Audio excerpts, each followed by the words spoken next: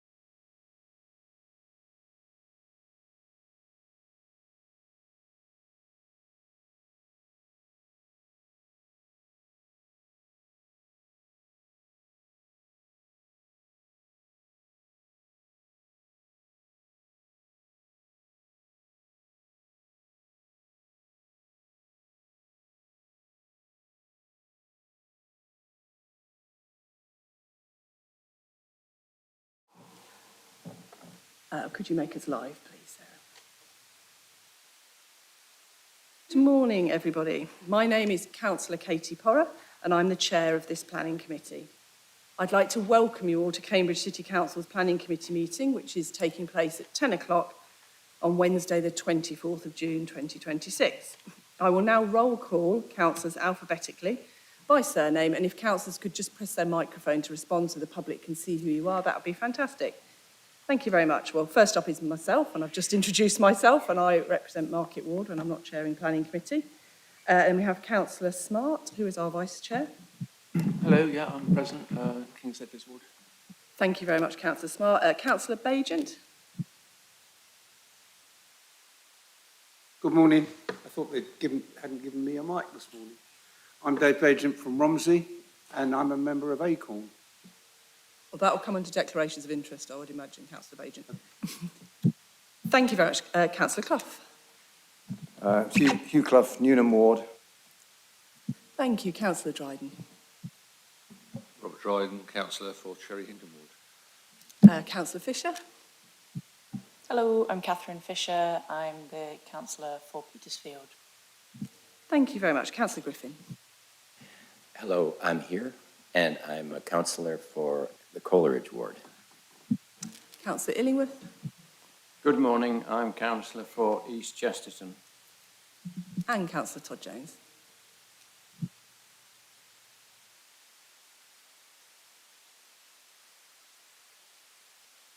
I'm sorry, your microphone wasn't working. They're just setting that up, but I can confirm that Councillor Todd Jones is present in the room with us. We've had no apologies as all of our substantive members are here.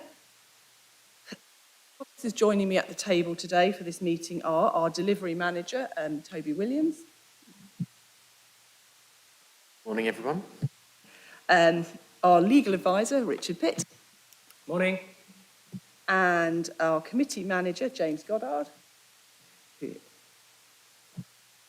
And Sarah Michael, who's the meeting producer. Officers and public speakers will join us throughout the course of the meeting, and I will introduce them at the start of the relevant item. If anyone has any problems hearing me, please just wave your hand and alert me, and we will aim to take at least a 45-minute lunch break, or possibly longer given the heat, between noon and 2 p.m. today. Please can everyone in the council chamber note that everything on your desk, so that's your phone, your laptop and paperwork, could be broadcast on the live stream. And because the cameras will follow you and put you in the picture when you press them to speak. If you're following the meeting on Teams, please can you switch off your laptop audio microphone and camera because it will interfere with the audio visual. And similarly, if you are watching online from home, be grateful if you could mute cameras and microphones until your time to speak. If you would like to speak during the meeting from the online speakers, please raise your hand in the chat column, but please switch off your microphone and camera as I've mentioned. If the fire alarm sounds, this is not a planned fire alarm, so please follow officers who will leave the building and exit via the Pease Hill staircase. Do not use the lift, please.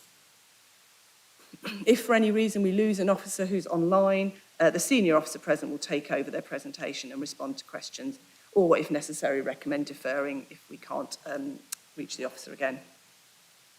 So just to confirm, the process for each planning application will be the case officer will give a brief introduction to his or her report.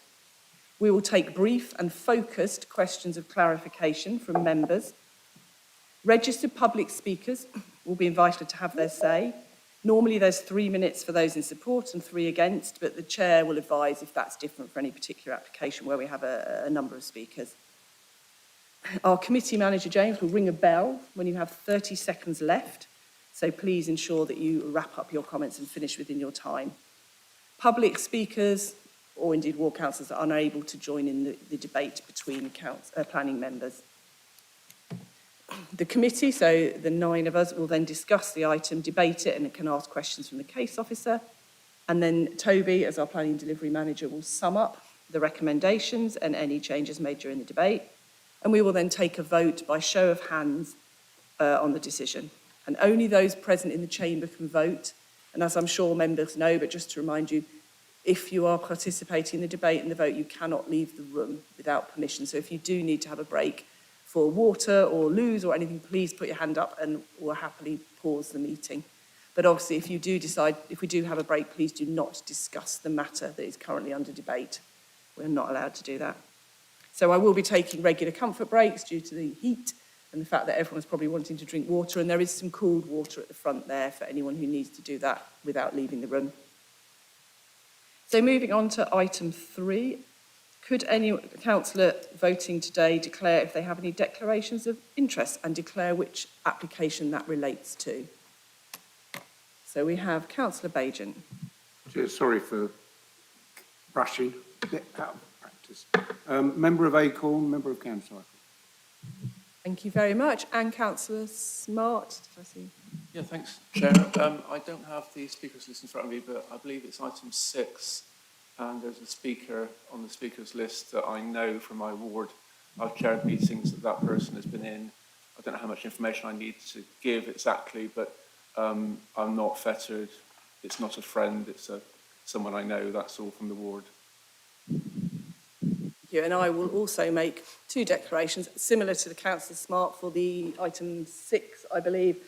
It is in my ward, that's the Newmarket Road application, but I am unfettered in my discretion, although I know many of the residents involved. We've had no discussions about this, and it's all been handled by the other ward councillors consistently for several years now. So I will chair that. For the first item, Hanover and Princess Court, I have previously been involved as ward councillor. So for that item, I think it's fairer that I don't chair that, so I will shortly be handing over the chair to our vice chair, Councillor Martin Smart, who will take that item. I will remain in the room for it as ward councillor, but I won't be voting on that. Councillor Todd Jones, apologies. Yes, following on that point, Chair, I was Exec Councillor for Housing when the Hanover and Princess schemes were being brought forward. I wouldn't consider that I have any particular interest, but I'm happy to be guided by you or by Toby on this matter. I mean, you're saying you're unfettered in your discretion. Richard, did you want to comment on that? I think Councillor Todd Jones was housing. It was about 2020, wasn't it? Because I remember working with you on it.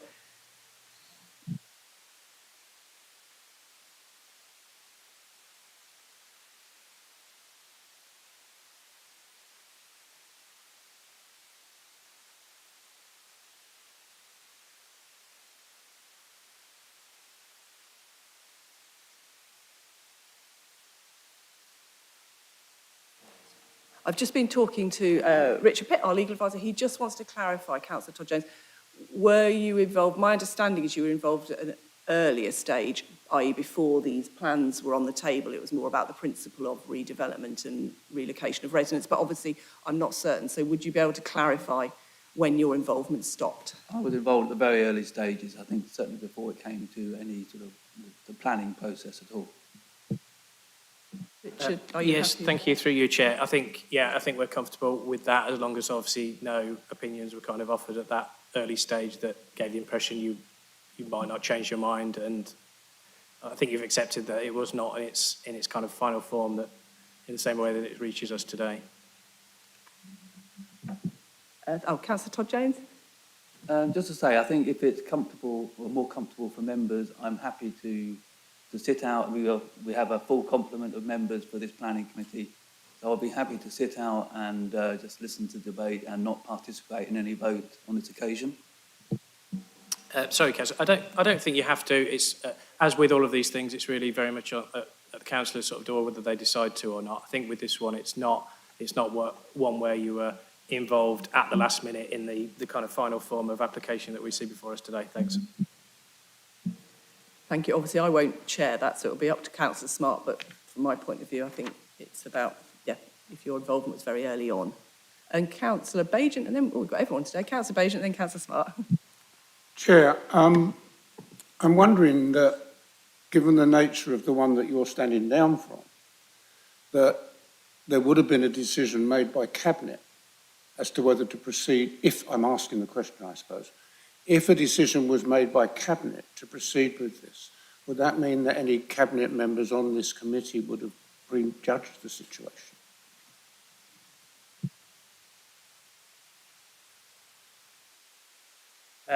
Because this is Regulation 3 planning application, it's completely overt, the fact it's a council's own sort of hybrid planning application. So by virtue of that, it would have had to have gone to part of the council as developer in order to come here in the first place. So I don't think we need that. The report has kind of covered the Reg 3. Members will be very aware of many Reg 3s that have been determined here.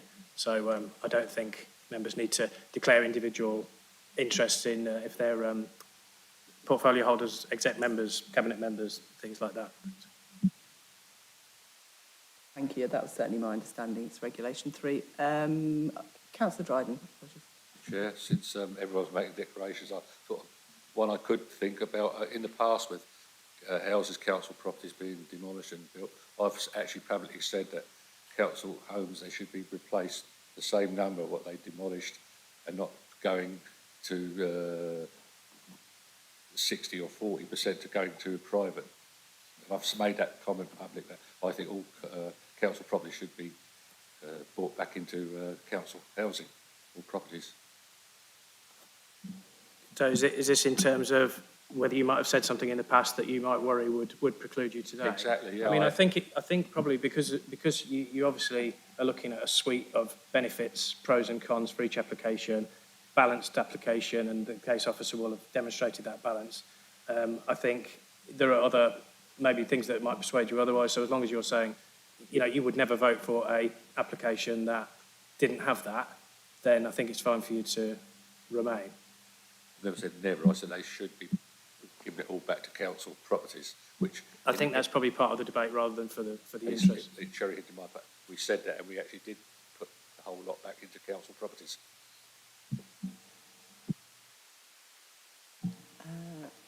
I think, apologies, Councillor Smart.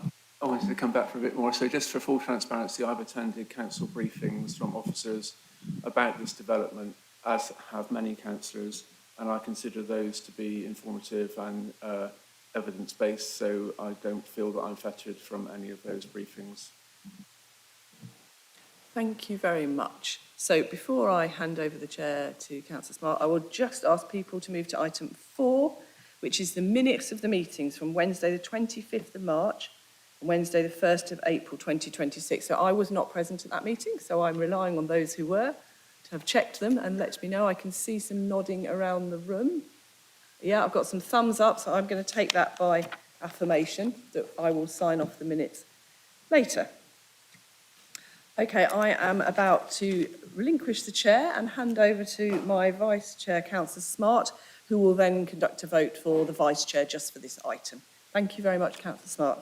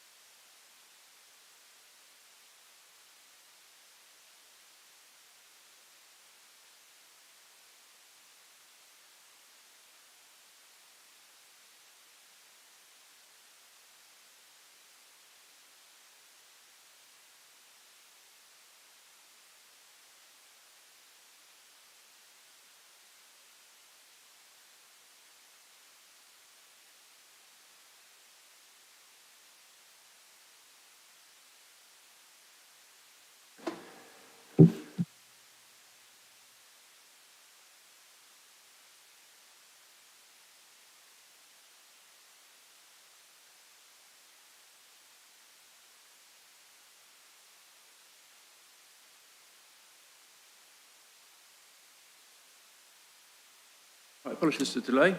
Presume everyone can still hear me. Hands up if you can. Thank you. So my name is Martin Smart. I'm going to take over the chair for this item, as Councillor Cora said. So this item is item 5, Hanover and Princess Court. So speakers. Sorry? So we need to elect a vice chair. Councillor Worth. Yes, I'd like to propose Councillor Mike Todd-Jones. Did you have a seconder for that proposal? Okay, thank you, Councillor Clough. Councillor Todd Jones, so you're Vice Chair. Thank you, Okay. Chair. Thanks. So that, just for everyone's clarity, the point of that is that if there's any things that need to go to Chair, Vice Chair and spokes from this item, we have a Vice Chair because I'm normally the Vice Chair in this committee. Okay, thanks for that, Councillor Todd Jones. Right, so the item is Hanover and Princess Court. Speakers, what have we got? Your statement you'll have seen on the meeting webpage from Alexis Stavros. Objectors Peter Hume and Chris Woodley, although the latter is a supporter stroke objector. Okay, and supporters, we've got John Mason, agent, and Ben Vins, applicant's representative. And then we've got councillors to speak. So let's go on with the presentation. So Aaron, if you're ready to present, I think we're all good to go. Yep. Okay, if you want to present the item then, please, Aaron. Thank you, Chair. Good morning, all. My name is Aaron Coe. I'm a Principal Planning Officer at the Greater Cambridge Shared Planning.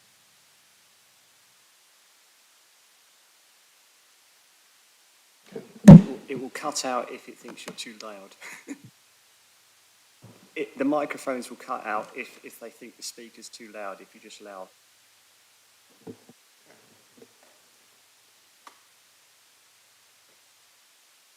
So I'm case officer for this application, which is the proposed redevelopment of Hanover and Princess Court. The application proposes the demolition of the existing buildings and the erection of 165 new homes, a community room, parking, landscaping, and associated works. The planning application reference number is 25/04187/FUL. The applicant for this development is the Cambridge Investment Partnership, which is a joint venture between Cambridge City Council and the Hill Group. The partnership was set up in 2017 as a 50-50 partnership with the goal of delivering high-quality homes in sustainable locations. This item is a Regulation 3 planning application, as Cambridge City Council has a direct interest in the application as part applicant.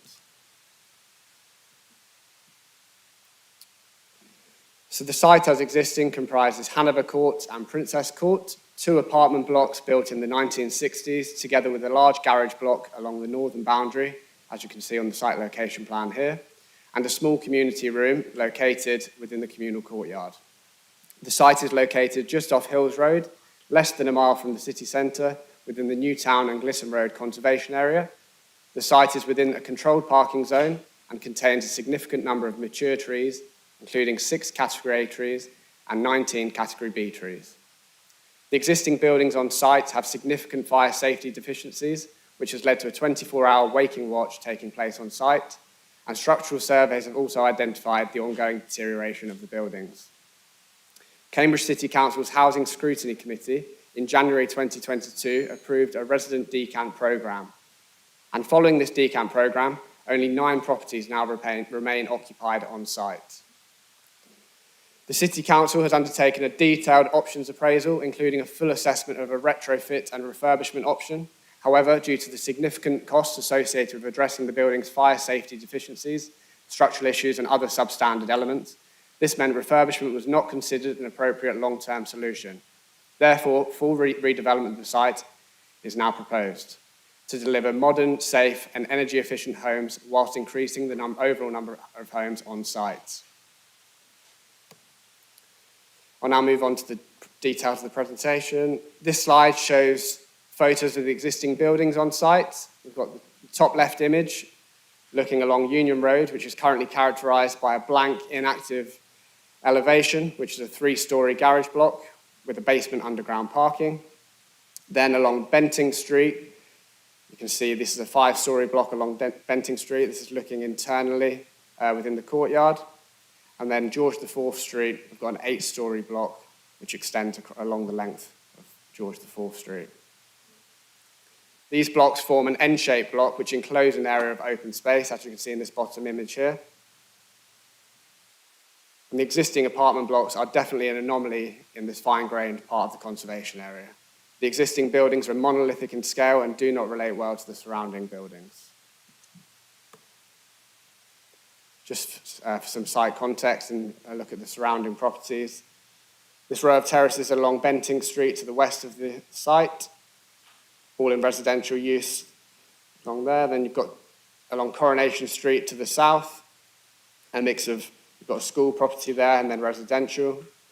And George IV Street to the east, a mix of commercial and residential buildings, and commercial buildings to the north along Union Road.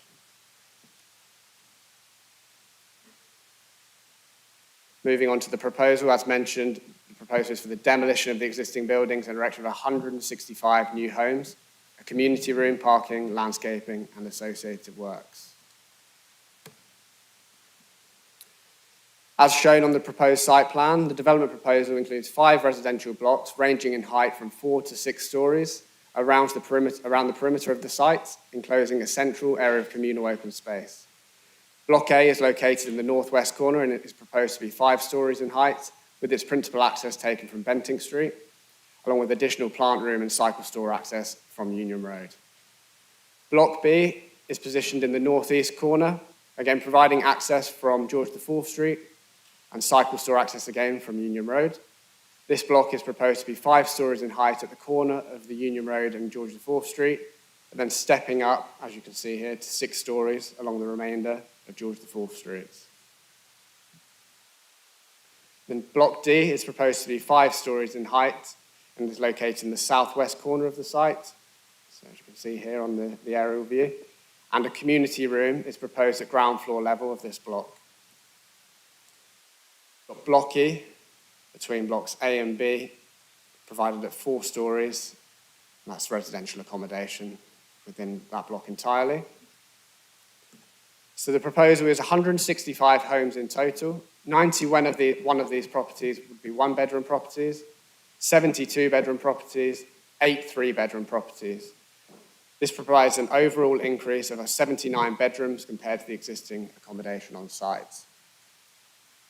All of the proposed dwellings benefit from a private external amenity space in the form of a balcony or ground floor terrace space.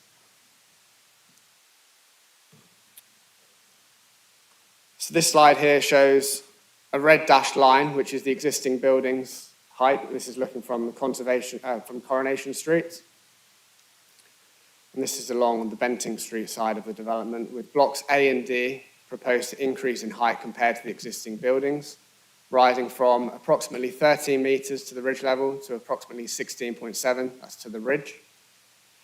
And then along George IV Street, Block B is designed to a stepped form from 5 stories on the corner, as mentioned, of George IV Street and Union Road, at a height of 16.7 metres to ridge level, then increasing up to 19.9 metres at the 6-storey element of the proposal. Then you can see there's an extra step for the core and entrances on the 6-storey element up to 21 metres. These are the pinch points for the entrances, where the building and core and lift elements are located for blocks B and C along George IV Street. And this slide just shows some visuals of the proposed building alongside the existing buildings on site. So we've got this view here, which is from the corner of Coronation Street and Benting Street, compared to the proposed, with a community room at ground floor within Block D, as mentioned. And then the bottom image is looking along Union Road, where you've got the existing 3-storey garage block and the basement car park being replaced by additional built form up to 5 stories.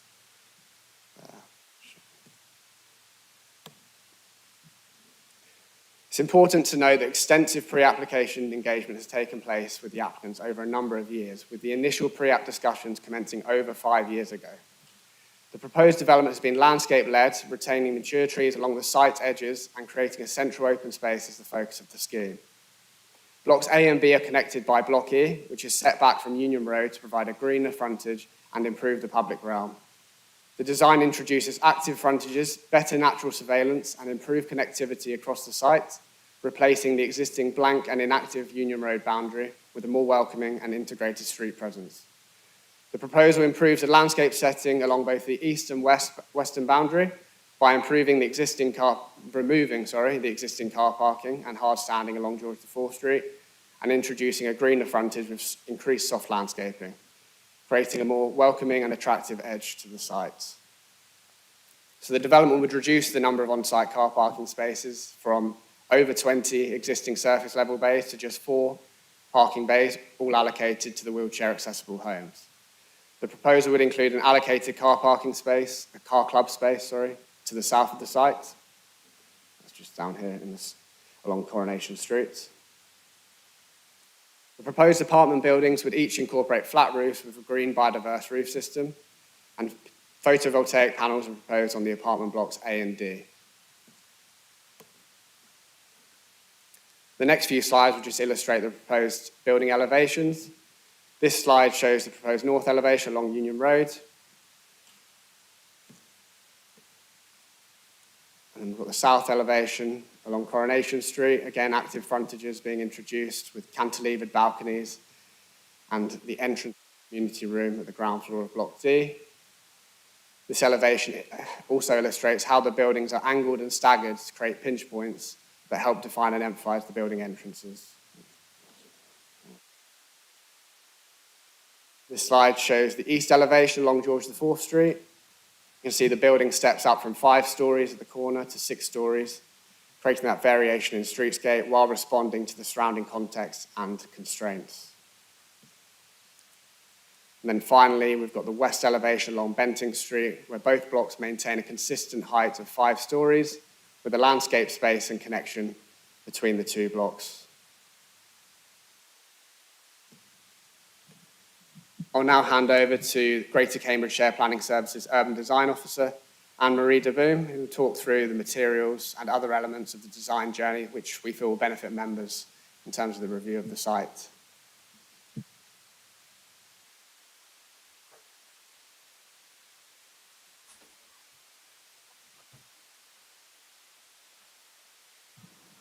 Can I check, Anne-Marie, are you available to speak? Sorry, yes, I am here. I don't seem to be able to get my camera on.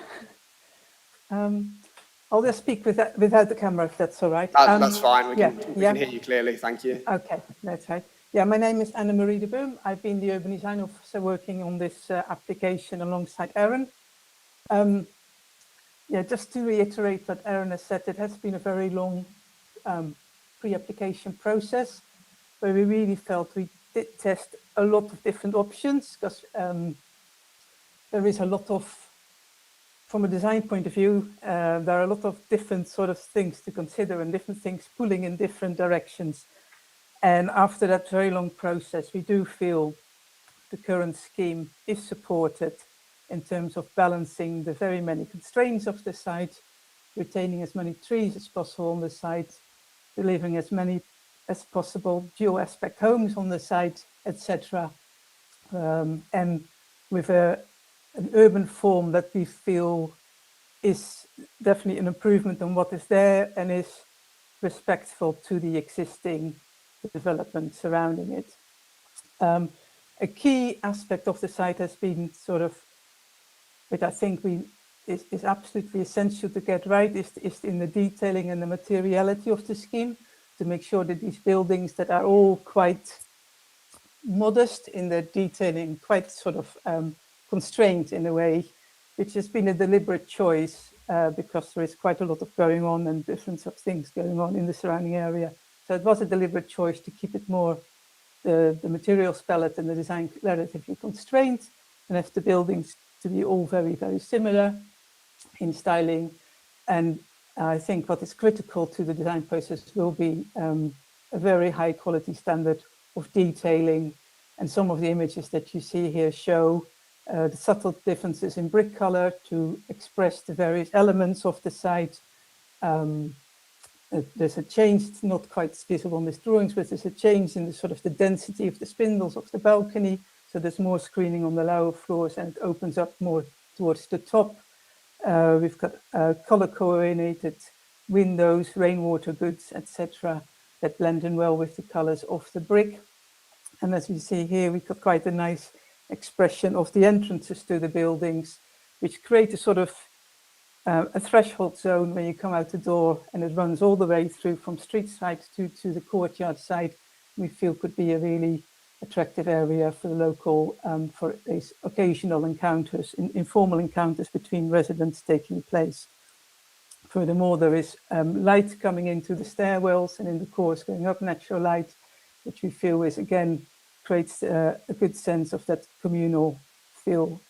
One other thing I might just add to, it's really hard to appreciate from looking at flat elevations and even from 3D elements, but one of the reasons we've gone for these more point blocks and that staggered and that have been shaped is the idea that it's become obvious when you look at it in a sort of 3D model and you're walking through it, but the idea is that if you walk around the site, your view constantly changes, building move away from you a little bit, you get glimpse through into the courtyard where you see the trees. So this has been a very deliberate move to move away from the sort of strong building line, which you might expect, which is what happens on the other core blocks in the area. But because the massing of these blocks is substantially bigger than what's around it, we felt by breaking it down in the elements, and especially if the idea that when you're moving through it and alongside it, it has become, it's good to see here. So even though on the 3D images, it might still look very big and imposing, the idea is you wouldn't really stand still and look at these, from one point of view. If you're moving through these blocks, the view constantly changes. So suddenly you would open up and you look inside and you see glimpses of the trees beyond.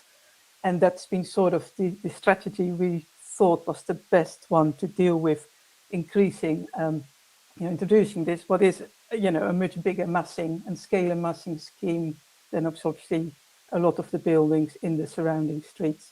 Alongside obviously keeping new kittens. The trees that are retained along the edges of the site, which again are falling away a little bit in the elevations, but because they are so large and mature trees, they do a lot in negotiating that step and scale from the buildings that are proposed to the buildings that are existing. Thank you. Thanks, Anne-Marie. So I'll now move on to talking members through the key elements and material considerations as I've set out in the Planning Committee report. In terms of principle of development, Policy 3 seeks to ensure that new residential development is appropriately located. This application site is in a location which is in close proximity to other residential uses, has good transport accessibility, and is located on land which was previously and still remains in parts in residential use on site. The proposed use is in accordance with Policy 3 of the Cambridge Local Plan. The proposal also complies with Policy 73 by replacing the existing 60 square metre community room with a larger 85 square metre facility within the ground floor of Block D, which will enhance the existing community provision on site. So I'll now move on to affordable housing provision and financial viability assessment. I'm conscious that there are new planning committee members here today that may not be familiar with viability matters. So I will explain briefly what a viability assessment is, and we are also joined online by the local planning authority's independent viability consultant, who will be well placed to advise members and respond to queries. So a viability assessment is used to determine whether a development can realistically meet planning policy requirements, such as providing affordable housing, while still being deliverable. The assessment looks at the value of the completed development and compares this against all of the costs in bringing the scheme forward. These costs typically include the value of the land, which is known as the benchmark land value, construction and infrastructure costs, professional fees, finance costs, and any abnormal or site-specific costs related, and also a reasonable developer's profit. If after accounting for these costs, there is insufficient value remaining to support the policy requirements, such as providing affordable housing, the assessment may conclude that the scheme is not viable with those obligations. The viability assessment submitted with the planning application is then independently reviewed on behalf of the local planning authority to ensure the assumptions and conclusions are robust before any planning decision is made on the application. This planning application does not include the provision of any affordable homes. As set out in the committee report and on this presentation slide, both national and local planning policies require a scheme of this size to deliver affordable homes, subject to viability. An independently assessed financial viability appraisal has been reviewed by Quintic Advisory Services on behalf of the council, and this has concluded that the scheme generates a financial deficit and cannot viably support any affordable homes. This is largely due to the significant costs associated with estate regeneration, including decant costs, leaseholder buybacks, home loss payments, and disturbance costs. In the assessment of this planning application, members cannot give any weight to the delivery of affordable homes. However, for wider context, it is relevant to draw members' attention to Cambridge City Council's exceptional track record of affordable housing delivery and the Council's commitment to delivering affordable homes across the wider house building programme, with a commitment to delivering 50% affordable across a portfolio of sites. The only deliverable option for the Council in this situation is to pursue a 100% market-led scheme. Notwithstanding that this approach still generates a financial deficit, however, this option provides the opportunity to secure and maximise funding from Homes England towards the delivery of affordable homes, which would be secured outside of the planning process. It is important to note that the applicant is unable to submit a funding application until planning permission has been granted. Officers from Cambridge City Council's Housing Development team are here present today and will be able to respond and answer members' questions with the agreement of the chair of the committee.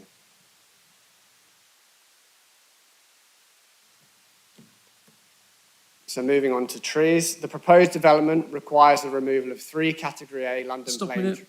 Aaron, I've got a councillor with a question, but I think I'll wait to the end if that's okay. Right, thanks very much. I'll carry on.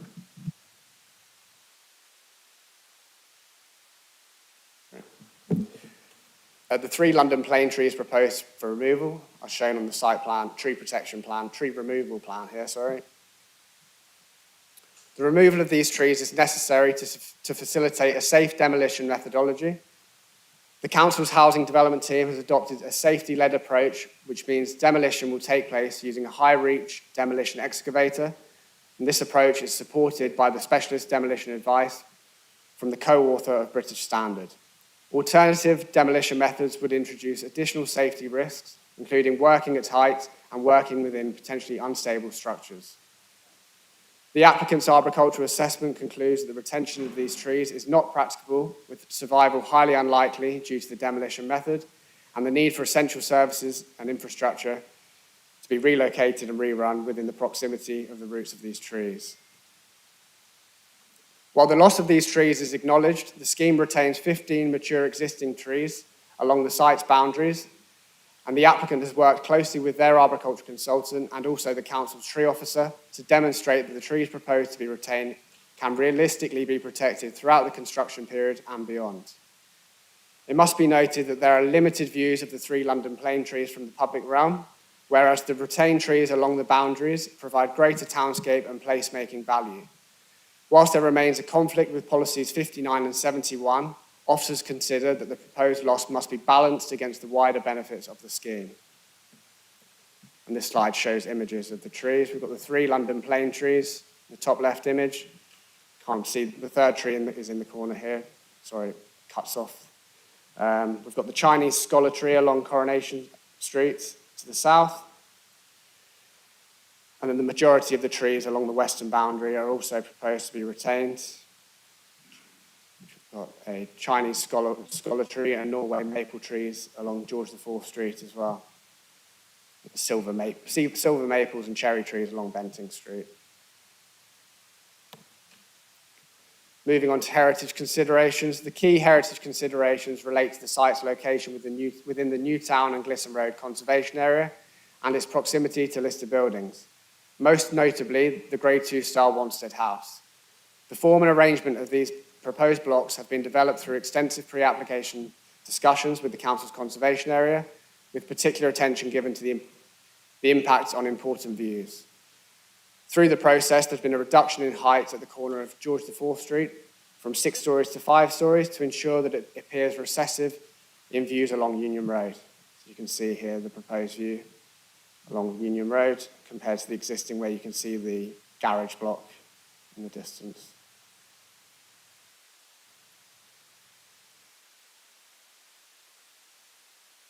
So as demonstrated in the townscape analysis, the proposed development will make the buildings slightly more prominent in views, both within and from outside the conservation area, However, the harm has been assessed and considered to fall within the lower end of less than substantial under the NPPF, and officers consider that this harm is outweighed by the benefits of the scheme.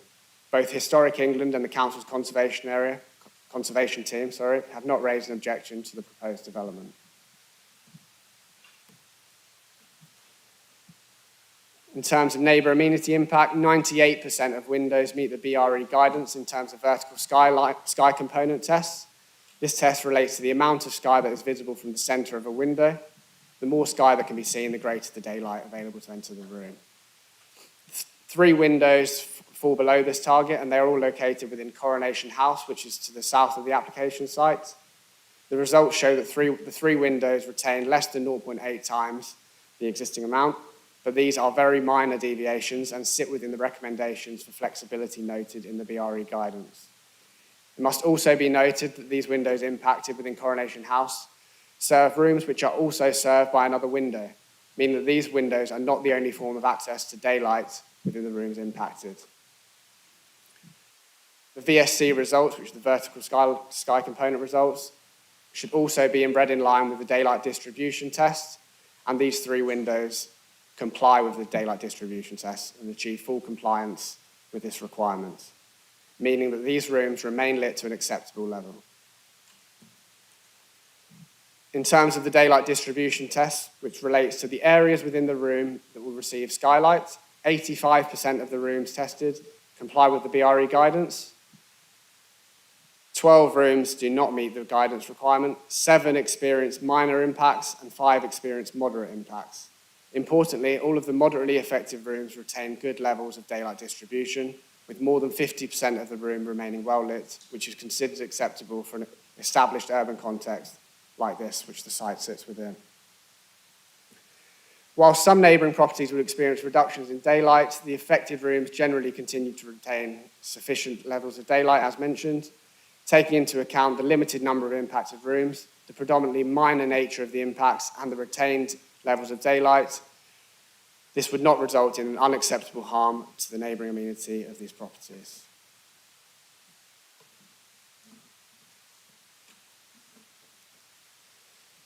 Single aspect homes. This application proposes 23 out of 165 homes to be single aspect, which equates to only 14% of the development.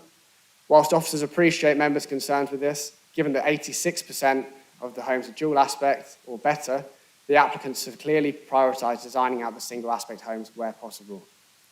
Moreover, the applicants have submitted a thermal comfort assessment with the application, and this has demonstrated that all of the single aspect homes achieve compliance with Part O of the building regs and will provide adequate accommodation in terms of overheating and ventilation. As set out in the ministerial statement, the government does not expect plan makers to set local energy efficiency standards for buildings that go beyond current or planned building reg requirements. Therefore, this evidence submitted with the application is considered to demonstrate compliance with Part O. This has been achieved through use of glazing specification, the depth of windows, etc. Thank you. And just in terms of the location, none of the single aspect units would be north facing. So they'd all be east and west facing, as you can see, circled in yellow on these plans. And they're all 1-bedroom units.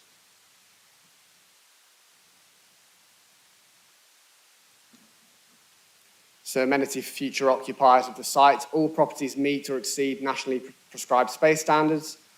As mentioned, all homes will have access to private external amenity space, and 4 M43 wheelchair accessible dwellings are proposed, which exceeds the policy requirements. Cycle parking, 247 spaces proposed within the ground floors of the blocks, in accordance with the requirements of the Cambridge Local Plan. A further 26 visitor bays are proposed at the entrances, as you can see, circled in a green dotted line at the entrances of each block, conveniently located at the entrances.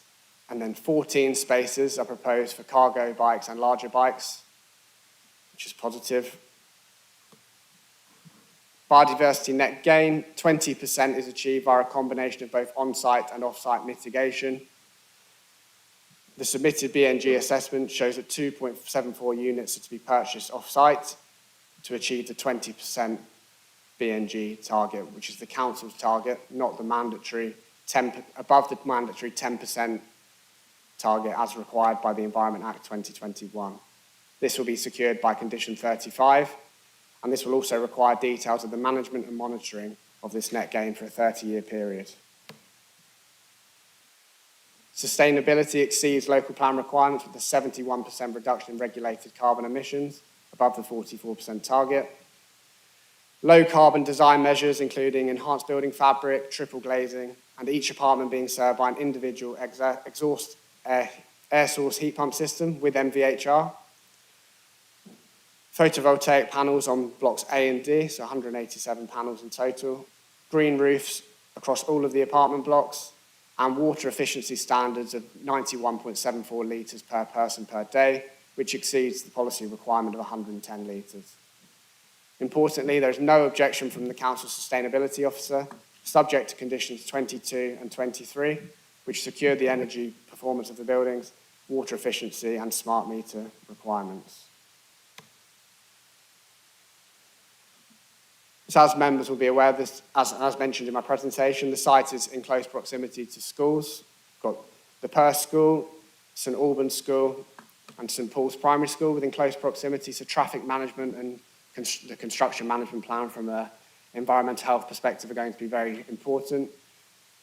Initial proposals have been included within the application submission.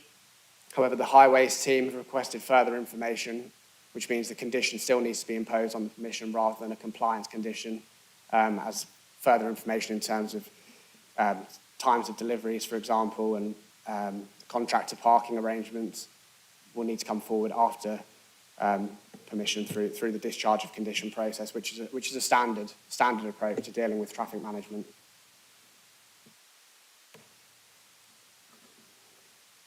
So overall, to conclude, having regard to the planning balance in this case, for the reasons set out within the officer report, and as mentioned in this presentation, officers consider that the benefits of the scheme would outweigh the matters outlined in the report which weigh against the proposal. So the harms mentioned, including the loss of the trees, the low level of less than substantial harm to the conservation area, and the minor residential amenity impacts, the proposed development would deliver economic benefits through the comprehensive redevelopment of a vacant and deteriorating council-owned site.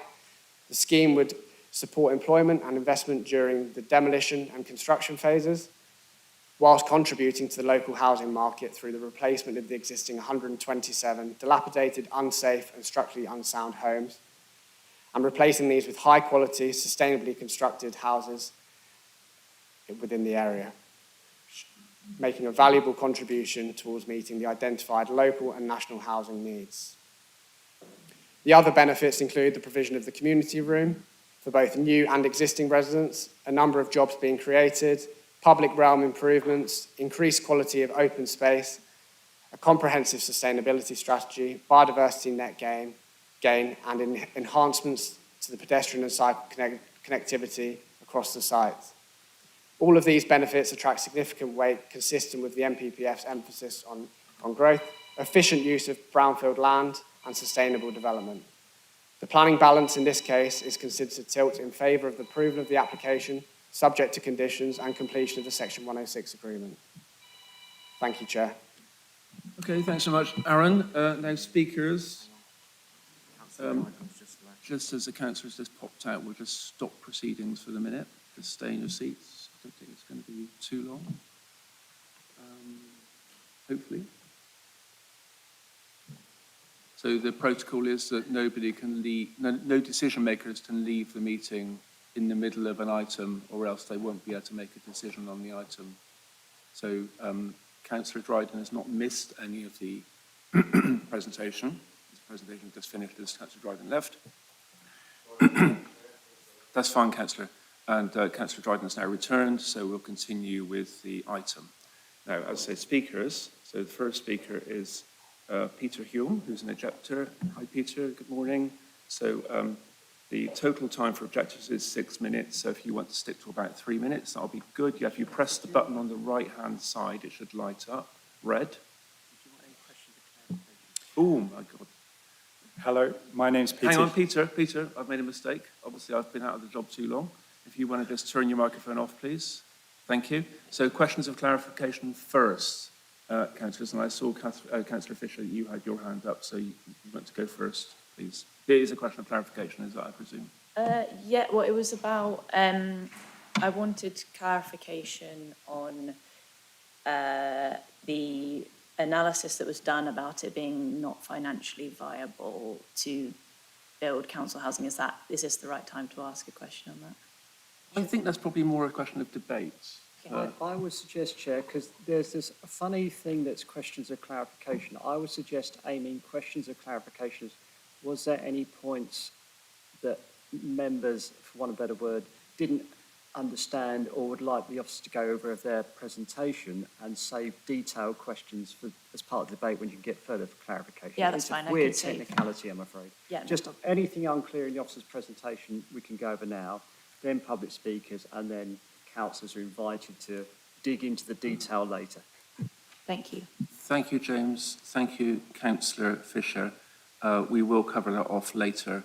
And the thing is we don't want to spend too long on questions of clarification. We want to get the speakers and then we want to get to debate. And we want that process to not be too long after the presentation. Otherwise, you might well forget what the presentation was about. Now, Councillor Griffin. Thank you. Thank you for the presentation. Could you return to the slide showing single aspect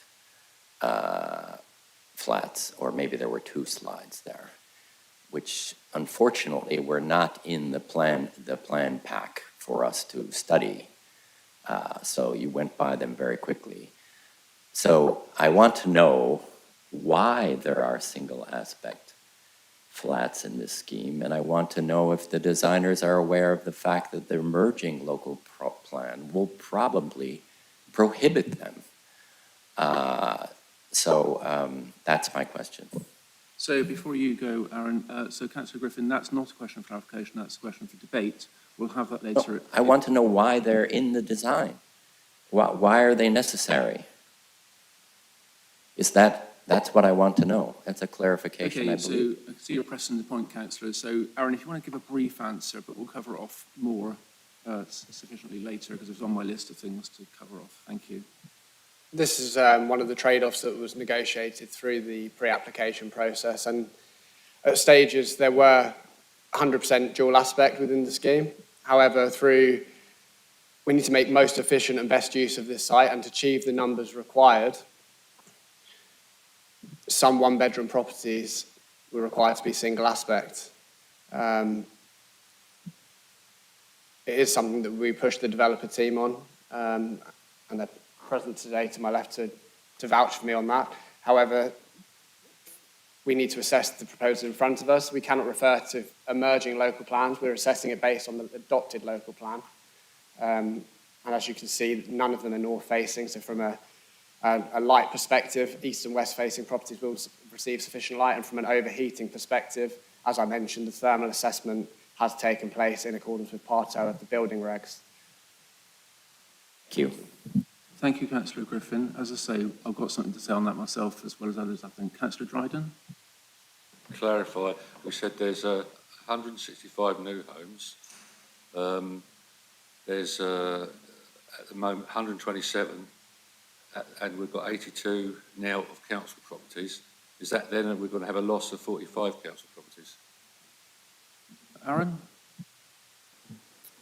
Thanks, Councillor Dryden. So it's important to note that the site has been vacated, obviously due to the fire deficiencies, and there's a wake and watch taking place. There's only 9 properties now that are occupied. Only 2 of those are council rented properties. The other are leaseholders, other 7 are leaseholds, because the ongoing negotiations with fully vacating the site are still taking place. The site, as you say, is council owned, but the properties are deemed moribund. So any uplift on this site is classed as additional housing for development. And we'll come on to the Homes England funding process later in the discussion, which the Council's Housing Development team will be able to clarify that process and the moribund status of these units, which has a legal view on that. So we don't know yet how many council houses we're going to lose? Properties? No, so as I said, there's only 2 council-owned properties left on the site. The others are leaseholders, So the actual tenure of these are no longer classed as affordable, because obviously it's moribund, and the advice is for these properties not to remain occupied. I don't think you understand what I'm saying. When this development, if it goes past through, are we going to lose council properties more? Are we going to have less now when we have the new development than we've got now? I think this is a matter of debate later, but do you want to answer that question, Aaron, if you can?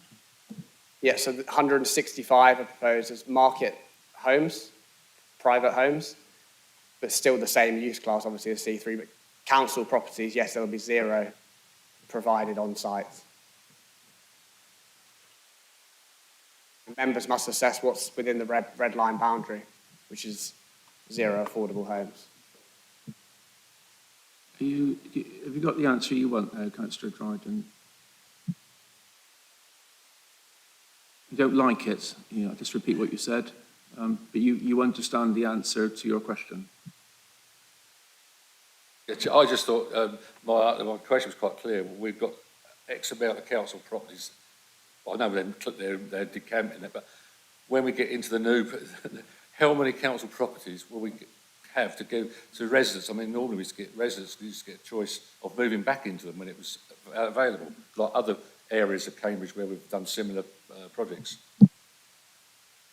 All right, okay, well, let's get into the detail of that later. I've got stuff to say on that too myself, as others have, I think. So, Councillor Todd-Jones? Yes, thank you, Chair. And I think we were getting into a debate that isn't really part of questions of clarification, which we'll be having later, I'm sure. But I just had a couple of points.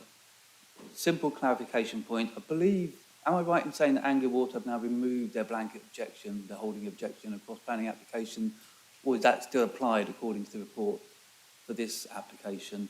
And on the visual aspect thing, as it stands, I appreciate the point about the emerging shared local plan. As it stands, there's no specific criteria, is there, in terms of how many homes might be single aspect or how many might be dual aspect, for example. That's my understanding. So it's very much a balance and what is brought forward in terms of the development at the moment.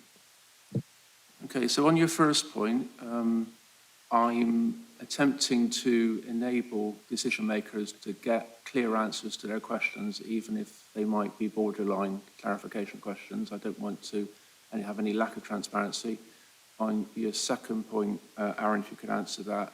And on the third, I think we're getting into debate again there. But Aaron, do your best, if you will, please, briefly.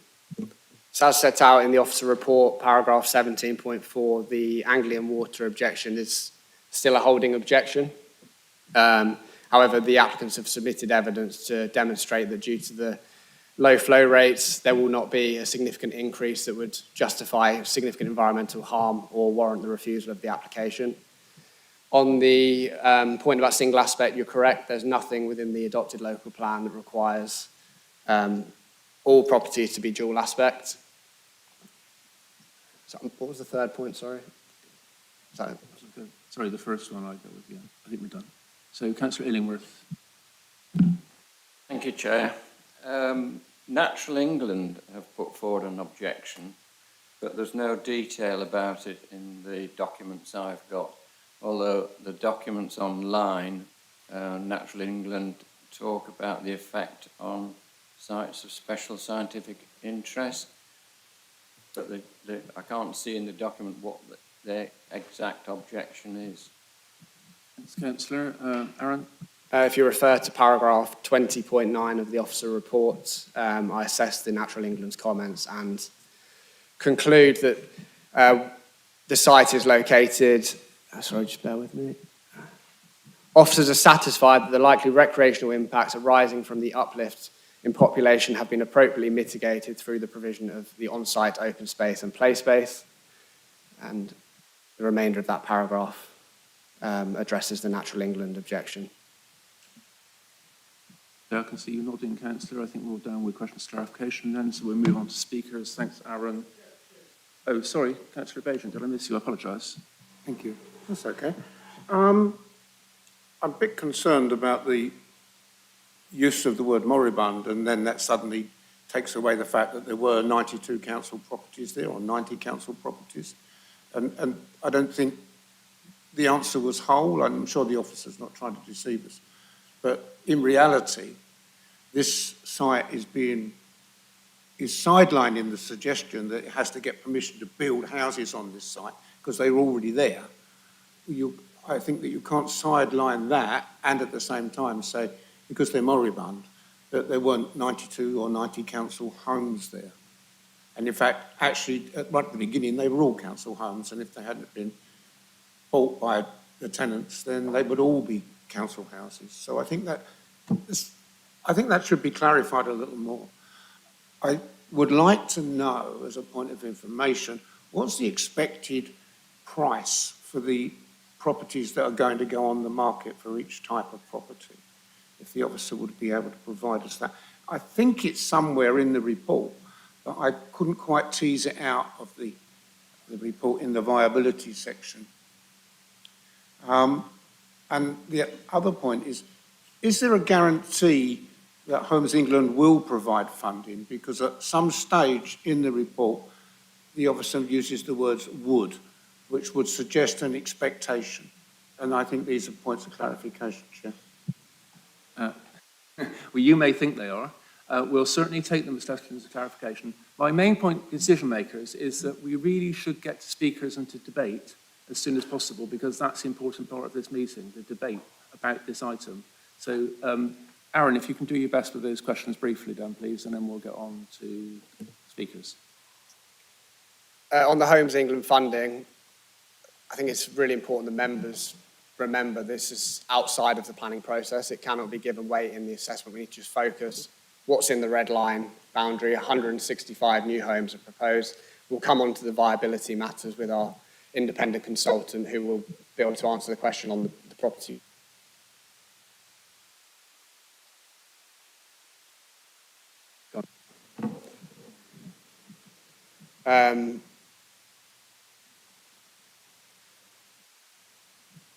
Yeah, I think that addresses the point. You got distracted because your microphone not working, but I think the other question was the price of the properties that the councillor asked. What are they going to be? And, I mean, that's a question to do with viability, but if you want to just address that anyway.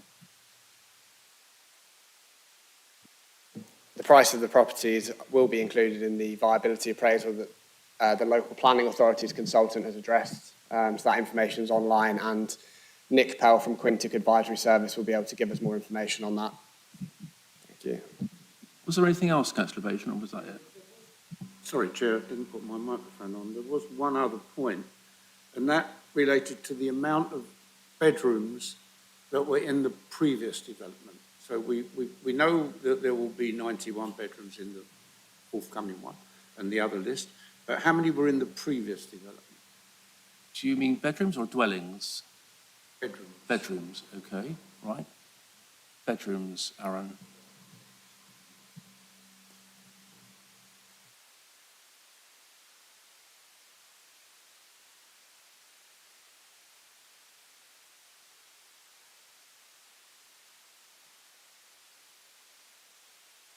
What's that hand up? Was it you, Councillor? Oh, Councillor Clough, okay, right.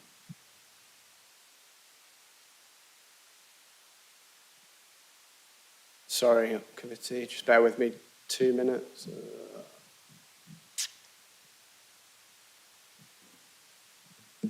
So in the existing arrangement on site, there are 99 bedrooms that are affordable, 62 private, and proposed 240 bedrooms, giving an uplift of the 99 bedroom spaces.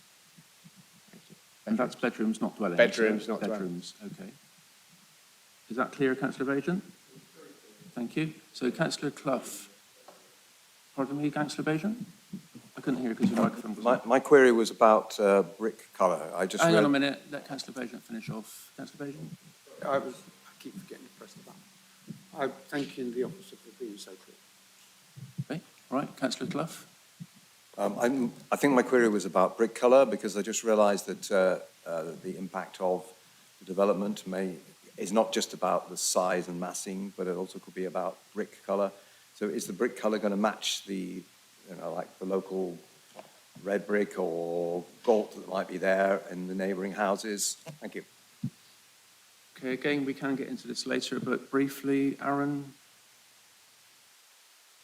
So the urban design officers talked us through the material choices, and it is a use of light buff brick, a warm grey brick, and a white brick. And these will be selected to respond to the existing context and surrounding buildings. That will be carefully chosen on site in through a sample panel that will be constructed.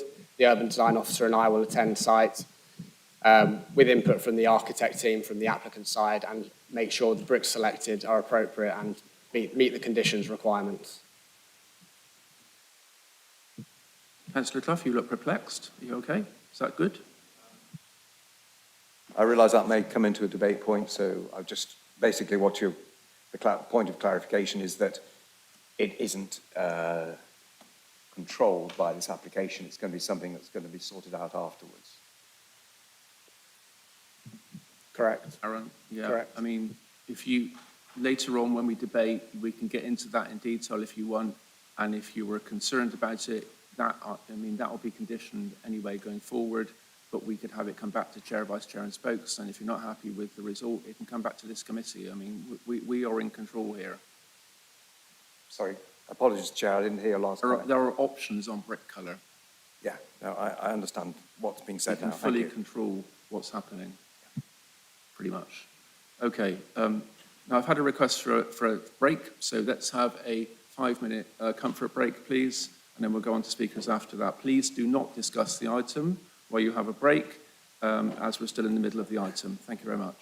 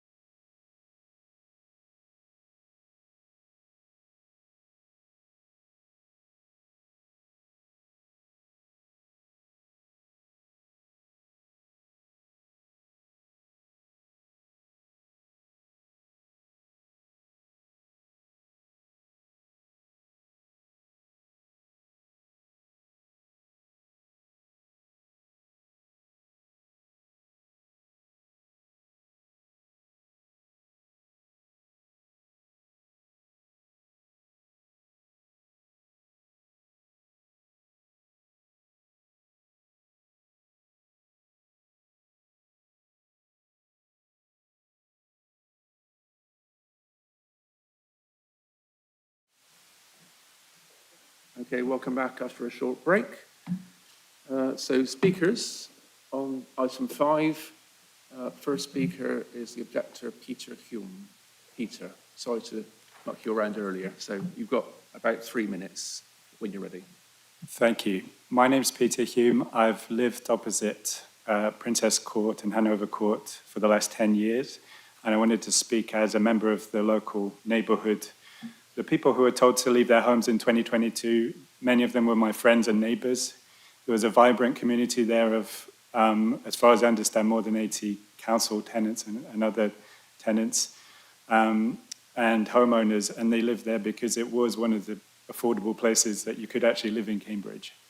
They did a lot of things together. They organised community activities for each other. They looked out for each other. It was a vibrant community of vulnerable people, elderly people, people with disabilities and refugees. So I just want to speak to say that the council mustn't forget the promise that they made to these people in 2022. They weren't told that that the buildings were moribund. They were told that they were moving out so it could be redeveloped as affordable housing, and that they were told that there would be a right of return. So I want everyone, councillors and officers here, to remember that the only reason that the council controls this property is because it is supposed to provide affordable council homes for vulnerable people in Cambridge. So everything that should be happening here, and I understand that there's concerns about the aesthetics or wildlife, and those are important things, but the most important thing is how do you make sure that there's affordable homes that continue on this site.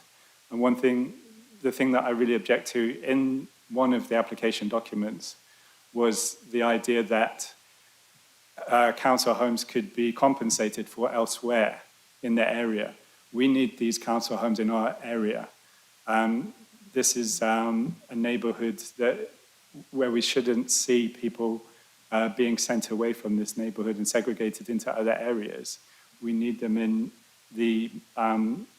the St. Paul's neighbourhood. My 2 children go to St. Paul's local state school, and it's really important for us to have people from all sorts of social backgrounds at our school.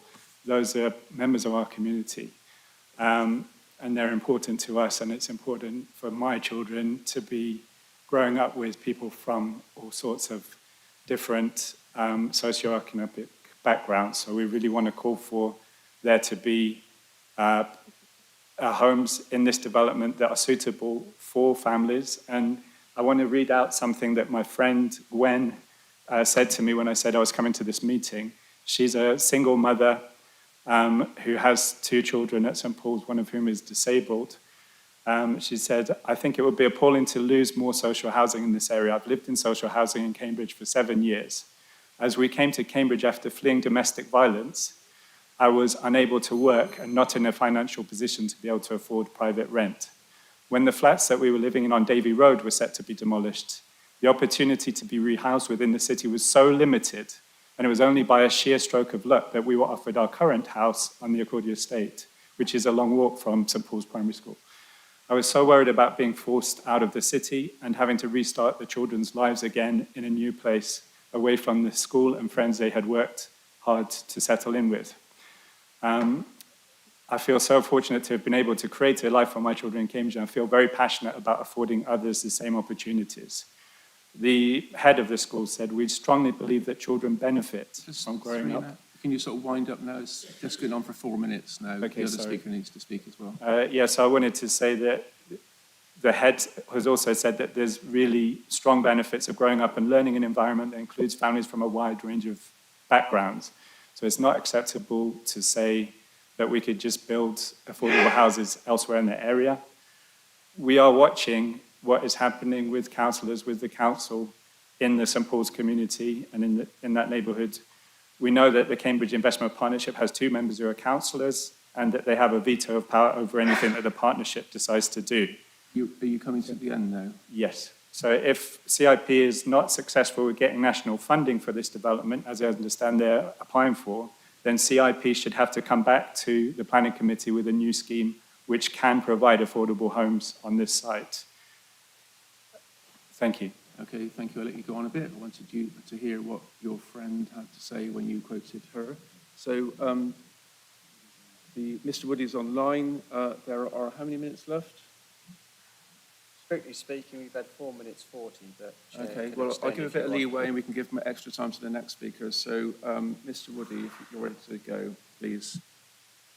Well, thank you. So I'm from the Stephen Peirce Foundation. We are a school, secondary school located off of Union Road. We're largely supportive of the redevelopment. We have some serious concerns around the demolition phase of the project, which I believe during the most recent planning submission document has kind of limited that now, where demolition vehicles can be limited between 9:15 and 3 o'clock in the afternoon. We strongly urge that the council really monitor this to ensure that that does actually happen. The second thing is smaller demolition vehicles are allowed between 8 and 6. Again, we just strongly urge that this happens. We're very concerned. It's not just ourselves. We've got St. Paul's, as the previous speaker just mentioned, and St. Albans. We've got children walking around those areas. If there's large vehicles coming in, we just want to limit that potential hazard of a large vehicle and child collision. Secondly, we've got concerns around when the demolition will be undertaken with dust and hazardous material, and again, there's an awful lot of information within the planning material that says that there will be dust suppression. We really want to ensure that the council monitor that at a high level. And most importantly, we really plead with the council to encourage this development or the demolition to occur over the summer holidays. We've got serious issues with or concerns around noise from the demolition and vibration when public examinations are occurring, which is effectively the majority of the months of May, June, and a bit of July. And we're just very cautious and concerned that the noise, the trucks will really impact school life, not just for ourselves, but for the 2 primary schools as well. They also will have their exams undertaking in year 6, the SATs. And finally, so I'm trying to go as quick as I can to respect the time here. Finally, we've kind of mentioned this before, and we'd be very grateful for the council to review this, to look at George IV Street to determine whether this could be shifted to a one-way flow, effectively going from south to north, and implementing a drop-off bay, which would be appropriate for not just ourselves, for parents to drop off their children. We're a non-catchment school, and for St. Albans, who are also non-catchment. It would provide for children or parents to pull off the road, offer their cargo bikes out of their cars, and be able to walk down the rest of the remaining streets on their journey. I've rushed through. If there wasn't anything clear, please let me know. I'll be happy to repeat that. Right, I appreciate that. Thank you, Chris. So how many minutes was that, James, in total? 2.5. Yeah, thanks to Mr. Woody being very concise and the other speaker, it was nearer 7 minutes the objectors had. Okay, well, probably the other side has worked out to 6 anyway, but you've got between 6 and 6.5, so that's okay with you. So now we've got the applicant side, so John Mason and Ben Binns. When you're ready, please. Good morning, Chair and members. I'm speaking on behalf of the applicant, Cambridge Investment Partnership, in support of the redevelopment of Hanover and Princess Courts. The site is a 1960s estate currently comprising a garage block and 127 flats, now largely vacant. The current residential buildings are no longer suitable due to a combination of structural concerns, fire safety constraints, and wider building performance issues, and specialist advice has been received which has confirmed the site is unsuitable for further investment or refurbishment. This proposal replaces this failing estate with 165 high-quality new homes which would meet modern standards, including space standards, alongside a new community room, landscaping and associated works, delivering a significant uplift on a highly sustainable city centre site. This scheme has been shaped through a very extensive and collaborative pre-application process, including 7 formal pre-app meetings, specialist workshops, a design review panel, engagement with Historic England, and ongoing dialogue with officers and local residents. Through that process, the scheme has evolved to the current balanced layout of 4 to 6-storey buildings, carefully responding to design, heritage, and amenity considerations. The highly constrained nature of the site, including the conservation area, tight urban grain, mature trees, and the need to maximise housing delivery, has required a careful balancing throughout. Turning to the benefits, which are substantial and, as officers conclude, clearly outweigh the identified harms. First, replacing the 127 homes that are in poor condition and building an additional 38 much-needed high-quality homes on a sustainable brownfield site. Second, regeneration and placemaking, transforming the estate into a permeable, active neighbourhood with improved connectivity. Third, significant public realm improvements with over 60% open space, landscaping, play areas and a biodiversity net gain, and a long-term increase in canopy cover. Fourth, sustainable, energy-efficient, all-electric homes, supporting the Council's climate objectives. And finally, heritage improvements. While there is some identified harm, officers are clear that this is less than substantial and outweighed by public benefits. There are no objections from Conservation or Historic England. In conclusion, the proposal replaces substandard accommodation and provides an additional number of new, high-quality homes, along with wide-ranging environmental, social and economic benefits in a highly sustainable location. For those reasons, and as set out in the officer's report, we respectfully ask members to support the recommendation for approval. I will now hand over to Ben Binns to address trees, affordable housing and construction in more detail. Thank you. Thank you, John. Thank you, Chair, members. My name is Ben Binns. I'm Assistant Director of Development for Cambridge City Council. I wanted to say three things about this planning application. First, you'll notice an objection from the tree officer. Specialist reports have confirmed it's not possible to save the 3 central London plane trees without a significant risk to life. Every demolition approach has been considered, and the team have chosen the safest demolition approach to minimise risk in a very constrained site, and that's meant the trees cannot be saved. However, we will protect the trees on the periphery of the site and add extensive new planting. The second point I want to make is to acknowledge the concerns the public have had about the construction logistics and impacts. I want to reassure the public that KIP's experienced team successfully regenerated complex sites. We have and we will continue to arrange meetings with local residents, businesses and schools to address concerns or questions they may have, and that approach will continue. There will be strict conditions on deliveries, parking and working time, and we will share relevant contact details should there be further concerns or questions they wish to raise. The final point I want to make is on viability and council homes. Because these homes are already in a poor condition of serious fire safety concern, the council has already committed 18 million to relocating residents, and temporary measures such as a waking watch are in place to ensure the safety of residents still living on the site. This is not a suitable long-term option. Given the exceptional site-specific circumstances of this highly constrained site, an independent viability appraisal has confirmed that no affordable housing can be provided. Consequently, no affordable homes will be secured through the Section 106 agreement. This approach follows other councils up and down the country, including many London boroughs, Manchester City Council, and also follows the advice of Housing Minister Matthew Pennycook. However, planning approval, if received, will benefit the council in 2 ways. First, it will allow the council to apply for funding from Homes England, either as part of a strategic partnership or specifically for this site, like we have done successfully at East Barnwell. We are aiming to ensure the 72 homes at Hanover and Princess will be council homes, with the majority of those at social rent. Secondly, with a planning approved scheme, the council's legal position at its compulsory purchase order hearing in October will be strong, which will mean we can attain vacant possession and that any remaining residents can be moved to safer accommodation. Thank you, Chair. Thank you very much. How long was that? That was 5 minutes 50 seconds. 5 minutes 50 seconds. Just under 6 minutes. Okay, that's fine then. Thank you very much. That was fairly fair. So the next speakers are councillors. So I've got Councillor Gawthorpe Wood, who may be online, I think. Yeah. Councillor Gawthorpe Wood, when you're ready, please. Thank you, Chair. Committee members, you've heard our council team on this development, which has at long last come to committee. I want to remind members that the current residential buildings are no longer suitable for council tenants to live in due to a combination of structural concerns, fire safety constraints and the wider building performance issues. Council officers have worked hard to support residents who've already moved out from Hanover and Princess Court well ahead of the planned development works. We've a strong record of supporting tenants to the process of moving out of homes no longer fit for purpose, usually into new council-built homes.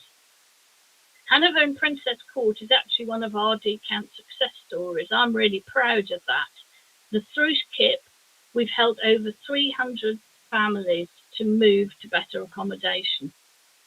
We're continuing to work with many more as we shape a better future for housing in Cambridge, the best possible we can.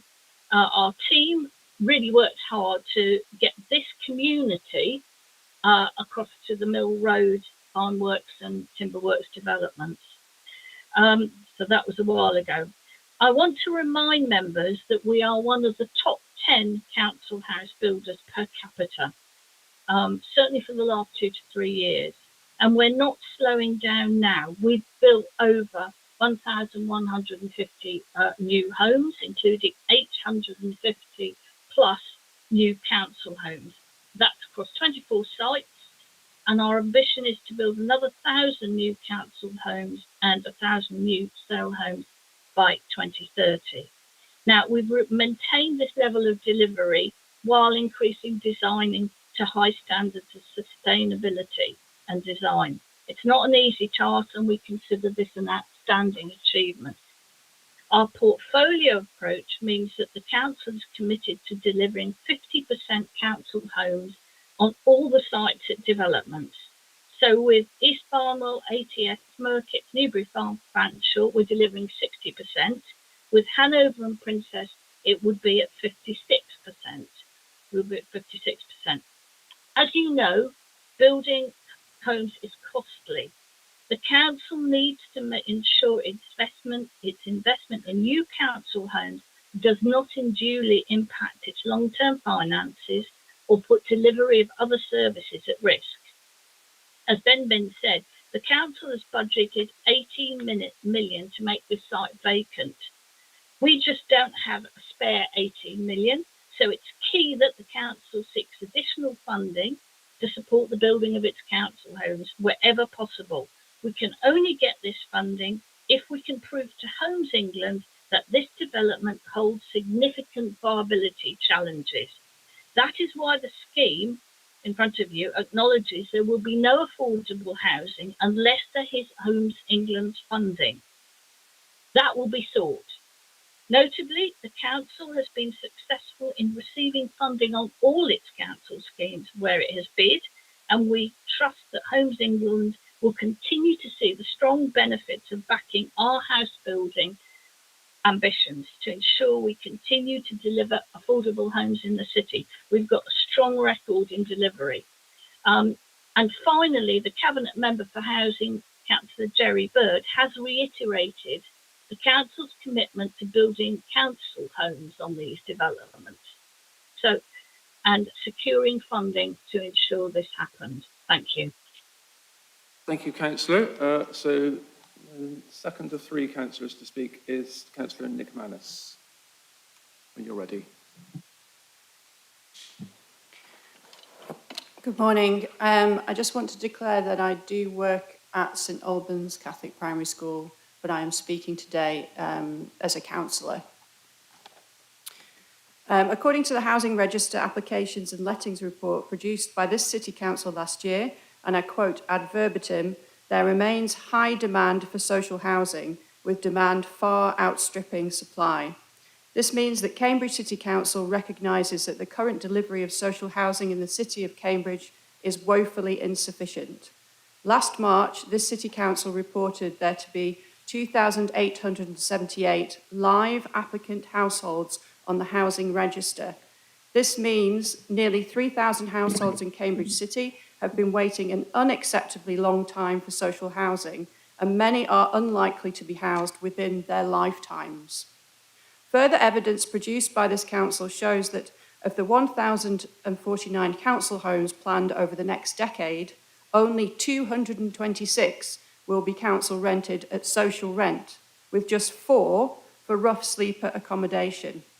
To make it absolutely clear where we are at with social housing, according to current delivery rates, meeting existing social housing need would take over 60 years. In the meantime, inequality and homelessness will be worsening in our city.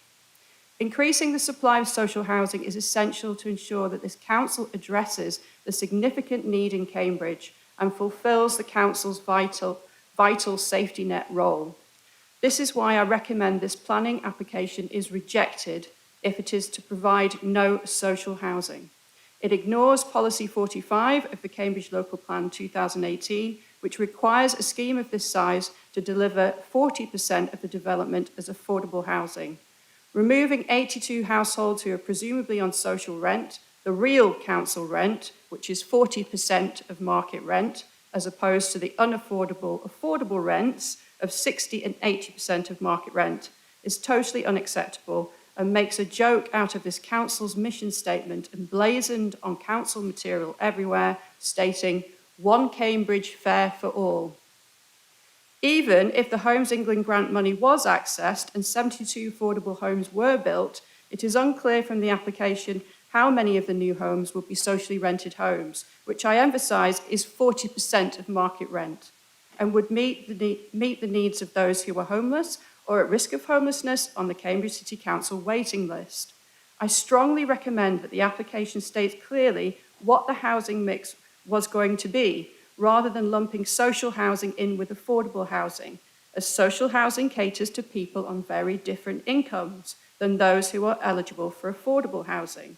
Affordable housing at 60% and 80% of market rents caters to teachers and nurses and those who are in work, whereas social housing is there as a safety net for those who are at the sharp end of struggling financially in our city. To reiterate, social housing is there so our citizens don't end up on the streets. It is the council providing a safety net for its people. If a local council is failing in this responsibility, it cannot claim to be fulfilling its essential role in these times of increased hardship. The application states funding will allow 72 council homes to be built as part of the 165 new homes proposed, 44%. While this would be a reduction of 10% compared with the 82 existing council homes, the new homes would all be more spacious and better suited to residents' needs.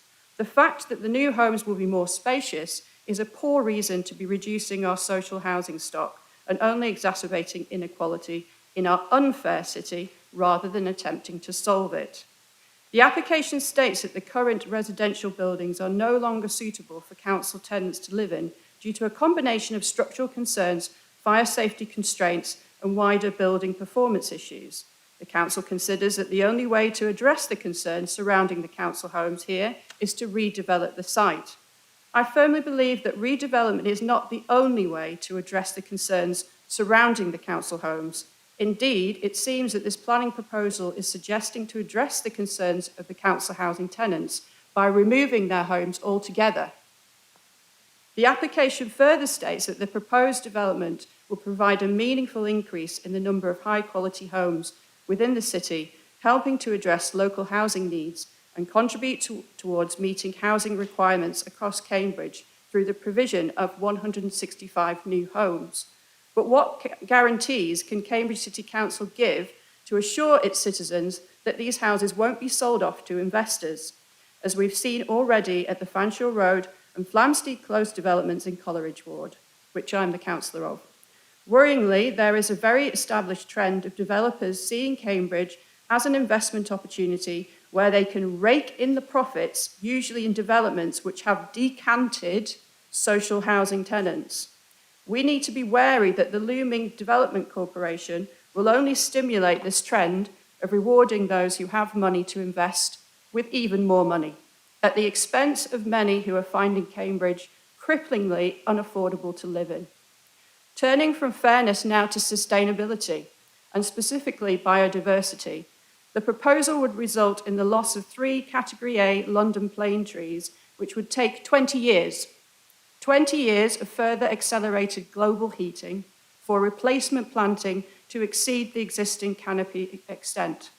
This has resulted in a reasonable objection from the tree officer Plus, the Greater Cambridge Design Team have stated that the loss of 3 Category A plane trees is, quite simply, unacceptable. Together with the substantial carbon footprint of this building proposal incurred by the impact of demolition and new construction, it is not enough to make sweeping statements about improved opportunities for planting and biodiversity to curb the damage. The biodiversity net gain calculations are totally redundant without any accountability or follow-up mechanism to ensure they are followed through on. We can see already from surveying the ironworks, the timber works, and now City Reach on Fanshawe Road, that those planting and biodiversity opportunities are not fulfilled. These sites show abandoned vegetation that is merely surviving at best. Just last week, I dropped round to the City Reach office at Fanshawe Road to remind them to water the new shrubs that they had planted, otherwise they are sure to die in this heat. In sum, the Cambridge Investment Partnership sites to date haven't left a legacy of rich biodiversity net gain that is characteristically promised in the planning proposals. Given that we are now dealing with a situation of accelerating climate change, Cambridge currently sweltering, which we can all feel today, under sustained high temperatures that we have never experienced before, these concerns claiming biodiversity net gain really need to be held up to the light so people can see them for the flimsy promises that will wilt rather than flourish. Finally, my objection also asks members of the Planning Committee to consider the views of the residents, so often ignored during consultation processes. There is significant concern for the impact on children. Many children spend a huge part of their young lives close to this site, those attending the numerous schools in the area like St Paul's, St Albans and the Stephen Perce. They will all be inhaling the dust caused by such a building project, as well as having to endure the noise disturbances to their school life and their education. As you may have also read, there is a widespread concern amongst them about the social housing being removed, which would also remove the diversity that this provides to the area currently. I will leave you with one resident's view as my final remark. The health of a city depends on having a broad mix of people of different backgrounds and income. Removing council homes will create a more transient neighbourhood with fewer people being connected and rooted to the area. This in particular will have an impact on St Paul's School opposite, which has a falling role because of lack of affordability in the area. The local council should be ensuring low-income families still have the opportunity to live in central Cambridge. Thank you very much. Yeah, thank you, Councillor. And finally, Councillor Bick, you were a ward councillor in the ward where this development is proposed. Councillor Bick. Thank you, Chair. Yeah, I'm the real thing. I really represent the ward that this application is in. Market ward councillors have been participating in the stakeholder process leading to this application and interacting with Newtown residents over the several years it's taken up to this point. I'm going to share with the committee our views about various aspects of what is a very complex scheme. Firstly, the redevelopment of the site is something that we support. We accept the case that the accommodation that has been provided does not meet modern standards and it needed replacing, and it addresses the shortcomings of the existing buildings. In general, we are satisfied that the physical form of the new scheme is a significant improvement. It's more permeable, less monumental, and much less ugly than the current buildings. In short, it is more human. It retains and improves upon the open space and the community room, and despite it unavoidably being a very big development in an area of many smaller scale and much older homes, it integrates much better into its surrounding neighbourhood and is designed to be much less like an enclave than the building that's there at the moment is. At the same time, it makes for better use of its footprint by increasing the number of homes from 127 to 165 that it provides in what is, as has been said, is a remarkably sustainable location near the city centre and all its travel routes, which it does mainly through the elimination of its current car parking, which rightly should not be necessary in the place that this is in. The issue relating to the physical form that we have challenged the most is the loss of the 3 mature plane trees near the current community centre inside the U shape of the courtyard. We've pressed very hard for their retention, but are told that keeping them is incompatible with the demolition process, which will protect those on the outer side of the development more, which have an important screening role. If there must be a priority, we would agree with that, but we remain unhappy still about the consequence for the centre of the site, and I think it's for the committee to judge whether there really is no way to avoid this. We are told there is not. If that is so, we would reluctantly accept it. Likewise, we ask the committee to satisfy themselves that adequate planning and conditions are well and truly in place to protect the remaining trees, given the size of the buildings that are there to be demolished within such a constrained area. The trees are key to mitigating the way a big modern development like this fits into Newtown, and more than the average amount of care is required. We would also draw the committee's attention to the daylight issues in a number of the windows of neighbours in Benting Street and George IV Street, which are analysed on page 57 and 58 of the report.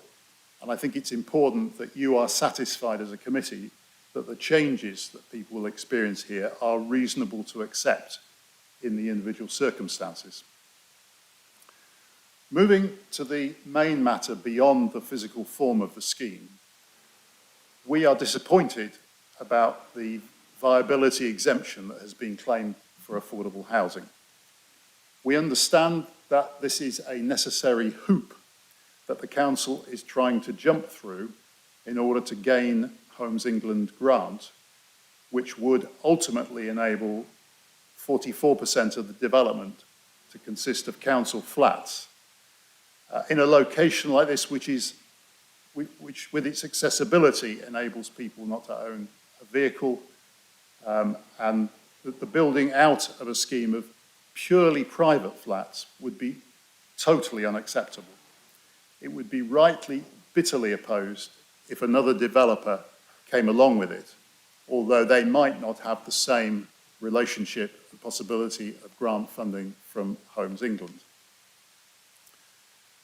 And I think that, having listened carefully to the statements made a moment ago, we would be happier if there was a really clear and firm statement that the applicant, if they gained approval today, would not build out this development unless Homes England money arrived, as we all hope it would. I'm not sure that I really clearly heard that, but it would be really helpful to understand that there was no possibility of this being built out as a purely private development. Moving on, the demolition and construction process for a scheme like this is going to have a huge impact on the very confined area of Newtown. Concerns for atmospheric and noise pollution, as well as transport access for the normal life of the area.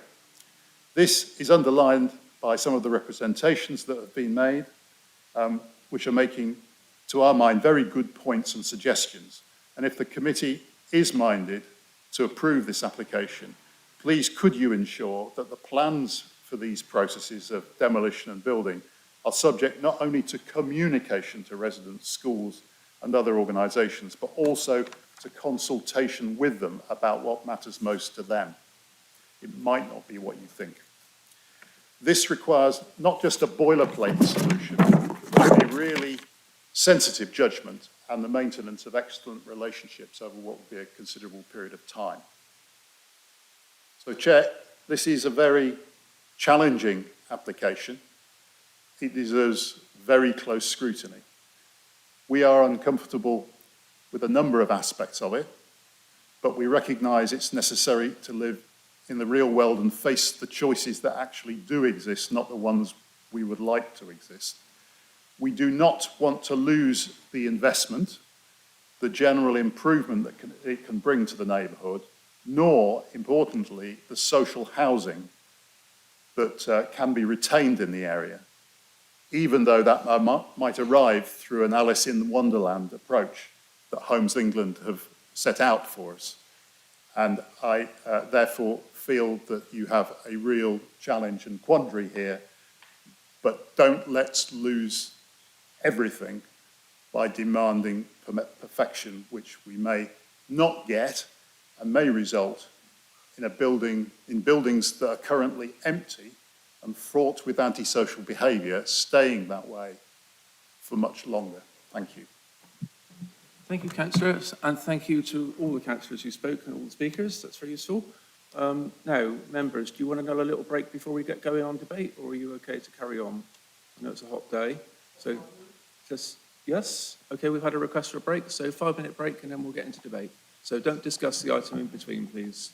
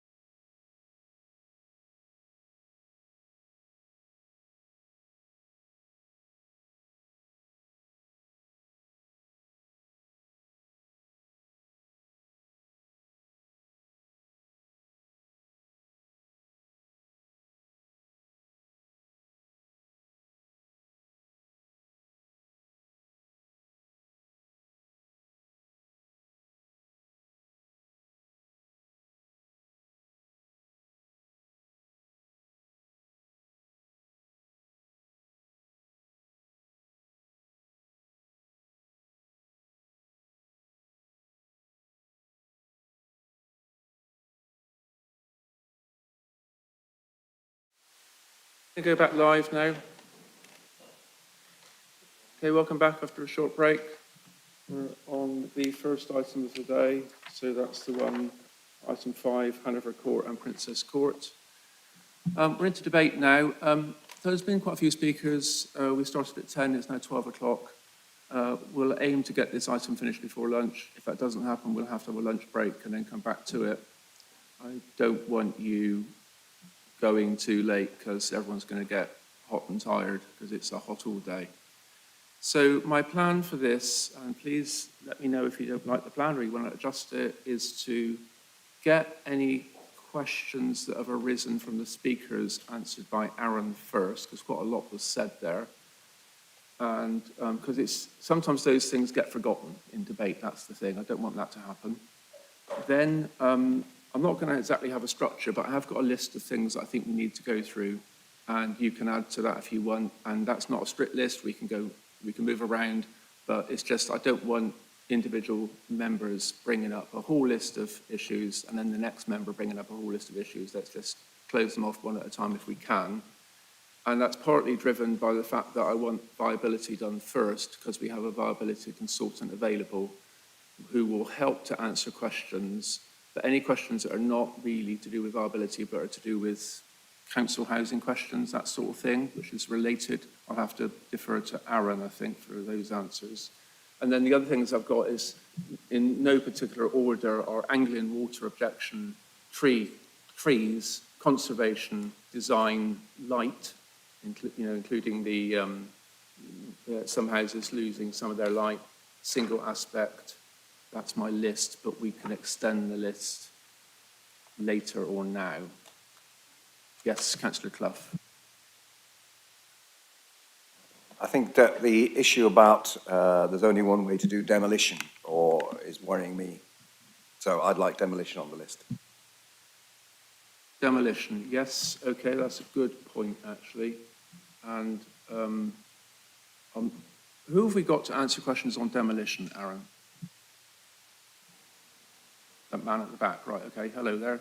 Good afternoon. Right, great. Okay, we've got a demolition expert to speak to us, so that person could answer questions if Aaron chooses to defer the question to that person.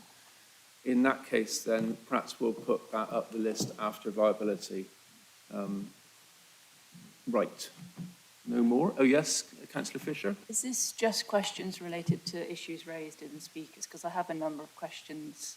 Do that in a minute. Do that in a minute. Just hold on. There's any more for the list? Councillor Dryden.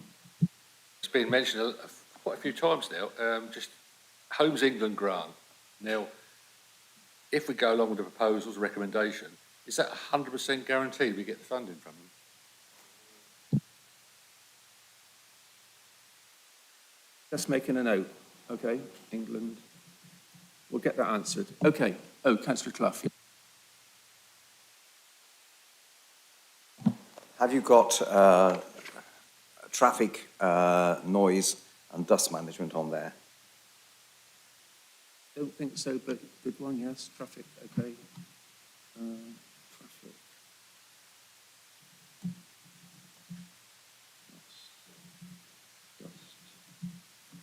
Okay, like I say, we can add to it as we go. We don't have to stick strictly to list items. Councillor Bajan. Chair, it was mentioned in the speeches by councillors that maybe there should be an embargo if you can't get affordable homes money. Is that something that we could possibly do? Let's come to that in debate, shall we? I just think it's quite important, because if that embargo, if we were able to do that as a planning committee, it might change people's opinions and it might not drag the debate out. Absolutely, it's an important question, but let's do it in debate. Okay, right. So, Aaron, can you address any points that have been made by any of the speakers you just want to clarify, please? And I have a couple of points as well after you've done your list, and if anybody else has any other things to do with what the speakers have said. Aaron. Just a couple, if I may. So, Councillor Nick Mannis made a point, the proposal ignore policy 45. Policy 45 clearly states where a developer considers that meeting the affordable housing target percentage will be unviable, robust evidence of this must be provided in the form of an independent viability appraisal. Now, in the case of this application, robust evidence has been submitted by the applicant team and their appointed viability consultant, which is Savills.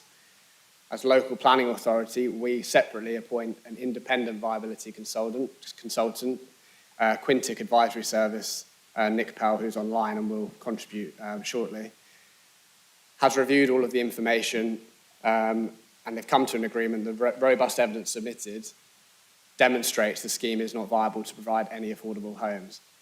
This is not the case this is a council part applicant application, but any developer in the same situation would go through the same process of challenging viability, and providing this information is, we need to make that very clear. And lots of discussion around the Homes England funding and what ifs, if buts and maybes. This application is for 165 homes, 0 affordable. We cannot give any weight to the delivery of affordable homes. The Homes England funding process is separate to the planning process. However, in the Section 106 agreement, an obligation is recommended to secure an affordable housing plan if funding is secured.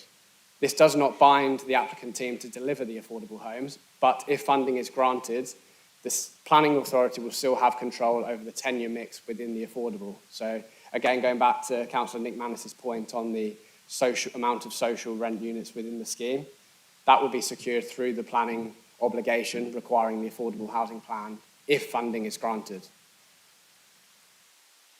Thank you, Chair.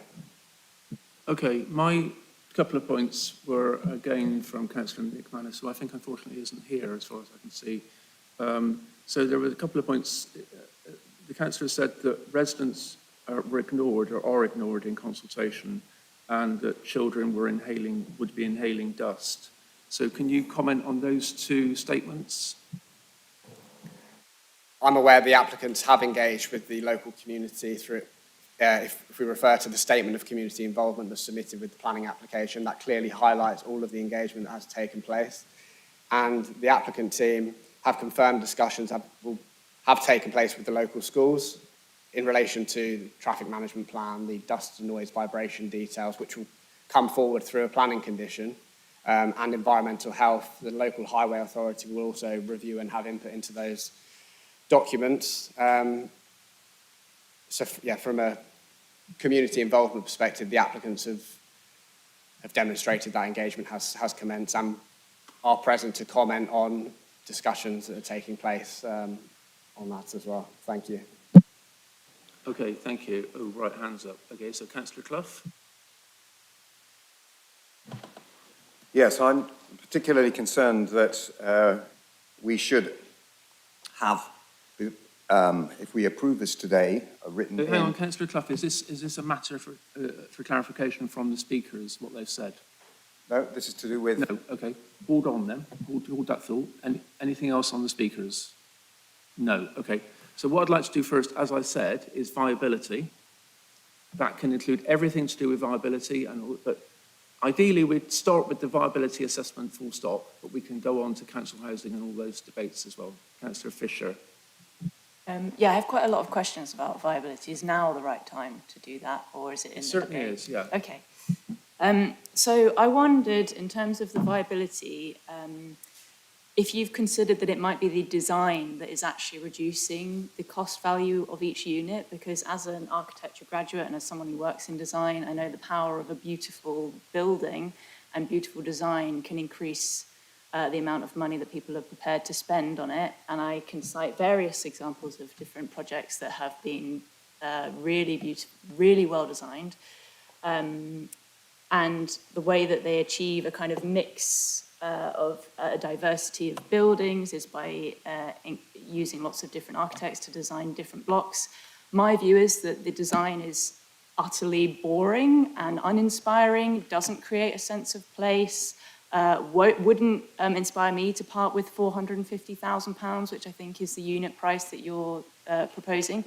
That being said, I think that's actually a fairly low cost price, and I've just done a quick look on Rightmove and I found that the square footage of a one-bed, flat 200 metres down the road is worth more than what you're saying that these flats would be worth, and this is a building that's kind of 30 years old. So I don't really buy into the viability. I don't know if we can actually push back against the viability thing. I would also like to raise some concerns about how the relationship between, I can't remember the name of the company, what's it called? Quintec works, and if there's any incentive for them to get repeat custom, and if so, it would be in their vested interest to give you the answer that you want. And then if that's being kind of judged by people in the council, we are also the client, so it's kind of like marking our own homework. That seems fairly unacceptable to me as well. I mean, this isn't really, I guess, a planning issue, but I do think that it is a social service that we're providing, and to ensure that things have to be financially viable is kind of irrelevant when we've got people on the streets. But that's a side point. I guess that's a political point.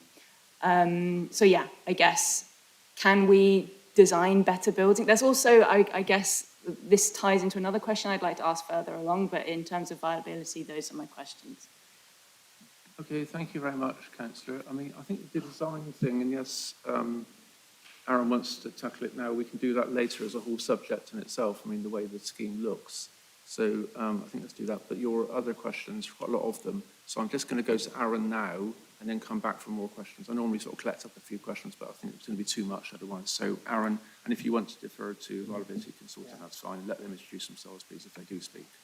Thank you, Chair. So firstly, before we tackle viability, I want to tackle the question and query around the relationship between the developer team and the planning authority. Very separate departments. The applicant team is Cambridge Investment Partnership, which is the City Council with Hill Group, the local planning authority. Every application is assessed on its own merits. The Cambridge Investment Partnership are treated as any other developer in the assessment. Just wanted to make that point clear before we get into the viability. On the Who design. sits in that group? So Councillor, it's best if we don't interrupt when we're getting some answers, but if you want to have a follow-up question, of course, I'll do that. On the design of the building and the cost of delivering, I think it's best to hand over to Nick Powell, who's assessed from the Quintic Advisory Service, who's independently appointed by the Planning Service.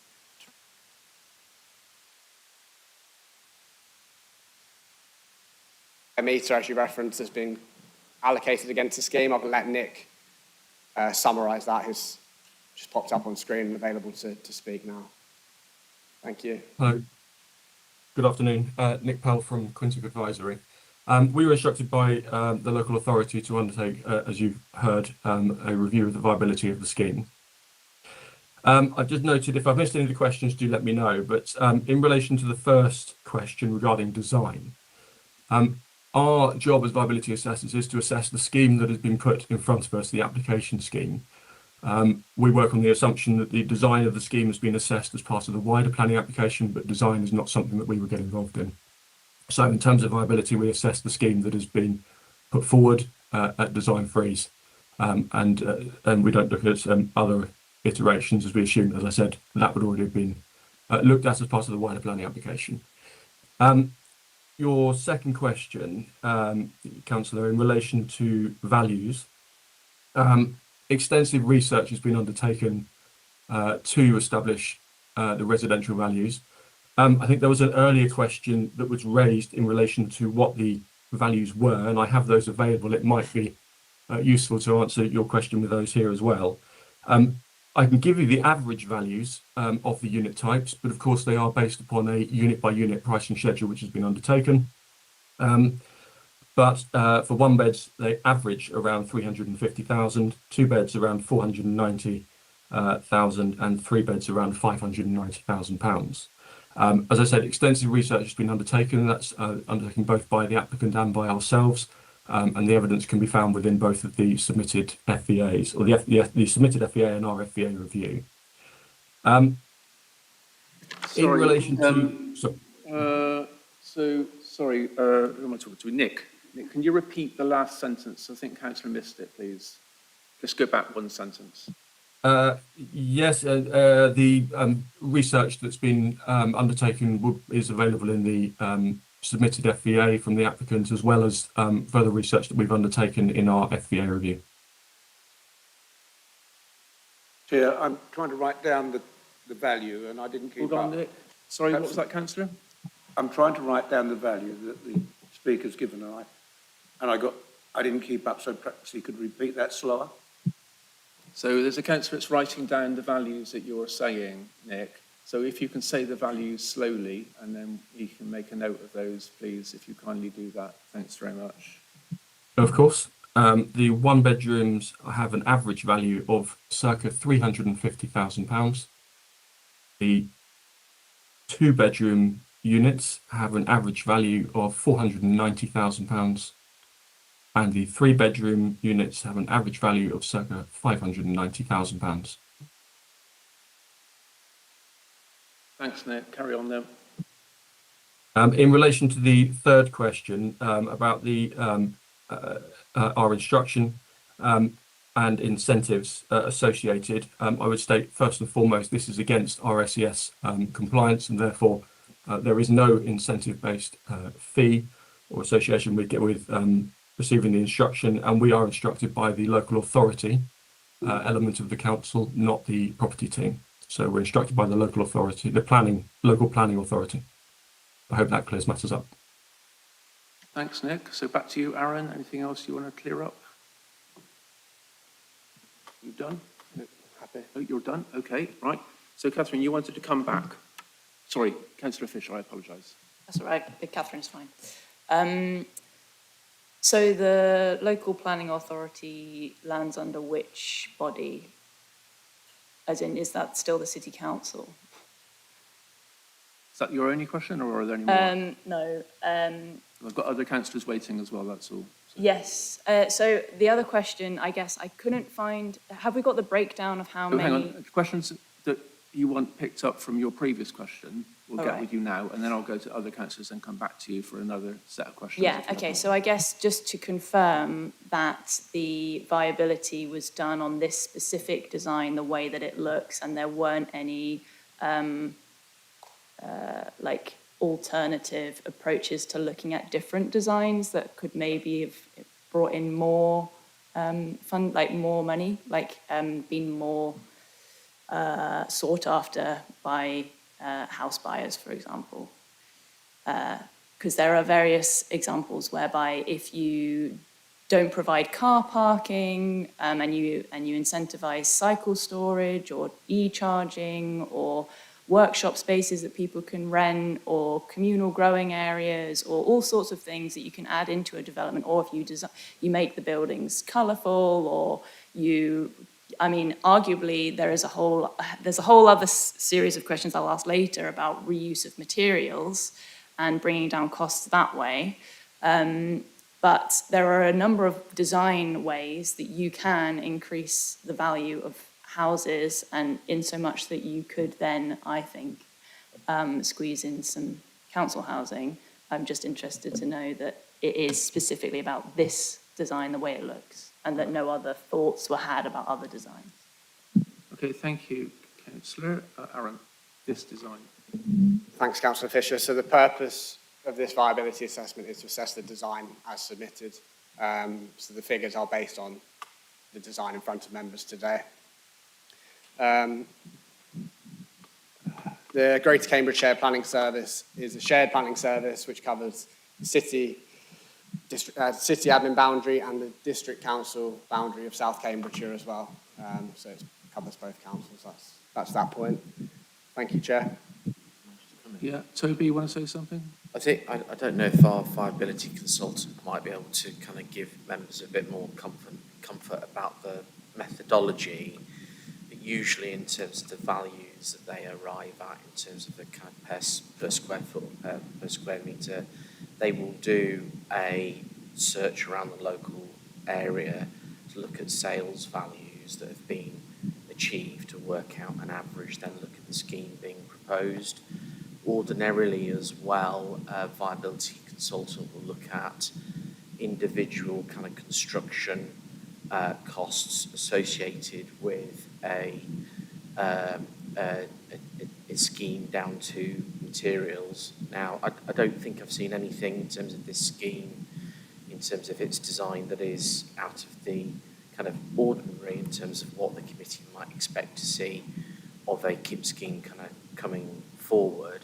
I think what is driving the viability issue is around the kind of decanting and demolition cost, and it might be useful if our viability consultant gave a kind of broader overview of the findings in that respect, to give you a bit more context and comfort, if Nicholas is available to do that. And you're the boss here. Do you want to do that, as Toby said? Is that your decision too? Yep, okay. So, Nick, if you can answer that question that Toby just put then, please. Absolutely happy to. So, just to address the value point in the first instance, when we undertake an assessment of value, we do, as just referred to a moment ago, we look at a significant amount of comparable evidence, comparable transactions that have taken place in the surrounding area, as well as the in terms of timeframes as well. We then ensure that we move those up to what is achievable at current day values, as viability assessments need to be undertaken on current day costs and values. We look at a combination of new build and second hand transactions. Obviously, new builds typically command a premium over the second hand units. We take into account the specification. We take into account the aspect of those units, the location of the scheme in itself, and the units within the scheme in terms of the values associated with different units within different parts of the scheme. We also look at the relationship between values and build cost. So to put it simply, if the scheme is incurring exceptionally high build costs due to higher specification, then that would need to be taken into account in the values, or subsequently the costs may need to drop to reflect the values. But the relationship between values and costs is, again, extremely important. In relation to a broader overview of the viability assessment, we've talked a bit about values. The construction costs on this scheme were put forward by the applicant, and though that cost plan, site-specific cost plan, has been independently assessed and reviewed by Stace LLP on behalf of the local planning authority, they identified some cost savings, which you would be able to see within our review, which have been incorporated into our assessment. One of the key elements here is not necessarily, is often the land value, but in this case, it's not. The land value or existing use value of the site was included in the assessment as £1. So there is not an excessively high land value associated. That is due to the previously referenced by a number of officers and in relation to the moribund status of the existing buildings. The large cost associated with the scheme is in relation to the decant costs. So those decant costs include acquisition costs, home loss payments, disturbance costs, which are statutory in this kind of assessment. We've been provided with those costs under confidential cover, so I can't go into any more detail, but we have reviewed those costs that have been put in front of us. And those costs are significant in relation to this specific scheme. Right, okay, next questioner, Councillor Clough. I'm not quite sure who was next, but I've got all your hands. I'll make next. Councillor Clough. About viability, is it? Yes. Yes, it's about viability. Yes, very much so. So I wonder, could you explain to me the 11.7 million negative land cost, and also when you get to the duration, is it months duration in finance assessment? So it's based on some form of assessment as to when the costs are going forward up to the sales price, the sales point. Thank you. Right, we'll see if we can take one or two more then. So Councillor Illingworth. Thank you, Chair. I just wanted to raise one of the points that one of the speakers made, which was that tenants, I think, and possibly some owners of the existing flats were promised to be able to return once the redevelopment had been completed, and obviously as a result of the study, this is not now possible. So this seems somewhat disingenuous that the council should promise return and then whip that away at a later stage. And I'm just wondering how this came about. Right, thanks, Councillor. Just turn your microphone off. That's not viability per se. So we'll get that one answered and then go back to viability. So hold on to Councillor Clough's questions. I'll get some more viability questions. So on that particular question, and by the way, I think what was said actually was, what was said? Hold on. Residents were told that it would be affordable housing. This was the speaker, what the speaker said. So can you answer or talk about that statement and question re-it from Councillor Illingworth? Again, I don't feel this is a material planning consideration in terms of right of return for the tenants that have been decanted from the property. So this seems like an appropriate point to defer to the housing development teams just to clarify the process they go through and the options offered to the tenants being decanted from the development. Thank you. Okay, I thought this might happen, but so normally members and anyone listening in, we don't go back to speakers for any clarification questions, but it can happen in exceptional circumstances. In this case, I think it would be useful if we can get an answer as decision maker, as asked the question, Councillor Illingworth, and also what my quote from what I think was said, that residents were told it would be affordable housing. So can you answer that, please? Ben Binns, are you able to answer that? Certainly. So if I've understood the question is the right to return that you're specifically referring to. So all tenants and leaseholders, and if there are freeholders involved, have very secure rights by law, and they are also protected by council policy. So that right is still there under this planning application. That can't be taken away. Right, we've had a clear answer and a short answer, that's good. So did you want to come back on anything said, Councillor Illingworth, or are you happy with that?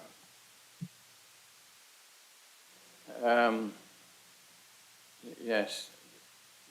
If they were just told they had a right to come back, but that right might not be available because the council couldn't promise affordable housing. It seems to me to be a right which doesn't have any substance.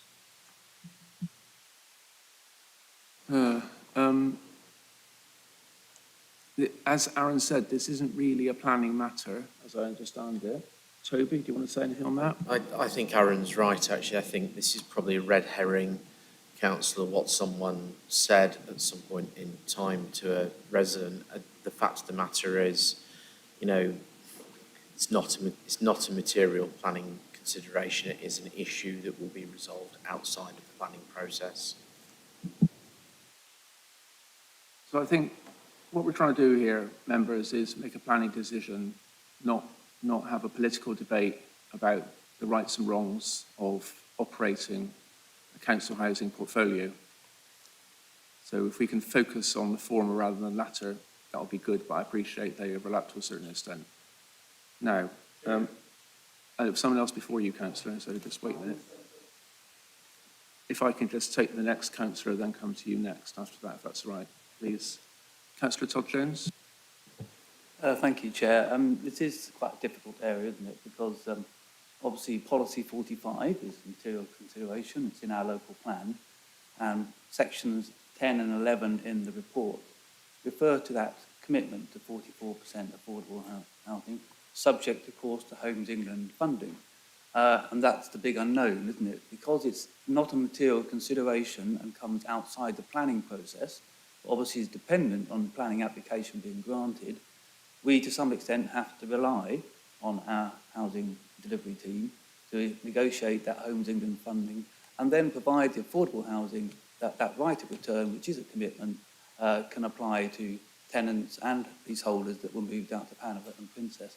So we have a difficulty here because to some extent, we have to trust that process, just as much we have to trust in terms of the viability assessment, the independence of those consultants appointed by the LPA, the local planning authority, not by the applicant, and trust the robustness of that report and accept, therefore, that a viability exemption does apply on this particular site due to all the constraints that have been outlined.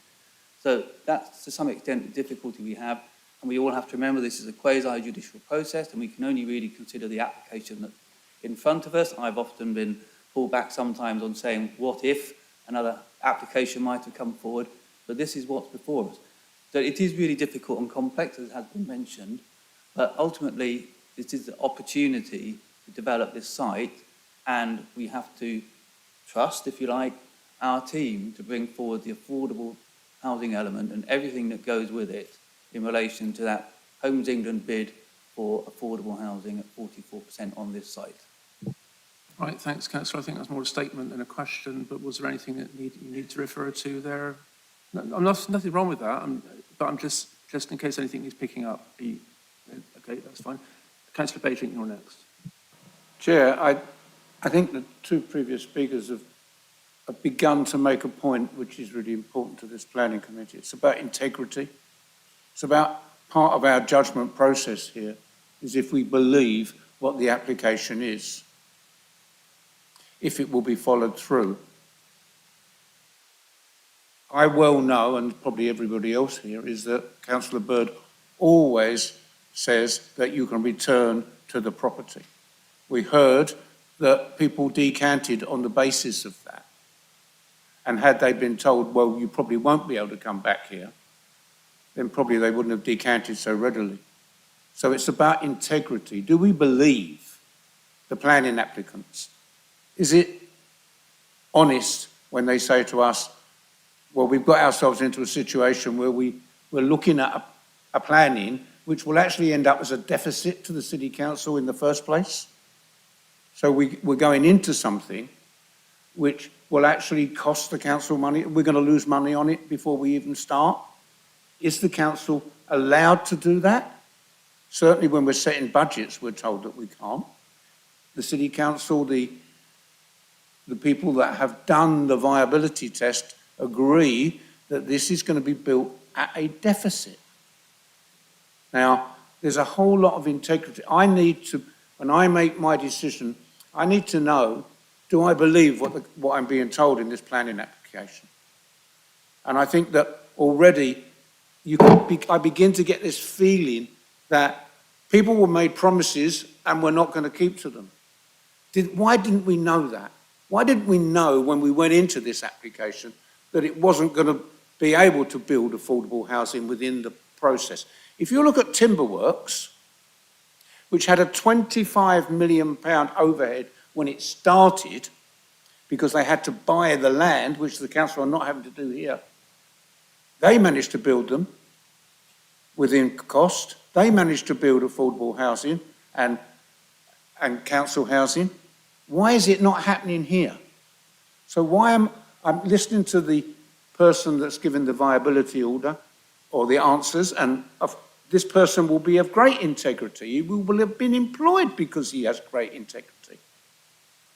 But I'm finding the whole thing, is this some idea that we'll give planning permission and the council will sell it and make a profit on the land, full stop, because there's no affordable housing on it?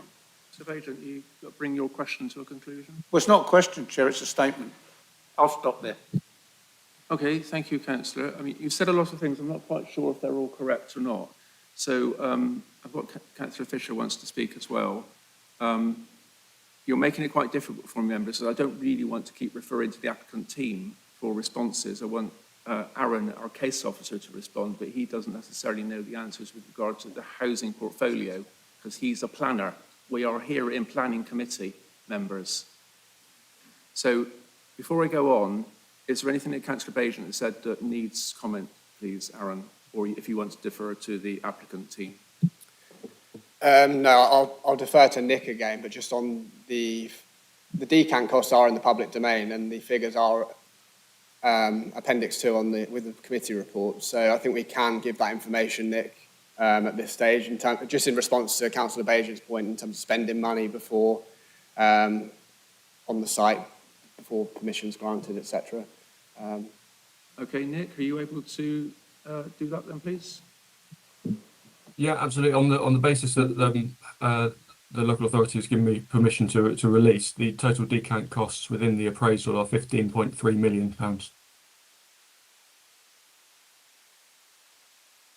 Just to be clear, some of these figures aren't normally given because they're commercially sensitive. They could be commercially sensitive to another developer. That's the reason. It's not to do with lack of transparency or anything. They're just some things that are not normally shared.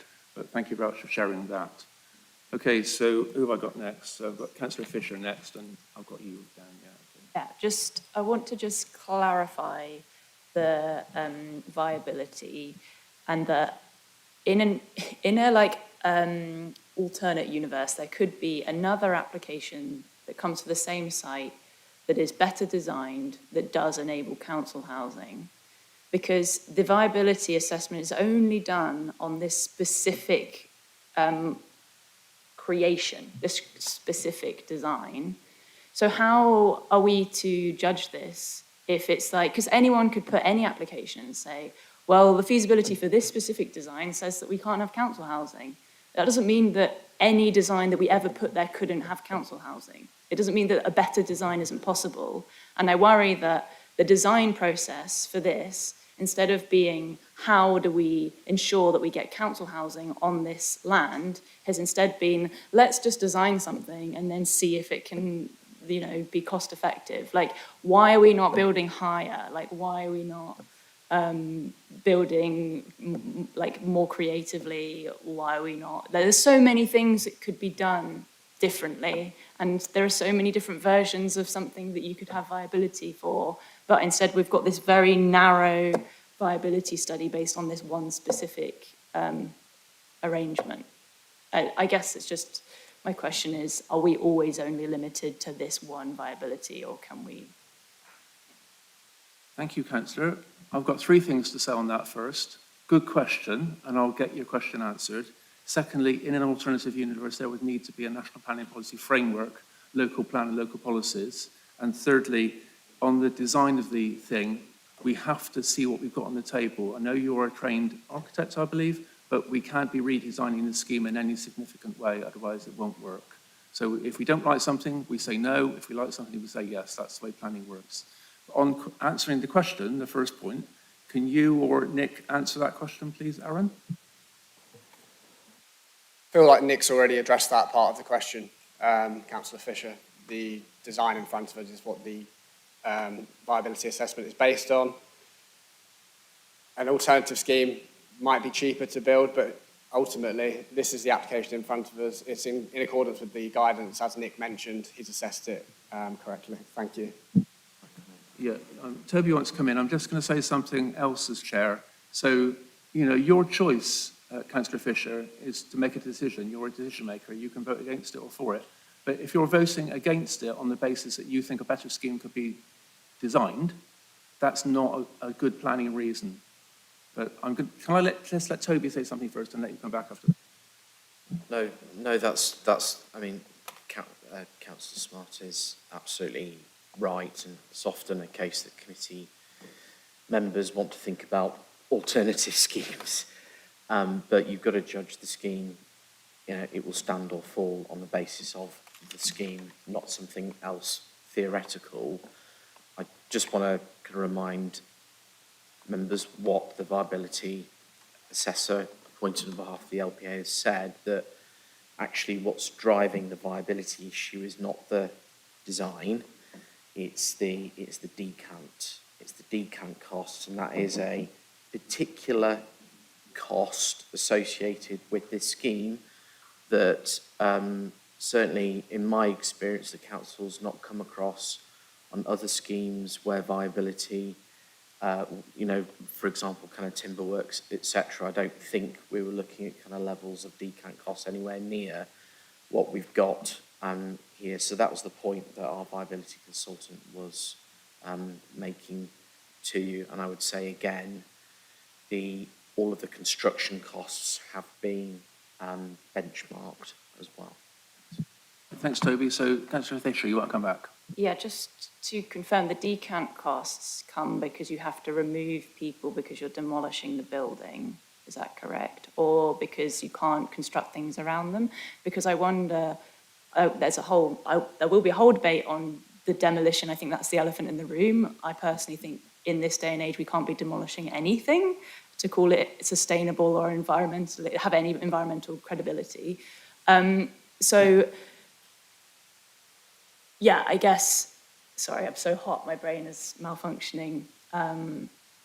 Yeah, the decanting costs to get people out of those buildings, has anyone looked at the viability of keeping them on site or like keeping them in their houses and like doing a staged, like phased approach by developing the sites separately? So I think Nick will be able to provide a breakdown of those decant costs. I think he started to outline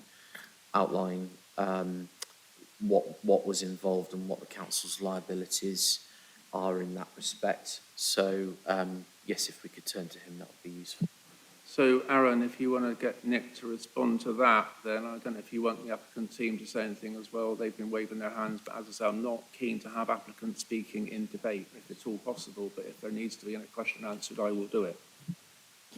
I think where it's related to housing matters, this is a planning committee, we should be setting on planning merits, but for background and context, I think it is important that the applicant team clarify where needed, and I think this is a case where a point's been made that needs clarification, so happy for Ben Binns or Ross Jones to clarify. Okay, so just to be clear, if the applicant team is speaking, and you were short and succinct earlier, so thank you for that, but I don't want a long-winded answer, I just want a clear, straight answer very quickly, and then we get back on the debate, please. Very briefly, why the buildings have to be demolished. Under the Building Safety Act, they need to be demolished. It's over 18 metres. It's not a choice of the council. It's the outcome of the Grenfell inquiry and the new laws that have come through. Number one, structurally, the buildings are deemed to be unsafe. Now, we put mitigations in place to protect the safety of our tenants living in there, but it is unsustainable for the council to continue spending that money. That is why the buildings have to be demolished and people have to be decanted. So just a reminder, it is in the report, I just want to be clear on that. Did you want Nick to say anything, Aaron, as well, or is that it? That's it, okay. Councillor Fisher, you want to come back again? We're on the first item of list of items, and we've not had lunch yet, and we've been going for 2.75 hours already. So members, I mean, I'm sure you're aware, we need to get on with this debate and come to a conclusion. It'll take as long as it'll take, I'm aware of that, but let's focus on the main points. So, Councillor Fisher, you're welcome back. Yeah, I would just really appreciate seeing that report and because, yeah, I would just really, I've been trying to find that, and I think there was also meant to be a sustainability report or I can't remember what they called it, but I couldn't find that in the papers either. Through you, please, Chair. Sorry. The sustainability statement is on the planning application file, along with an embodied carbon assessment. Is that in this paper? Is that in here somewhere? You have to go on the application reference to look at all of the plans and documents submitted with the submission. It's a technical document. There's a validation requirement. Okay. How do we get access to that? So we have the report for the item which the case officer has prepared with other officers, and then other documentation is available on the planning portal on the City Council website, and there'll be a whole list of documentation on there, objections, reports and so on, and any particular report, anything that's been submitted that goes into the public domain will be on that planning portal. So if you look on the council website, there will be a button which says, I forget what it exactly says now, but just like planning applications, I think, and you can click on that, and then you either put the name of the street or the planning reference number in, and it will come up with that planning application, and there's a whole load of information about who the case officer is, dates and stuff, and locations and pictures and drawings and everything you could ever want. Plenty of reading. Okay. Let's move on to another councillor then, please. So who was next on my list? I'm just thinking it was Councillor Dryden was next, I think. Councillor Dryden. Okay, Chair, just to go back on the viability test, it's quite plain really, isn't it, that the viability of the site is because if you mix social housing on the site, the value of the property for the private sector will not be as high if it's 100% private. And that's is that a factor in the viability test? Because having social housing on that site is going to drop the value of the other properties. Okay, that was a statement, but I think I'd like that just to go to Nick. Yeah, I know, that's what I'm saying. I'd like that to go to Nick for a response. So, Nick, do you want to respond to what was just said then, please? Yes, of course. There is no evidence anywhere that the inclusion of affordable housing reduces the value of private housing within the same development, and our private housing is based upon those units, there is no reduction as a result of the inclusion of any affordable housing within the scheme. That's all I can say on that matter, really. Do you want to come back at all, Councillor Dryden? You've been contradicted. Look into that in some other areas. Okay, thank you very much. And did you want to also comment? Just to add to what Nick said for Councillor Dryden's benefit, this is all of the figures in the viability are based on a 100% market-led scheme, so no affordable as well, just for clarity. And pepper potting, did you want to note that at all, or is that not pertinent? Because the scheme involves no affordable housing as submitted, the distribution of affordable housing in terms of clustering, etc., isn't relevant because it's a 100% market-led scheme that's in front of members today. Thank you. Thanks. So, Councillor Griffin, you're next. Thank you. In terms of the cost of decant, I mean, this building was built in the 60s, 100% council housing. And I'm assuming that this high cost has to do with Margaret Thatcher's right to buy. That, the bulk of this cost is buying back privately owned units. Is that the case? And I think it's important to know that because that's sort of, it's important to highlight the cost of that incredibly damaging legislation passed by Margaret Thatcher. Well, that's a political issue, not a planning issue, but I've allowed other questions to be answered of a similar ilk, so can we get a response on that then, please, Aaron? No response, just to focus on planning matters, and the cost of decant obviously is relevant to the viability, but the principle and the political side of it is not. Thank you. Okay, thank you. Councillor Illingworth. Thanks, Chair. Yes, I think one of the public speakers, I think it was Councillor Bick actually, but I might be wrong, suggested that we make the planning permission conditional on getting the Homes England grant. Is that something we can actually do? Yeah, good question. I thought that myself. So what do we think then? No, it would not be reasonable or meet the tests of the conditions. The application is for zero affordable. We cannot put a condition on to secure affordable housing on the scheme. We can't. The obligation that's being recommended is that if funding is granted, the council's housing, the KIP, as applicants would submit an affordable housing plan showing the location, tenure mix of the affordable, but that does not require a condition that says if funding is granted, it must be built out. There's 165 market homes that's in the proposal. Thank you. Okay, I think Councillor's happy with that. Well, not happy, but as content with that answer. Can you just, that's a question, but in general, conditions, can you just say what a condition needs to be so we understand? So there's 6 tests of the conditions. Reasonable is one, isn't it? It's not reasonable is the main one that this fails on, and necessary. I didn't mean to test you, but I was just trying to get a general guide as to conditions generally, as opposed to this particular question about a condition. Toby? I can help. So, necessary to make the development acceptable directly relates to the development and fair and reasonable in scale and kind. But yeah, you have to you have to deal with the application as it is proposed to you, which is no affordable housing. And members, your consideration is, the council's got an independent viability assessor. This is a really technical exercise.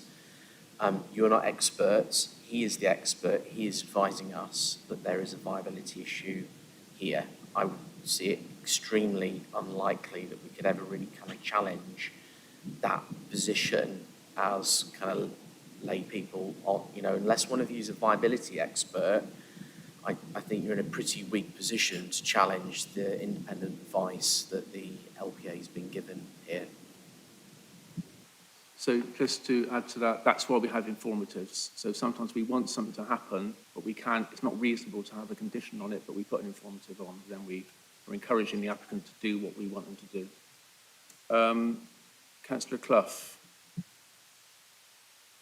Chair, a while back I asked the question about the negative land price, but I also remember that I had another sub-question when there seemed to be, but it wasn't included in the papers, some debate as between Quintic and Savills about what they were trying to do, and there was a response on the planning portal about that. It would be helpful if Nick could just give us a context to that. But, for me, I'd like to just understand what this 11.7 million negative cost is. Yes, I apologise, Councillor. You asked that question and I let it slip and we went off on a different track and never came back to it. So that was a question from earlier, the negative land value, 11.7 million, and the other question. So we could get that done first and then we can move on. If I can bring in Nick again at this stage to summarise the key headlines of the discussions with Savills over the inclusion in the original viability assessment and the position you took and the changes that were made in the agreement throughout. Thank you. Yeah, absolutely fine. I'll address the first question about the negative £11.7 million land cost in the first instance. So the way the appraisal is structured, you've got your gross development value, which is obviously any revenue generating element of the scheme, less your costs and profit, which gives you a residual land value at the end. That land value is then compared to what is called the benchmark land value, which in this case was £1. So the residualised price is effectively your value less your costs, and that is how you end up at minus 11.7 million. I would say at this point, profit is within the appraisal effectively as a cost in this structure. And if you look at the amount of profit going, and then take away the negative land, the development is not making a loss. It is not making the level of profit that has been agreed as suitable for this scheme. So it's not making a loss, but it is making a deficit, and the deficit is too great to allow the inclusion of any affordable housing. Your second question, I noted down earlier. I think you were referring to the cash flow and receipts and cost and development programme. In relation to that, yes, the applicant has submitted a development programme, and we've assessed that. It looks at the pre-construction period, the period for construction, also demolition, and then the sales rate associated. So that's been reviewed, and all of the items are included within the cash flow that sits behind the appraisal. In relation to the third question, which is regarding the initial report and the subsequent discussions that took place, in our initial report, we raised a significant number of concerns relating to some of the inputs. Savills, on behalf of the applicant, provided more justification for and evidence associated with the queries that we raised. In some cases, we accepted the evidence and justification. In other cases, we maintained our position, which is why we had a different position to what the applicant initially had. It's the backwards and forwards, so to speak, in relation between the applicant and the council is standard as part of the viability process. If there's anything specific that you wanted me to address, I'm happy to do so. That was you, Councillor Clough, wasn't it, that asked that question? Is that? Yeah. So, do you want to come back on it? Is that? I think I only wanted to come back on the first point, which was about the negative land value. So are we actually being told that it's the balancing figure, which brings us back to the £19 profit at the end of the viability? I mean, is that what it means? Or you know, how is it constructed? All right, thank you. Yeah. Aaron, are you happy to go back to Nick on that? Can you respond on that, Nick, on the benchmark land value that's been agreed at £1, I believe? Is that correct? Yeah. Yeah. So ultimately, what you need to do when looking at the appraisal is you need to compare the residualised price, the negative land value of minus 11.7 million, compare that to the £1 benchmark land value. The £1 is not listed within the appraisal because it is a standalone item which you'll be comparing the residual land value to. So the deficit for the scheme is, the negative land value for the scheme is minus 11,745,865, and it would be the deficit would be 11,745,866 when you're comparing it to the benchmark land value. Okay, thank you. All right, yeah. So can't see any more questions on that. So just to say, appreciate members, this is a difficult subject to get our heads around. Some of us have had the benefit of previous applications coming forward over the years with viability assessments and indeed of training and briefings on that subject. Like, for example, the bit that Nick just said about there being a profit amount involved in the viability assessment on the cost side. I believe from memory it's normally around 20%, but we haven't had all the figures disclosed, probably as a commercial, what's it called, not wanting to disclose those commercial figures, but so that's why, as Nick said, having a negative 11.7 million on the cost side doesn't mean there won't be any profit, because one of you members, I forget which one, said earlier that it was going to be run at a loss. That's not the case. It will just be run with less profit. So, you know, it is complicated. So are there any more questions on viability?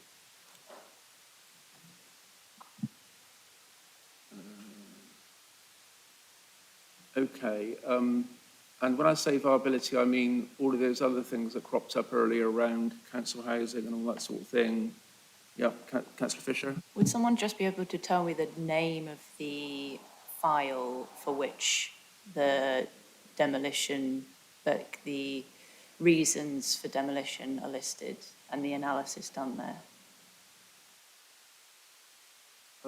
Should we, that isn't really viability, but yes, anything in viability can answer it. I think we probably want to cover that off in design later, but do you want to say anything, Aaron, or get Nick to say anything on demolition? There might be an aspect of it.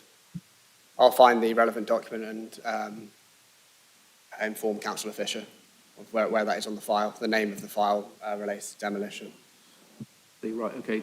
Is that okay, Councillor Fisher? Right, thank you. Look, it's now 1 o'clock. We're going to have a break. So it's important, members, that you do not discuss this item whilst you're having your lunch break. We are in the middle of an item. As Councillor Todd Jones alluded to, it's a quasi-judicial committee.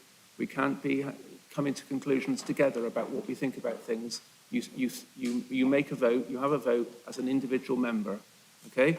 So we'll have a break now for 45 minutes, come back to this item at 1:45 and then continue then. But thank you very much for the debate so far. It's been very good. Thank you.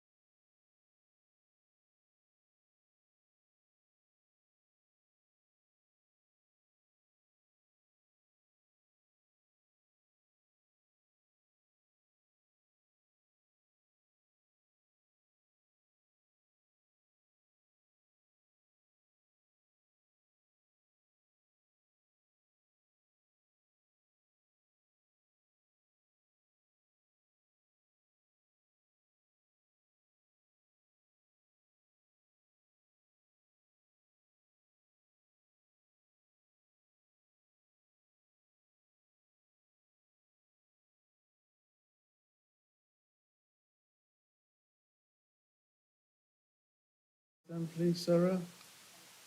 Okay, welcome back after lunch. We're ready to carry on with the item we were doing this morning, which is the Hanover and Princess Court item.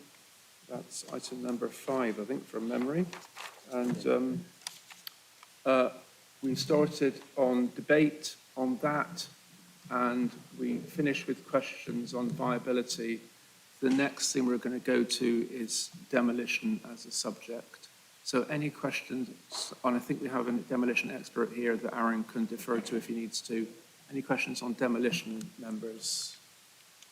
Councillor Fisher. Can I request that we kind of split this into the necessity of demolition as a whole and then the process by which demolition is managed? Why not? Fine. Okay. Yeah. So demolition as a whole first then. Any questions? I have got access to the documents now about the demolition costs in terms of CO2. I guess I would like an officer to explain in kind of layman's terms the balance between how much it costs to demolish and rebuild versus retrofitting existing. I think we heard previously in the floor that the justification for demolition was the Safety Act, but that doesn't actually necessitate demolition. It just necessitates safe buildings, and there are ways to make buildings safe through architectural ingenuity and engineering. So I would like just some more clarity on that process. Any more questions on demolition as a whole? Yeah, Councillor Clough. I heard Ben Binns talking earlier about some act or other about height, and I don't think I understood all of that. Are we being told that you have to, or is this the process of demolition? Well, I just need to understand why another method other than the one referred to in the plan, which is the robotic process, cannot be used. Because there was a mention to in the design review panel about page 95 of the para 1, what demolition method alternatives, how was demolition at Elephant Park, Southwark achieved? So they obviously had looked at this and were concerned. So that's just where I'm picking it up from, and I'd like to understand, is it just impossible to do any other form of demolition than this robotic system? Thank you. Okay, thank you, Councillor. Okay, no more questions for the minute on that. So if you want to answer those, then please, Aaron, if you want to defer to the demolition expert, then that's fine. Get that person to introduce themselves, and if they do speak, it might be good if they give just a general introduction to the subject first before answering the specific questions. Might be good, please. Thank you. So Cambridge City Council completed a detailed options appraisal before a planning application was submitted. This was all, it's all been presented to the Housing Scrutiny Committee before coming to planning. So the refurbishment and retrofit option was considered and assessed. I can't give specifics in terms of the additional costs because I'm only assessing what's submitted with the application in terms of viability, etc. And members should be as well. We're just focusing on what's being proposed. We can think about alternative designs, alternative methods of demolition. Appreciate you want that understanding and context from the housing development team. But we need to focus on the fact that full redevelopment is what is being proposed. It's the preferred option. It will deliver the modern, safe and energy efficient homes and increasing the number of homes on site. In terms of the embodied carbon assessment which has accompanied the application, which I hope you've now got access to, Councillor Fisher, has been assessed by the Greater Cambridge Shared Planning Services Council Sustainability Officer. This report has calculated the upfront carbon emissions which are likely to be reduced as the scheme goes through the detailed design process, and a pre-demolition audit has already been submitted with the application. And if approval is granted, It will identify whether there are any existing building materials, fixtures, fittings that could be reused either on site or made available for wider use within the community. I'm proposing to add a site waste management plan condition, so we actually see the full detail of where the building's waste materials used, the quantities of materials, and where they're proposed to be reused or recycled. So I am proposing an additional condition, which I'll add to the recommendation, and that'll be condition number 45. Thank you. Okay, did you want the demolition guy to say anything on that, or is that, have you answered it all? Okay, how about Councillor Clough's question as well? Did you cover that off? So as I mentioned in the presentation, the application has been submitted with the safety first led approach, which means the demolition method proposed is the safest option to the applicant team, which is a high reach demolition excavator to prevent a floor by floor demolition and the risk of working from heights. As I said, that information is all included in the submission documents. However, the principle of demolition and replacement has been assessed again, as I said, in terms of material lost, materials during demolition to be reused, has been assessed by the Council Sustainability Officer and considered to meet the relevant policies. 28, condition 28, and just refer to, and it would relate to policy 35 as well of the adopted local plan. Thank you. Okay, thank you. Yeah, Councillor Todd Jones first, I think. We'll come back to you. Yes, thank you, Chair.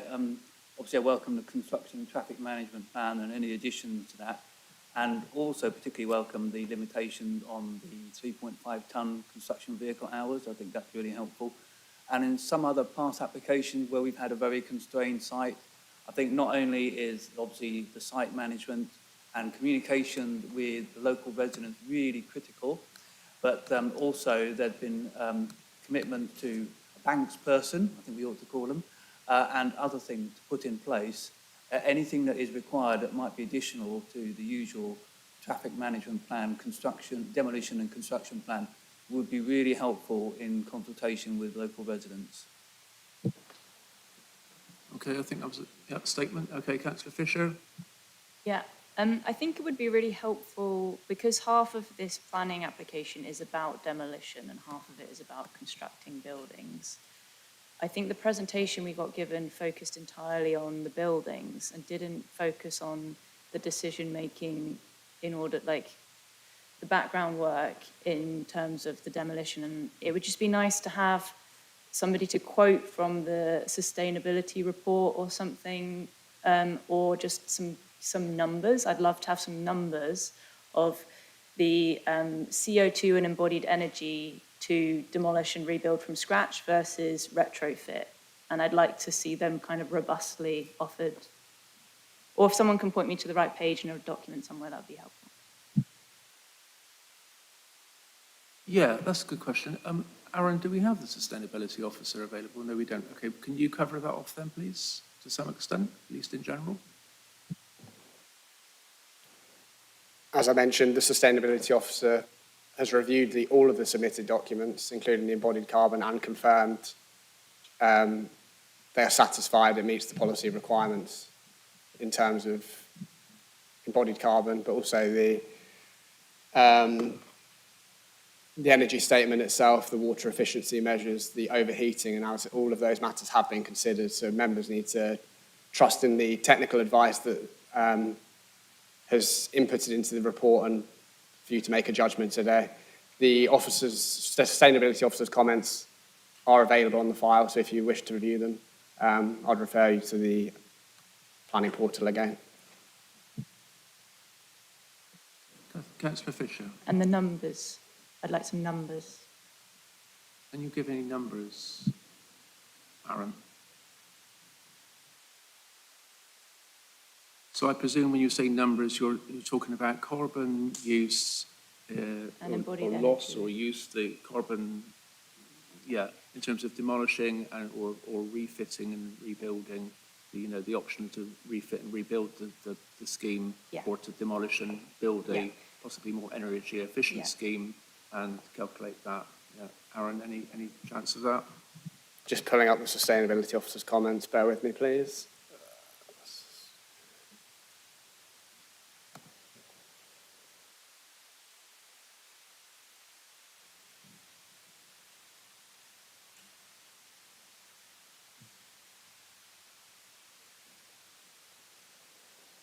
So while Aaron is getting it, just in general terms, and that's all I can do, is, just for residents listening in, if you knock something down and rebuild a new thing, that costs a lot of carbon.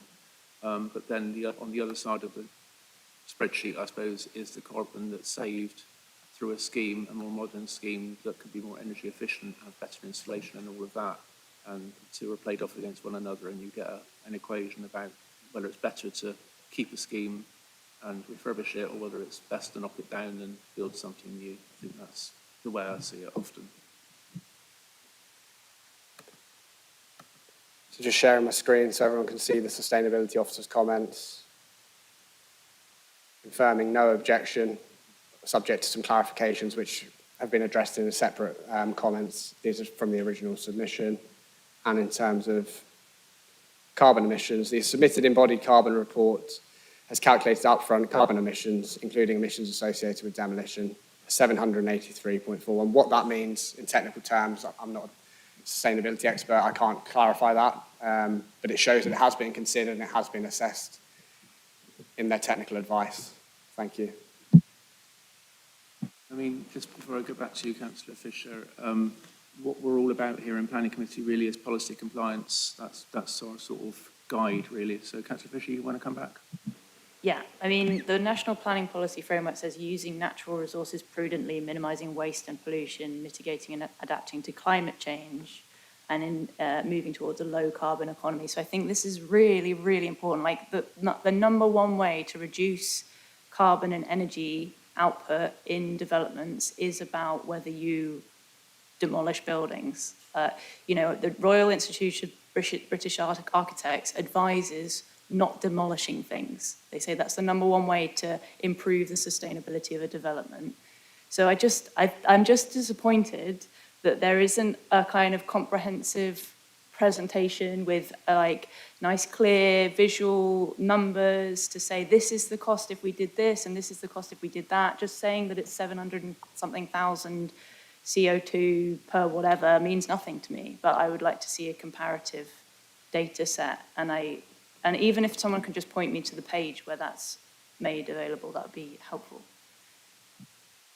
Through you, Chair, I mean, I can't immediately see comparable data, but on the public file within the energy and sustainability statement, there are a series of SAP analysis which gives you a dwelling emission rate versus a target emission rate, which demonstrates how much above the kind of standards this scheme would be. That complies with policy, as Councillor Smart has said. I think if you've got, for future reference, obviously the officer's not able to draw the information down for you. This is the type of technical question I think that officers would really appreciate before committee rather than during debate.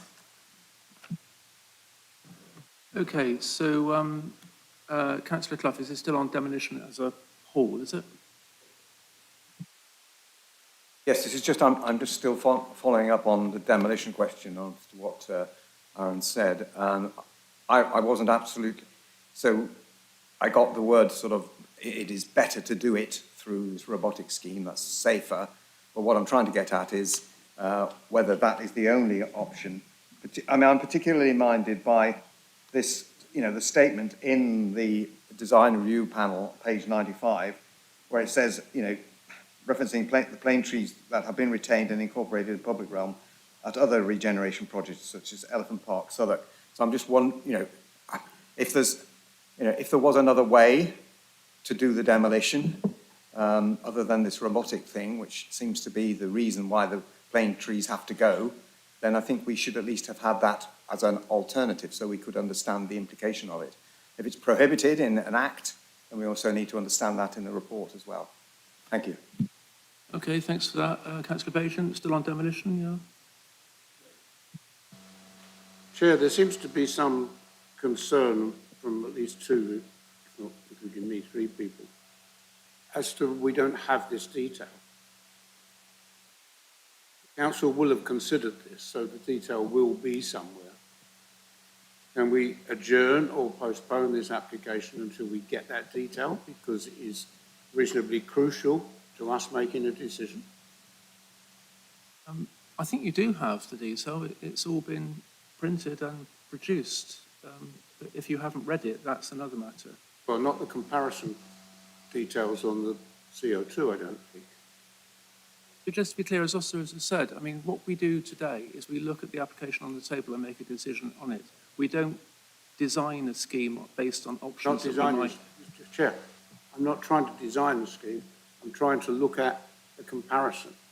I will give a decision at the end of the meeting. When I come down, part of making my decision will be in considering all the details that I think I should have.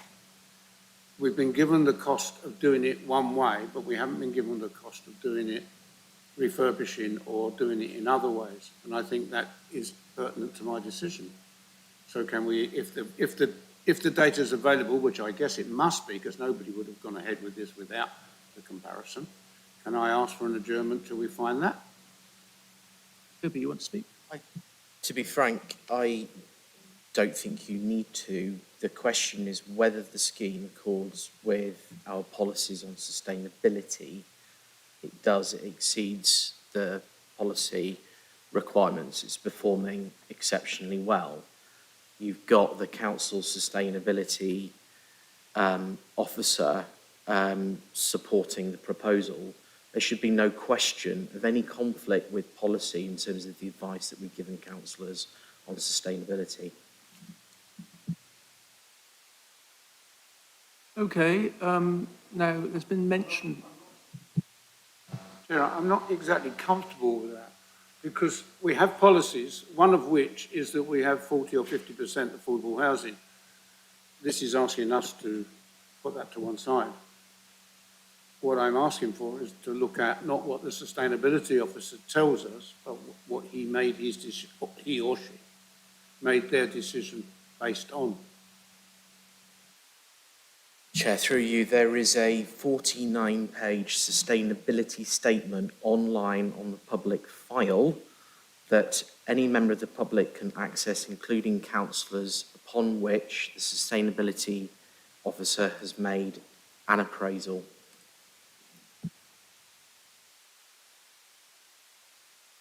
Councillor Baton, did you want to come back on that? I fear I've been trumped. Well, we don't want to trump anyone. We want to have a proper debate and discuss these things. And I appreciate your concern, councillor. But you know how it works in planning committee. You've been on committee for years. I mean, we have to look at national planning policy framework, local planning policies, have a debate, make a decision. That's the way it runs. So, now, what I was going to say was you've alluded to the idea of deferring this. You said you used another word, but you meant to sort of put it off to another date. Now, just to be clear, we don't do the adjourned decision protocol anymore on major items. So that's not existent. But of course, on any item, we can defer the item should we so wish. Ideally, and in fact, supposedly, we always need to have good planning reasons to defer an item. But if any member of this committee wanted to defer an item for a particular reason or reasons, they can put that to committee, we can see if there's a seconder, we can have a vote on it. But, so just to be clear on that. Right, okay. Right, any more questions on demolition as a whole? Yes, Councillor Illingworth. Yes, in the conditions, it does talk about dust. And now we did have a planning application previously where a demolition was part of the application. There was a school very close by and dust control was a big thing in that application. Now here we've got several schools close by and of course we've got the streets that completely surround it. So I'm just wondering, are we putting in to position the same dust controls for that previous application? Because it's not quite so clear in the conditions on page 81. All right, thanks, councillor. So councillor Fisher wanted to... Can I just also ask, again, referring back to another application, the demolition was done during the school holidays. Would that be the case with this application? So councillor Fisher said she wanted to split it into demolition as a whole, demolition as a process. So we're getting into process here, I think. So I suppose we can do both at the same time if you're happy with that, councillor Fisher. Yeah, you are? Okay, good. Right, in that case, any more questions on both of those then? Councillor Clough. I'm happy to wait if Aaron's looking for the information, but I would like to know whether there is an alternative to the robotic method. Thank you. Right, thank you. I don't know how long the demolition expert's going to stay for, but it's going to refer to trees as well, which we need to get on to. So can you answer how long he's going to be here for? Just to clarify, Ross Jones is a senior development manager from the City Council's housing development team. He's been involved in the discussions with the demolition expert and the health and safety expert through the process prior to planning submission. So he is best placed to discuss the options reviewed, etc. Okay, so I just wanted to be clear on that. So when we get on to trees, we might want to touch on demolition as well. So can we have those questions just answered that were just put to us then, please, by you, Aaron, or whoever you prefer to answer them? I'll tackle Councillor Illingworth's question on dust management. That's covered in the Demolition Construction Environmental Management Plan at Condition 30. That is a standard planning condition recommended by Environmental Health to secure the details showing how the management and monitoring of noise, dust, vibration will be applied during construction. In terms of the school holidays, Part A of that condition requires a phasing programme, so we'll be able to secure the dates under that part of the condition. And I am aware that, as I mentioned earlier, the applicant team are in discussions with the schools and the local community over demolition works. Thank you. Councillor Clough. I'm very grateful to Councillor Illingworth for bringing up the issue of Newnham Cross School and the issues around the dust management and noise management there, which I was very involved on from the other side of the table of the chamber. For me, I think it's really important to now make sure that we are not relying on the development of conditions subsequently. As a condition, I believe we should be modifying this application if we decide to proceed with it to be absolutely specific and, in fact, in line almost with the conditions produced by the inspector when he approved the Alstone Croft thing. So basically to say that the demolition can only happen in the school holidays and that no deliveries or traffic movements in school arrival and drop-off times or even overnight, i.e. only between 9 a.m. and 3 p.m., that air quality monitors around the site with continuous access to online monitoring for the public and school via the web, which is a big debate we had at Alstone Croft, and that exceedances to be defined in terms of best practice on PM10 and PM2.5, that working groups to be established between the school and neighbourhood reps and the SIP team to agree conditions in advance of presentation of the conditions for approval by officers and committee. I would like to see those 5 points put into this application if it were to be approved today as a modification. Thank you. Okay, thanks. So just to say, you know, each application is considered on its own merits, and this is not that application, this is this application, this is not Newnham Croft we are looking at today. I appreciate your points. Thank you. Chair, just to come back, effectively there are 3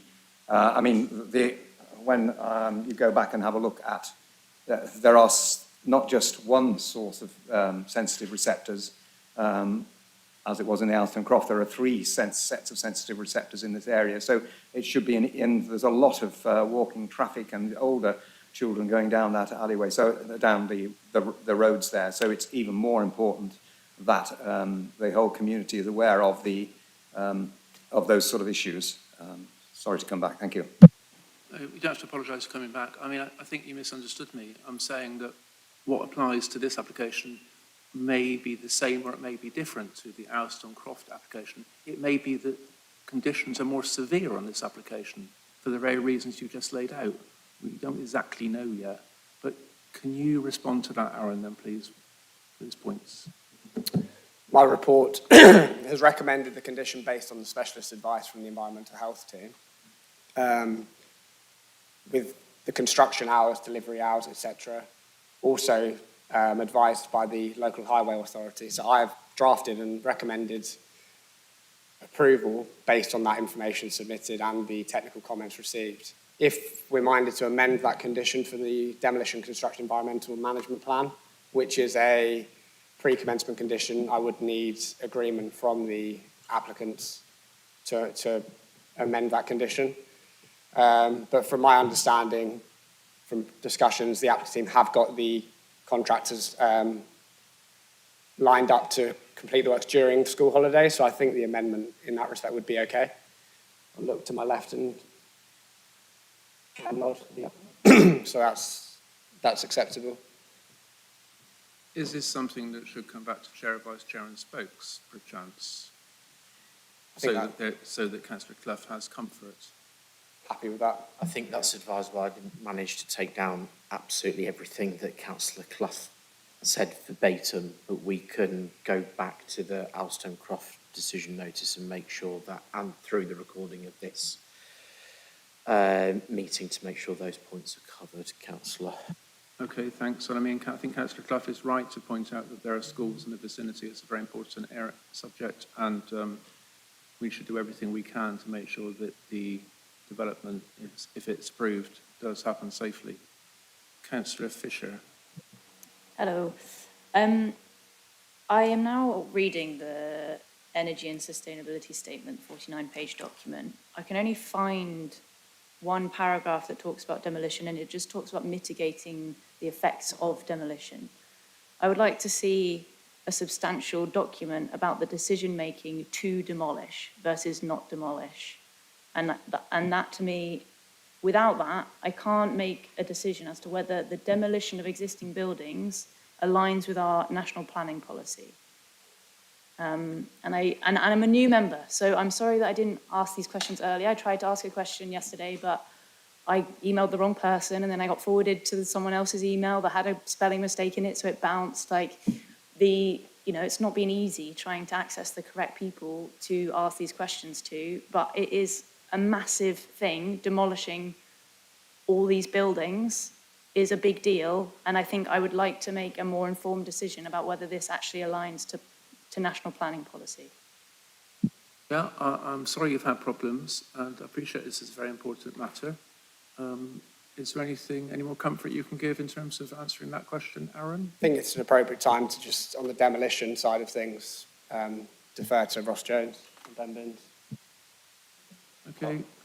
In relation to the decision-making in 2022, the Housing Scrutiny Committee, can you hear me now? In 2022, the Housing Scrutiny Committee, so it's 4 years ago, reviewed a range of options on Hanover and Princess. This was a report.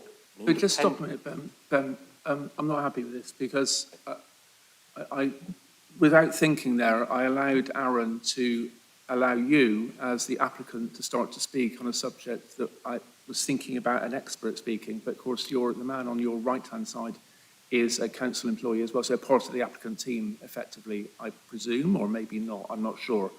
But it's not appropriate that we have debate with the applicant unless there was a quick question that needed answering, but I don't think that's the case. We're having a debate here, and I'm not content with that. So let's get back to debate with decision makers, please. So, Councillor Fisher,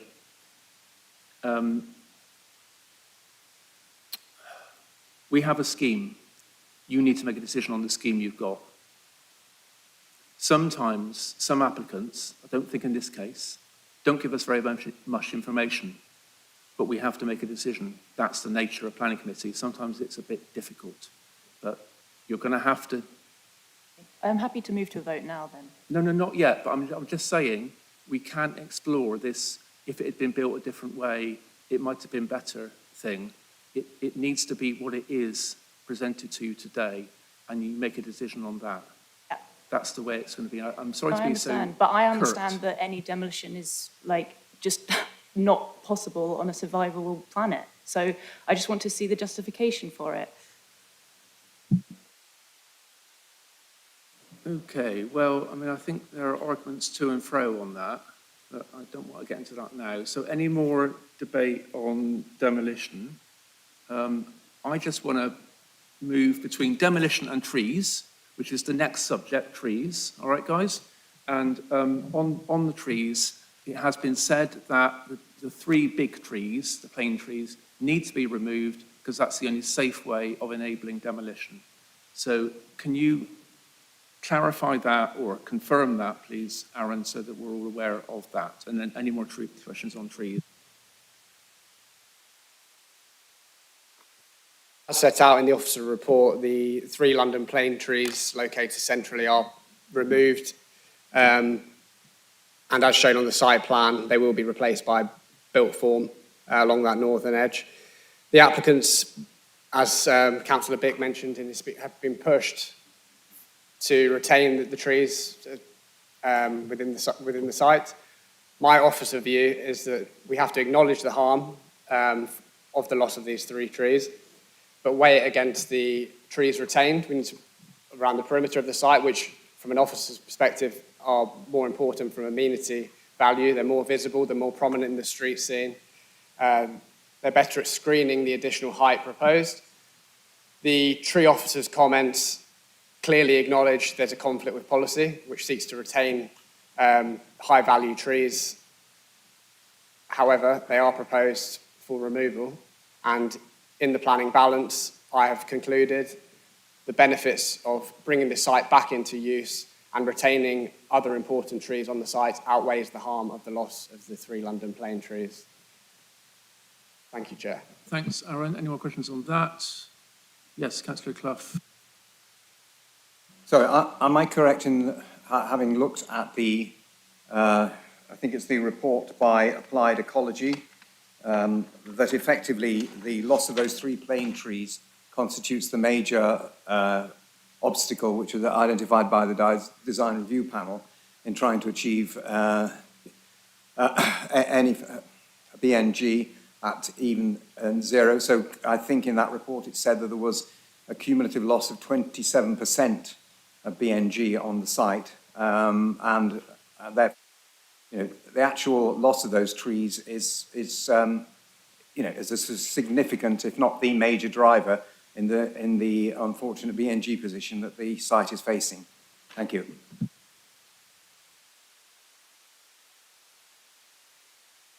I'm very sorry, Councillor. I was being talked to by an officer then. I didn't hear the last couple of sentences. Do you think you could? I'm very sorry. Apologise.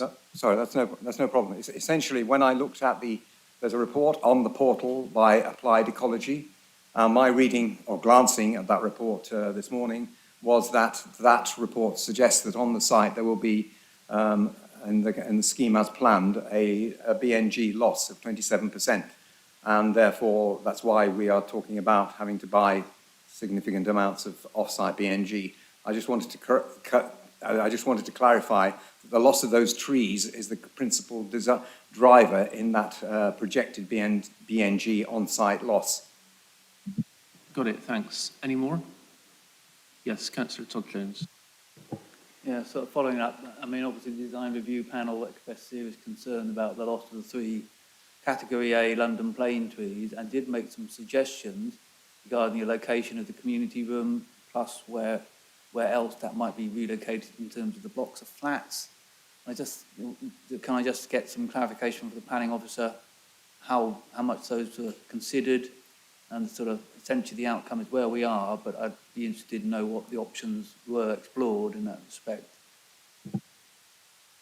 Okay, thanks, Councillor Todd Jones. Nothing else. So just to be clear on my question at the start, is that my understanding all the way through this process has been that the trees, unfortunately, had to be removed because it wasn't safe to demolish the site if the trees were there. But I need that clarifying. I think that's an important point.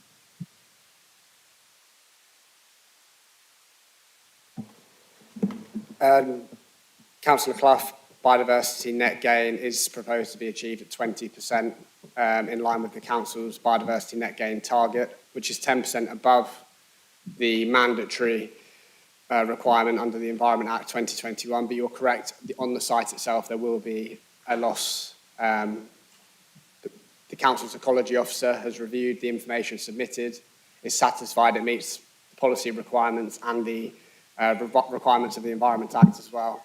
So as such, isn't a reason to raise an objection to the scheme, because it's, yes, the credits will be purchased off-site. That is perfectly reasonable and in line with the approach to biodiversity net gain. Ideally, it would be provide as much on-site as possible, which is being achieved. On-site. So it's a combination of on-site measures and off-site measures, which is going to be secured by Condition 35, as set out in the report. And that will also secure the management and monitoring for the 30-year period as well.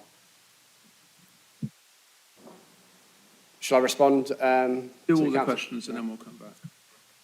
On the design review panel comments, the design review panel is an independent body set up to assess the applications ideally before they're submitted, which in this case it was, and give advice on how different specialists think the scheme could be improved. We've been through a process, as I mentioned, a lengthy pre-application process. And since the design review panel, car parking originally was proposed all along the eastern boundary. That's been removed. The height of the block on the corner of George IV Street and Union Road has been reduced in height, and additional built form to make best use and most efficient use of this brownfield site has been introduced between blocks A and B, which is now block E. So various amendments have been made in response to the panel's comments. And in response to Councillor Smart's, yes, it is. The method of demolition selected is based on safety matters, hence the removal of the trees to facilitate that. Thank you.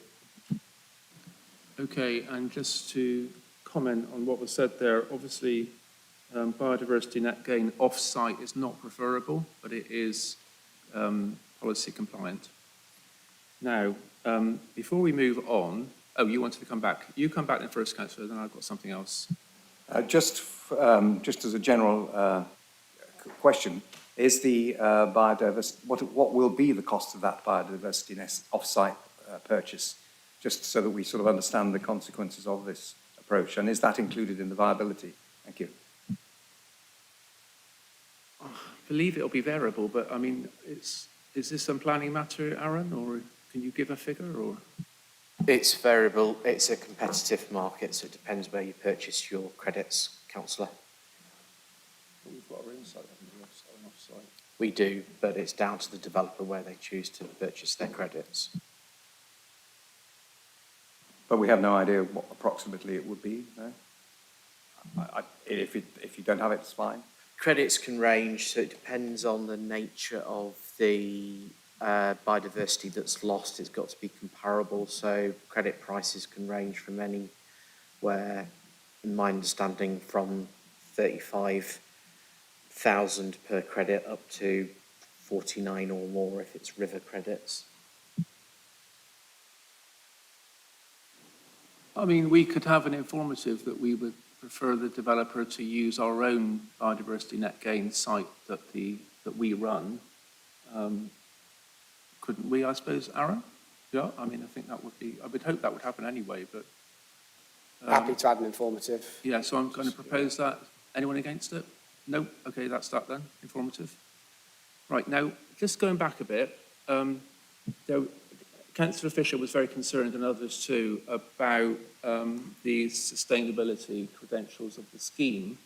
So, Toby, officers generally have been looking, and you've got something, Toby, that you can present to Councillor Fisher and others that might help with that. Yeah, it's on the screen. Thank you, Chair. It's just trying to help Councillor Fisher and others, and perhaps this is why you haven't got a kind of comparable kind of carbon assessment between kind of something that could be retained as opposed to new build. So I'll just read this out in case this is from the design and access statement.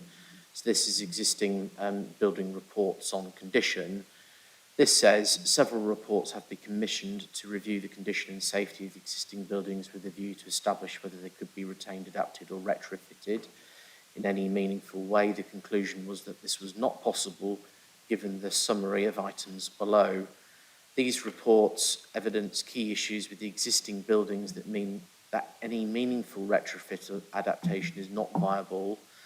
The buildings at Hanover Court and Princess Court fall significantly short of modern expectations around functionality, space standards, accessibility, fire safety, and sustainability. So structural issues are around inflexible structural system. There are cross-wall construction relies on load-bearing internal masonry walls, so party walls and gable ends for stability. These walls cannot be moved or removed without seriously compromising the structural integrity of the whole building, making it extremely difficult to reconfigure layouts or combine smaller flats into larger modern homes. The existing homes are around 20% smaller than current space standards. Due to the load-bearing nature of internal walls, it's not feasible to reconfigure rooms to meet modern expectations without major structural interventions. Any attempt to retrofit services, insulation, or create new connections between the flats risks weakening already stressed brickwork and could trigger disproportionate collapse, especially with shallow floor-bearing depths. Extensive internal structural alterations would require temporary support, partial demolition, or rebuilding, which would be more expensive and riskier than new construction. The result is a high-cost, low-quality compromise that still fails to meet space, sustainability, or safety standards. There is then some further information on fire safety standards that officers have already touched on. So my take on that, Councillor, is that if you accept what the applicants are saying around the inability to meaningfully adapt the existing building, actually there is no justification for doing an assessment of the like that you've been asking to see, which I can't see exists on the planning file. Right, thanks for that then, Toby. So we just went back a bit there. So now we've done trees, no more questions on that. So now Homes England was on my list, but I think we might have covered it off already with various, but anything else on the Homes England bid? No, I mean, I think everyone understands the nature of that beast, that we only get the money if the application is approved, or is that right? An approved application, that's right, isn't it? Aaron? That's correct. So the applicants will apply to Homes England for this site specifically for the funding. But as I keep reiterating, that is outside of the planning process. We're determining the application based on the information submitted, which is 0 affordable homes, 165 market dwellings. Thank you. Thanks, Aaron, and I appreciate all of that. Just that members have raised it several times, so I thought we ought to just not ignore it. Anglian Water. So there's a hoarding objection from Anglian Water. I understand that, but maybe not everyone does. Residents might not do. So can you just briefly say why that's there, Aaron, and what we should think about it? As covered earlier by Councillor Todd Jones's question, the Anglian Water objection is still there. The applicants have submitted modelling based on the flows proposed as part of the proposed development compared to the 127 flats that previously occupied the site. The additional environmental harm caused by the development is so minimal it wouldn't be sufficient enough to warrant refusal or an objection to the application. Thank you. Okay, stick your hands up mine if you want to ask a question or anything. Okay, jogging on then. So my next on my list is conservation. So have we got a conservation officer here or not? No, we haven't, so it's up to you then, Aaron. So at the moment it's a low level of less than substantial harm, which doesn't make common sense, does it, in normal language? So first off, Aaron, before we get questions, do you want to just tell us what a low level of less than substantial harm is in the context of how conservation judges these things? So through the pre-application process, the conservation officer was involved in discussions with the applicants to ensure the proposals did not harm the heritage assets within proximity to the site, mainly Wanstead House along Hills Road, which members that attended the site visit would have stood and seen that view along Union Road. And as I showed on the slide earlier, the additional height proposed compared to the existing buildings wasn't considered to result in, it was considered to result in a lower level of less than substantial harm. But the Conservation Officer's conclusion was that the proposals did not warrant an objection to the application, and Historic England's comments echo that position as well. Thank you.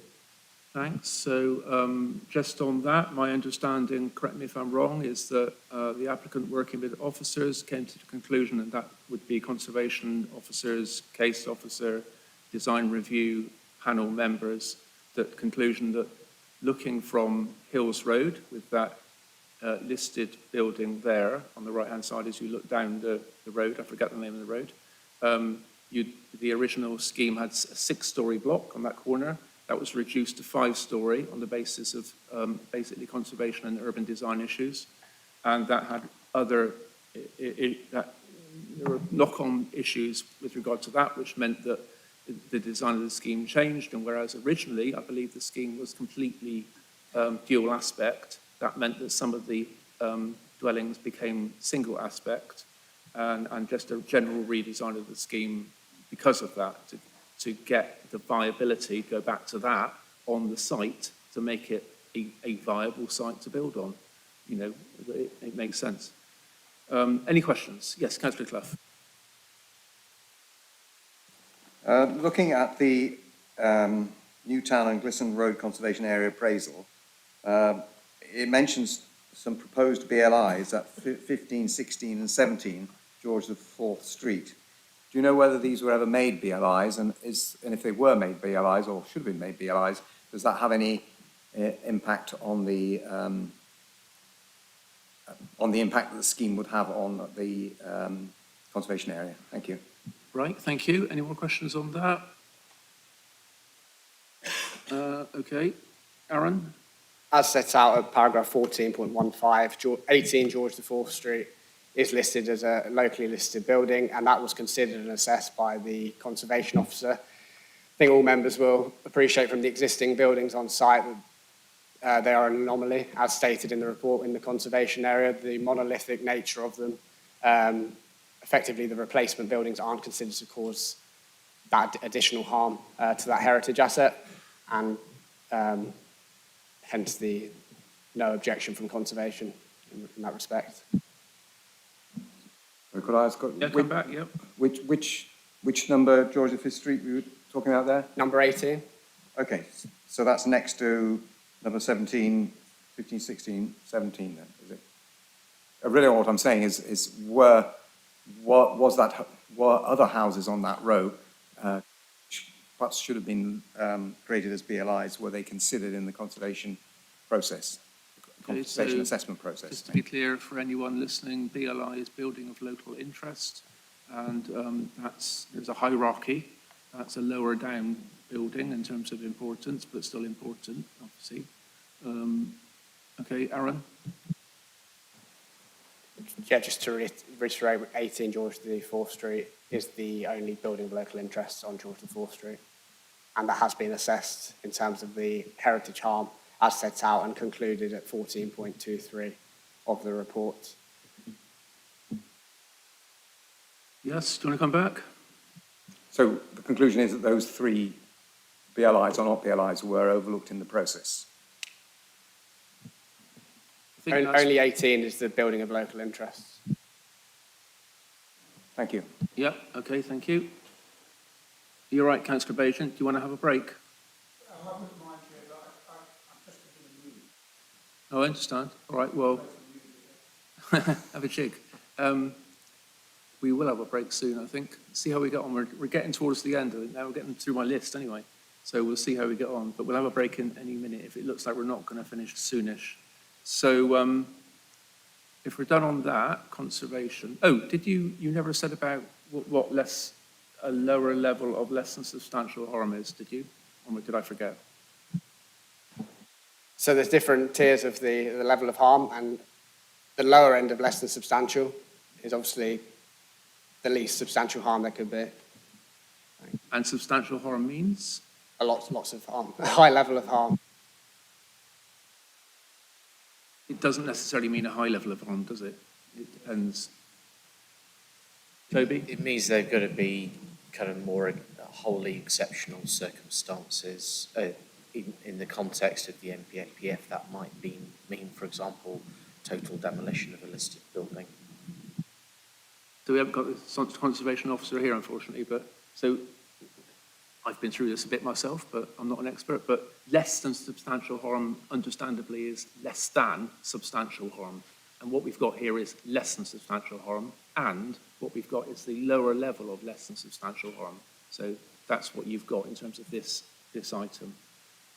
Right, light was raised earlier in terms of light loss to some of the dwellings, I think mostly around abouts. Anything on that? No questions? Yeah, Hugh, go for it.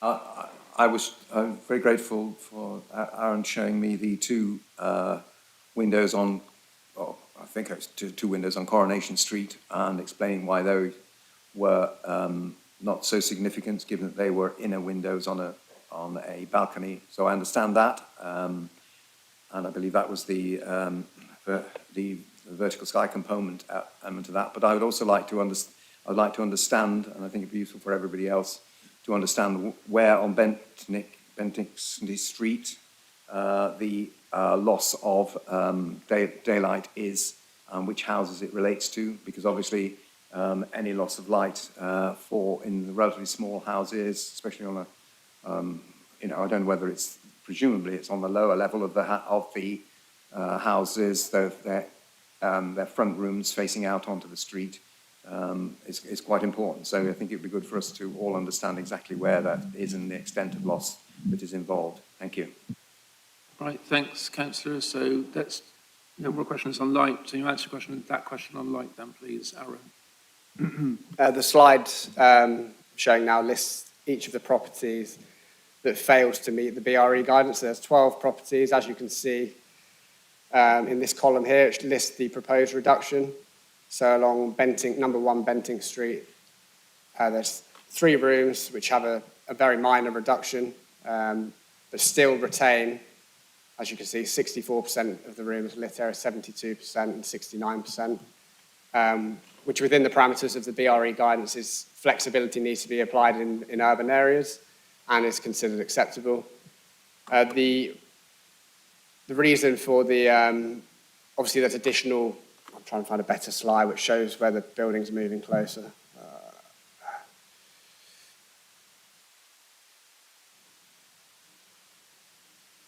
There we go, that one's okay.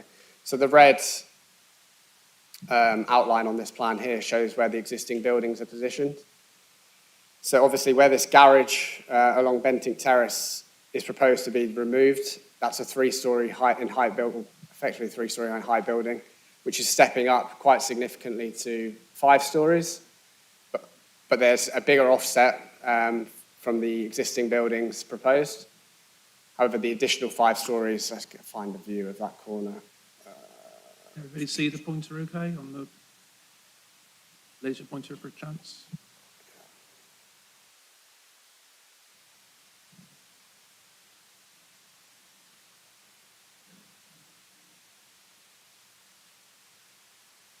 Sorry, I've lost the photos.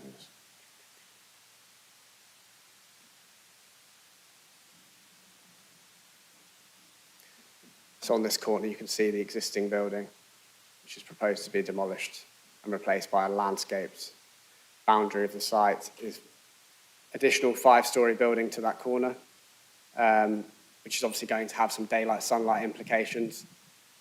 But as I said, the figures show that sufficient daylight will still be retained. Although contrary to the BRE guidance, there are only very minor deviations. With 50% being along George IV Street, number 16, retaining 50% being the most impacted. Okay, thanks, Aaron. Right, moving on then to, Councillor Clough. So it looks to me as if, are we looking there at least 5 rooms which are experiencing a moderate loss? And this is you would see this because they would be losing significant amount of lit area in the room. And obviously these days, although the BRE says less weight has to be given to bedrooms, but clearly these days bedrooms are often working rooms and living rooms as well. So what we're looking at there is six rooms which are experiencing a moderate loss. Is that correct? That is correct. Okay, thank you. I think we should also, just to be completely fair about this, we should also bear in mind that the dwellings we're talking about look at a new building and a tree and landscaping as opposed to a car park, which is something to bear in mind, I think. But I agree that any loss of light is concerning. But I think we're talking policy compliance here, aren't we, Aaron? That's correct. Okay. Right, moving on then. I missed one out, actually. So as I understand it, the BRE so those have failed the test, and the loss is actually expressed in BRE's terms, and therefore the BRE also provides for is a certain amount of latitude should it wish to be applied. And I know you use the comment that this is appropriate in an urban context, but again, what we also need to bear in mind that these are relatively modest houses, or therefore the impact on the residents is going to be quite significant, and therefore I think, therefore it is not just for us to, my question is there an element of judgment which we as planning committee members can apply in considering the BRE losses, especially when they are at moderate level? Thank you.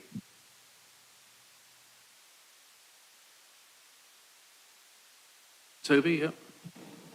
Yeah, thank you, Chair. I mean, there is a matter of judgment. I think if officers were concerned about some of the figures coming out of the report, we would have commissioned an independent survey. This is the kind of retained values that you see here, for example, are no way near the kind of cases where the council has fought an applicant on daylight and sunlight. I'm thinking the kind of beehive scheme as a kind of comparator.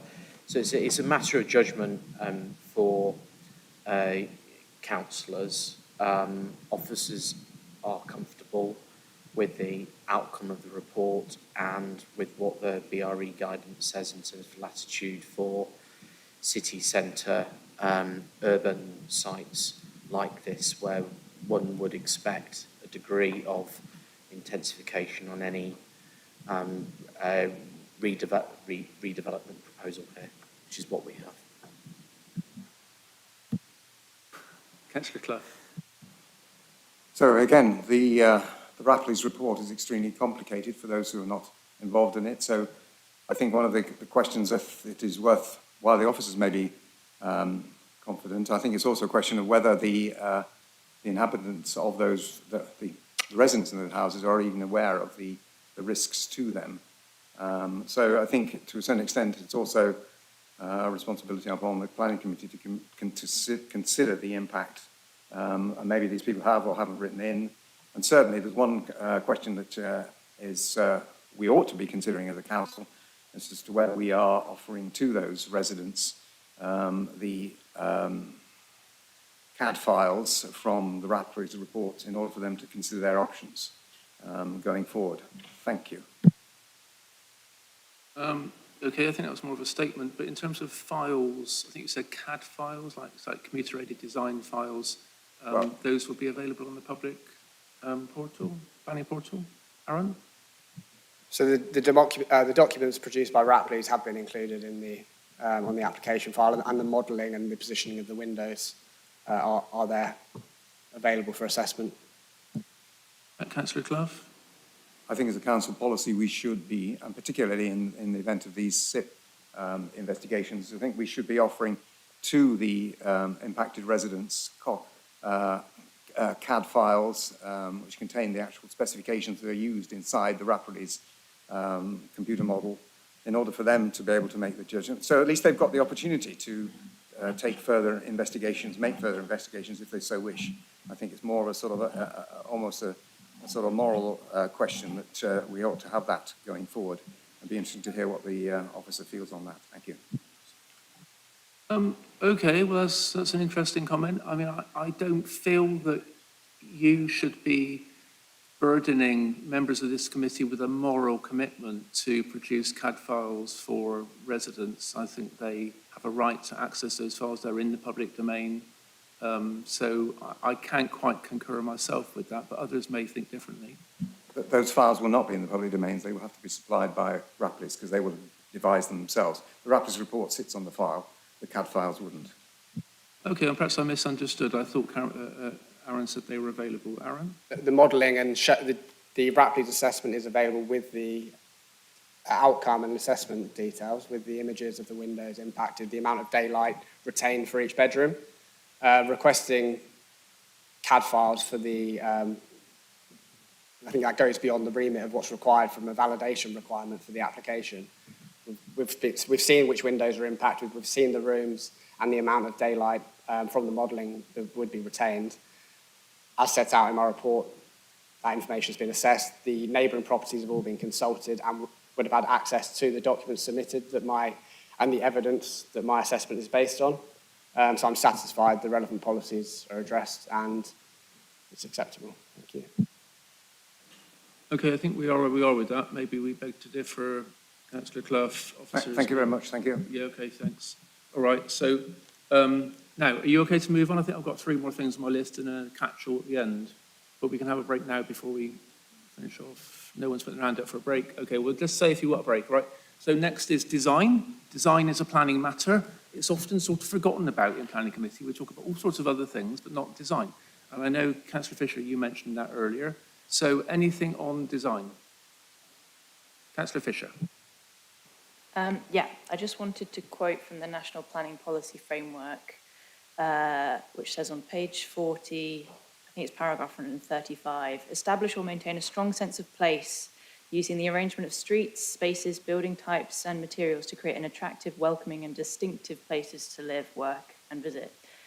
I think I can't see much justification, or I can't see much that proves that this development is a distinctive place. To me, it looks like 4 identical blocks, maybe with 1 story added, rotated in different orientations with very limited colour palette. I have other things to say about the materiality and the sustainability of the materials. I know there's a section on that, but the fact that the sustainability report mentions that the developer would look into reuse of materials, and yet all of the renders show new bricks and, you know, the existing bricks are red. Why is there not red brick on the visuals if you're really serious about reusing materials? I'd also like to know what framing structure you're proposing to use, because if we are trying to make the most sustainable development possible, which is, I think, a 2018 planning policy desire, then I think we should look into that. So, yeah, various questions. I've probably got more, but I'll start with that. Thank you. All right. Was there anything you want to respond to there, Aaron? We've got Anne-Marie de Boom on the call, who's been involved in the process since pre-app stage before I took over on the project, so probably well placed. Yes, hello again. Yeah, hello again. Just talk about design. Obviously, design is very much a personal opinion to a certain extent. So I thought we might just talk a little bit more about the design process that we've gone through that sort of ended up with this design. As I said, it was a site with many constraints put on it, and we have been trying as much as possible to positively respond to those constraints rather than just let them inform the scheme negatively. So as I said, I think in the design and access statement, it does show almost 15 options. I think we've gone through looking at various footprints and massing options. And what we settled on and agreed upon is that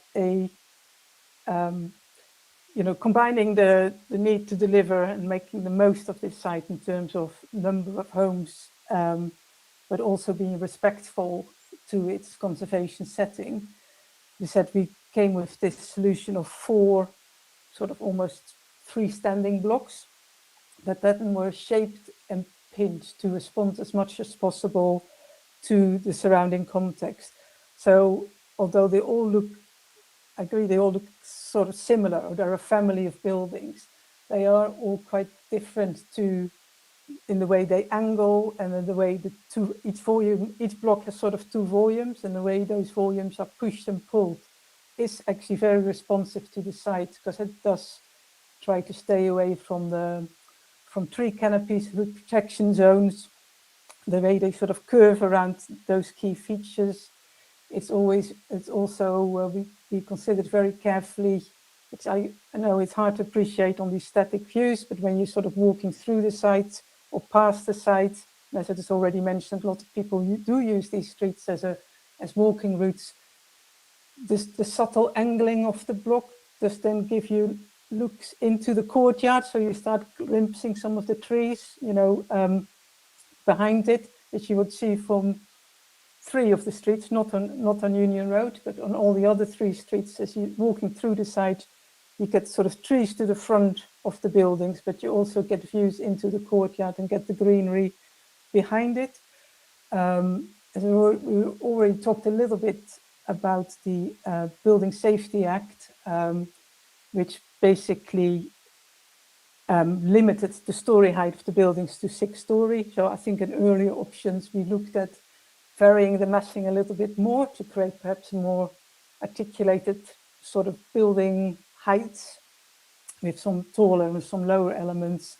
Again, with the Building Safety Act, which says that you need a second core or a second staircase once you go above effectively 6 stories. That became no longer really a viable option. You have to start going really, really high, or substantially higher than 6 stories to make that viable. So, and then there is relatively little differentiation in height. It's sort of a product of not wanting to go higher than 6 stories, but at the same time needing to maximize the number of homes that could be delivered here, which pushed the other blocks up to 4 and 5 stories. In terms of, so that sort of influenced the massing and the shape and the articulation of the building. As I said, I do think that the applicant and the design team have done an interesting job looking at the cores of these buildings, how the entrance environment works, how you get daylight into the stair cores by sort of singeing.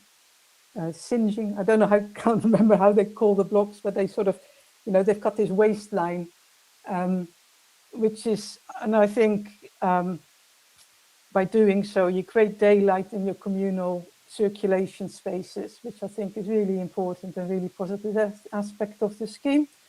And also you create a sort of semi-sheltered environment outside the front door, which I said earlier, I think is a real positive, because you see a lot of studies have been done and they say that the way people socialize within flatted blocks often happen through these accidental encounters outside of the cycle store, outside of the main front door. So I think these are all positive aspects that come out of the shape and form of the buildings. In terms of materiality, and I think again, we're looking at these blocks very much on these drawings. You see them a little bit in isolation, but there was one slide in Aaron's pack that shows all the different buildings in the streets around it, and there's a real mix of materials. So there is the reddish brick of the university block to the north. The terraces on Bentinck are generally more of a buff brick. Oh yeah, if you can bring them up, that's great, Aaron. To this, yeah, there is render, there is brown brick, red brick, buff brick. Basically, there's quite a lot going on. So we have been considering, and also as someone noted, that was the design review panel, have been asking about, you know, what sort of led to these decisions. I think a sense in the sort of design process is that these buildings are big. They're a lot substantially bigger than what's going on in the surroundings. That to work with a slightly more neutral and sort of almost receding color palette, picking up some of the buff tones which do dominate this conservation area and that come from the conservation area text well, would be a better movement than trying to make one black and one red and one white. It just because they are already quite big, it just makes it all a bit feel too dominant. Again, and I don't know, this is kind of stuff that I'm sure doesn't go in technical assessment about light and impact, but I think the existing buildings have quite a dark brown. It's not really red, it's almost a dark brown brick. And I find them quite oppressive, really, when you walk around them. I think even though the building, you know, for those few properties that we talked about before on King George Street, that have sort of moderate impact on the daylight, visual daylight coming into the room. I think if it's a lighter building coming there, I imagine it's more reflective, and I don't think that is something that gets considered in these models. I'm not a technical expert, but I do think, if I'm just trying to imagine it, I think seeing something light and then with the trees in front of it is almost less imposing than the blocks as they are at the moment, which are very dark and very vertical and very, you know, sort of confrontational, I suppose. These ones, because they lean back a bit more and they step in and Anne-Marie, yeah. it's Toby here. Right. I think we've got the gist of your advice. Okay, sorry. Thank you. Yeah. All right. Yeah, thanks, Toby. Very interesting. I appreciate what you said, Councillor Fisher, and in previous items I myself have spoken, you know, in favour of not using brick as a not very sustainable material, and also in favour of using things like cross-laminated timber for structures. But I suppose the thing is and appreciate that the officer there, the urban design officer, is supportive of the scheme. We have to look at the scheme we've got on the table, so that's it really. So, Councillor Fisher. Yeah, I just wanted, I guess, more of an acknowledgement over, or a chance to respond to, how do you foresee reusing the existing materials on site, or are you just going to let all of these bricks, these existing bricks on site, just go into landfill or somewhere else? And I don't know if we are looking at this in terms of sustainability and like sense of place, whether just disregarding a brown brick because you don't like it is like good enough. And there are like really interesting things you can do with bricks about the way you lay them to create visual interest. And I just worry that it's quite like, I don't know, I find the design quite boring and uninspiring, and it doesn't instill in me a sense of place and a sense of,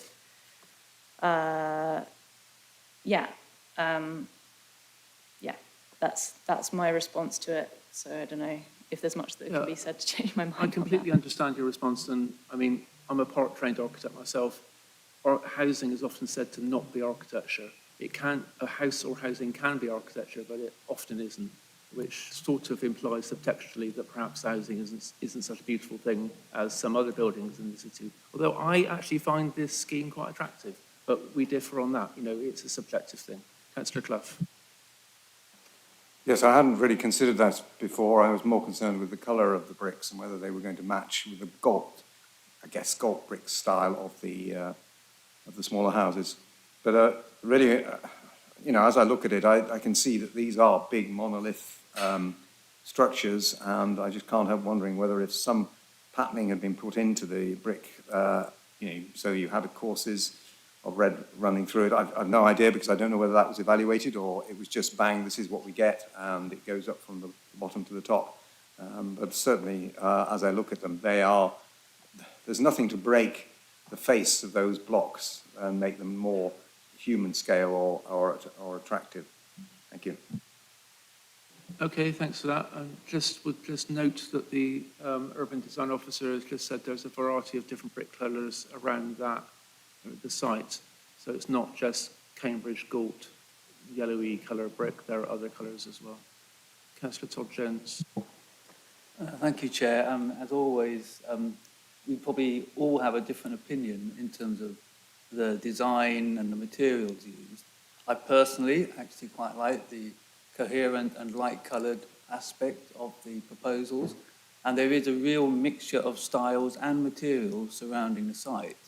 So I think having this coherent scheme in the middle actually complements the variety of designs and materials in the buildings that surround the site.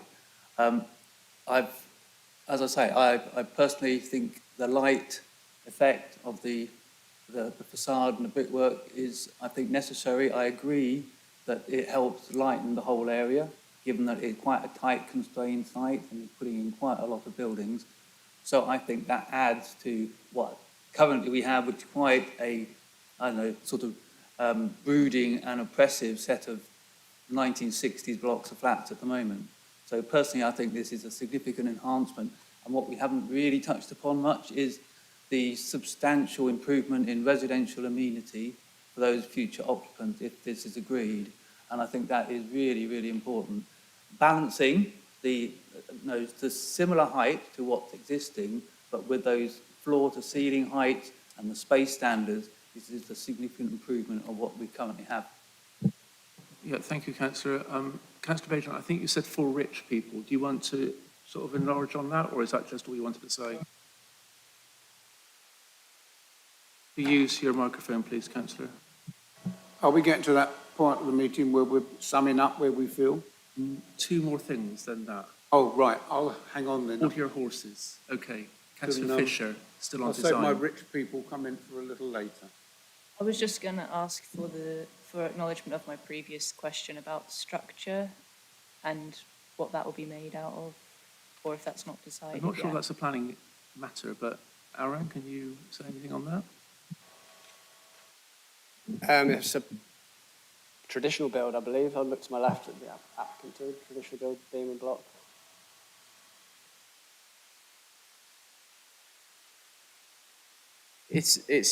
Certainly it's a planning consideration in terms of the makeup of the building up, whether it's kind of assume it's a steel frame with masonry construction. I mean, you could ask the I don't know. I'm not the case officer. But. Right, Ben, what's the structure of the building? I assume it might be varied actually, but Predominantly brickwork, but in terms of the structure, it will. load-bearing brickwork and It's either going to be a steel or concrete frame, depending. steel or concrete frame. Yeah, depending on what the market price will be at that time. Catherine, sorry, Councillor Fisher. Yeah, I mean, concrete frame would be absolutely diabolical in this day and age. So, yeah, that wouldn't be sustainable in terms of, like, if we're thinking about our policy platform wanting to build sustainable buildings, that would be a no. Yeah, well, is a concrete frame building policy compliant, Aaron? Go back to the sustainability officer's comments again for committees to refer to. Policy, the relevant policies have been assessed and the officer advises they've been satisfactorily addressed. Thank you. Okay, right. So the other two things are single aspect and traffic, and then the final wrap up at the end. So single aspect, we've covered it a bit, but maybe someone else wants to cover it. Yeah, Councillor Clough. One thing I'm not quite sure we've dealt with under the design aspect, and I think it touches on, I mean, currently this scheme is being put forward as a 100% market offering, but all the way through the scheme or the documents, we're referring to blocks A, B, C, and D, and and it is regarded that blocks A and D will be affordable housing. That's how I've read it, that effectively there will be a segregation between private, this is assuming the Homes England grant comes through and it goes forward on that basis. So is it, how will all that work, given that there appear to be design differences between the two blocks, possibly that blocks B and C are designed in a different way with a different spec, which are for the market, and Block A and Block D is for the affordable market, for the affordable housing. So can we understand what that's about? I've also got a question about relating to access to the blocks, because earlier we were talking about transiting through the blocks to get to the central space. So I guess what we're saying there is it's only, and the welcoming entrances, so I'm presuming that it's only the people who have got their pass keys that can get into these blocks, because effectively they are their own sort of gated communities. Okay, so neither of those things are about single aspect. My question on single aspect would be, I understand that they've got exhaust air source heat pumps on them. Any more questions on single aspect, as well as Councillor Clough's questions? Councillor Bajent. This council has a policy against single aspect homes, and it's this council that has been party to designing them. Is anybody able to explain to me why that happens? We have determination against it. We know that we don't agree with single aspect homes. It's been hammered out this committee time after time after time. And here we are again. And this whole debate has been about all day. Get an answer to your question. Sorry? Let's get an answer. Do we have a policy against single aspect homes, Aaron? No, there is not an adopted planning policy that resists single aspect homes. Okay, and is it part of the future plan? Yes, it is, but that's... And so therefore, how much is that in consideration? Given very limited weight at this moment in time, the adopted planning policy is the Cambridge Local Plan 2018. The emerging local plan, once adopted, will then be the key document as the material consideration. I'm Chair, but as we go along in time, the emerging local plan will have more significance. And we know that this council has a policy against climate change, to mitigate climate change, to mitigate the problems that single aspect homes accelerate. Now, I know there's mitigation taking place in these single, but why? Can somebody answer me why we have this need to put in single aspect homes?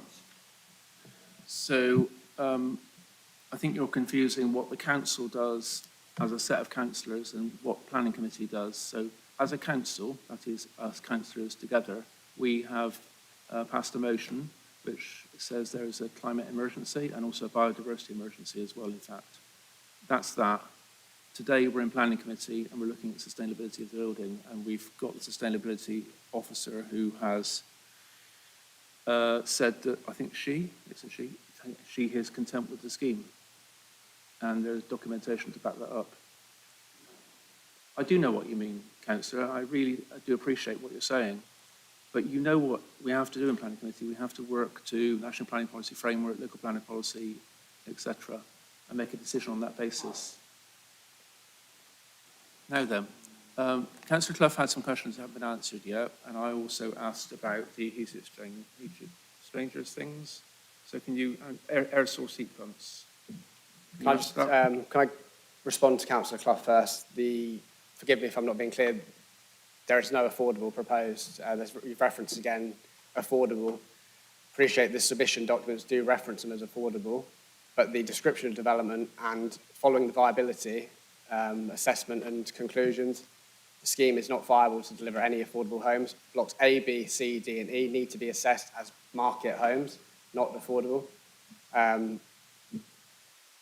That's the position on that. All right, thanks, Aaron. You're working hard for your money today, aren't you?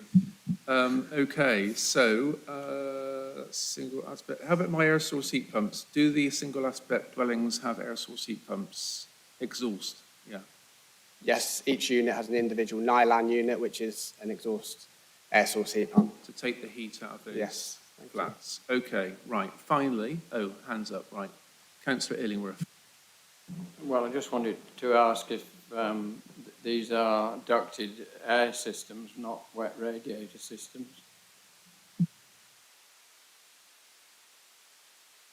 Answer that? I don't know what the question means. Not technical expert in the ducting arrangement, but they are referenced in the sustainability officer's comments that the exhaust air source heat pumps units are provided for each unit, and their advice is that the development is acceptable subject to conditions. Bob, is that? Well, I mean, ducted systems used to be the older age in the 60s. They went out of fashion, but of course now with temperatures like we're experiencing today, a ducted system would work the opposite direction and cool the flat as well as warm it in winter, but it's just an observation really. All right, thank you. Councillor Clough, you had your hand up as well. Yeah, it's really picking up again on the single aspect. When we had when I talked briefly to Aaron before, he said that that there had been effectively a solar study to see what the impact of of south versus west, north, and west and east facing is. But when I went to look at it, it was more to do with it was more to do with can the units be, is there sufficient ventilation in the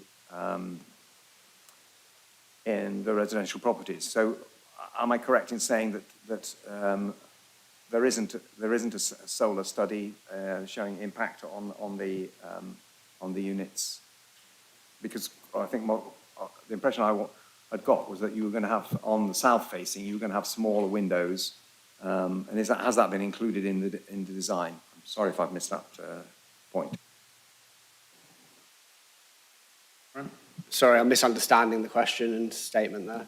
Sorry. Yeah, I didn't really understand. I don't think the windows are different sizes, and I think they look all the same size to me, but I'm not sure. What's your question exactly, Councillor? I'm so very sorry, but I didn't quite understand it. What I'm really thinking about the weather we've got today and the whole question of design of buildings for the future, and whether, effectively these are buildings that are facing, a lot of them will be facing south, and there's no sort of concept around sort of, like you had in a Mediterranean country, shutters and the ability to exclude thermal gain by an external having external shutters, which is 4 times more efficient than having internal. And there's some reference in the paperwork to that it may be necessary to have internal sort of blinds coming down to reflect the heat. Whereas shouldn't we actually be thinking about it in a different way, which is to have the external reflection of heat so the windows can be closed off properly? Okay, so I mean, I've got another question that relates to that question. I mean, again, you're attempting to redesign the scheme on the table. You're saying let's do it a different way, and I appreciate the reason you're asking that about a more sustainable world, and I'm all for it. But at the moment, what we've got is building regulations, all of the policy and procedures we have to follow. We come to this committee to make a decision, and that's all we've got to go on. The better world thing comes with the motions on climate change and all of that we can do as a council. But in this committee, we have to do the rough, tough business of making a decision on a particular application. And, if it wasn't this KIP that was applying today, it would be a commercial developer. And whatever the developer is, they're all going to be working to the same rules and regulations. And potentially, I suspect, and this is just my gut feeling, we're probably getting a better scheme out of this KIP setup than we would have a commercial developer. But that's my own personal opinion. But I'm just saying, I'm trying to be understanding about it. But did you want to come back on that, Councillor Clough? Yeah, I totally understand what you're saying. All I was saying is that I had understood that there had been some form of solar study of the impact on the building to see whether the rooms were able to do fine in hot weather. When I actually looked at it, it was not so much a solar study, but more to do with how much, whether you were getting enough ventilation. So I wasn't trying to redesign the scheme. I was just trying to understand whether whether I had missed something in terms of whether it was a solar study I hadn't found on the portal. Okay, so is it a solar study, Aaron, or is it a... It's a thermal comfort assessment has been submitted with the application to demonstrate that all of the single aspect homes achieve compliance with Part O of the building regs and will provide adequate accommodation in terms of overheating and ventilation.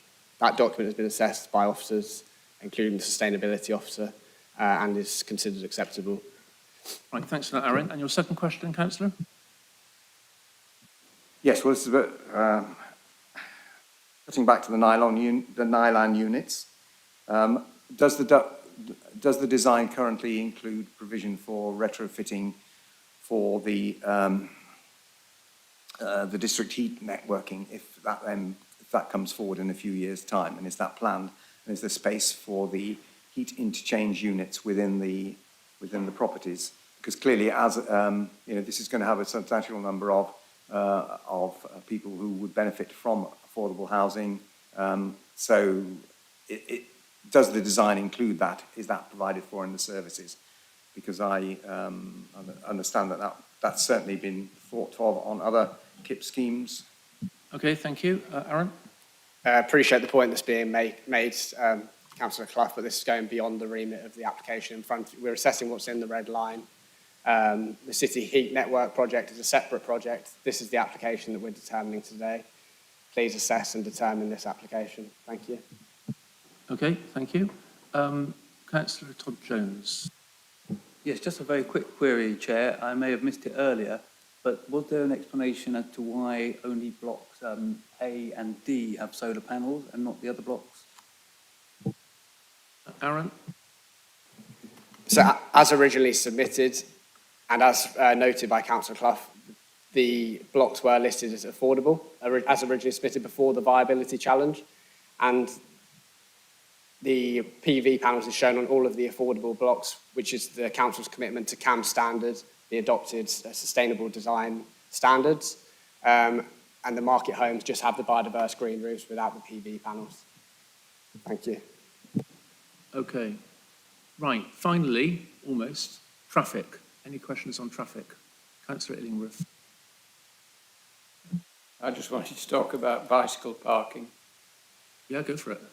So 165 flats, possibly 2 bicycles per flat, that's 330 bikes, but only 247 proposed. Now, I know that's within the 1918 local plan, but I think that local plan also specifies car parking, and obviously here there's no car parking, so bicycles are going to be more in number, I think, than maybe if people had cars as well.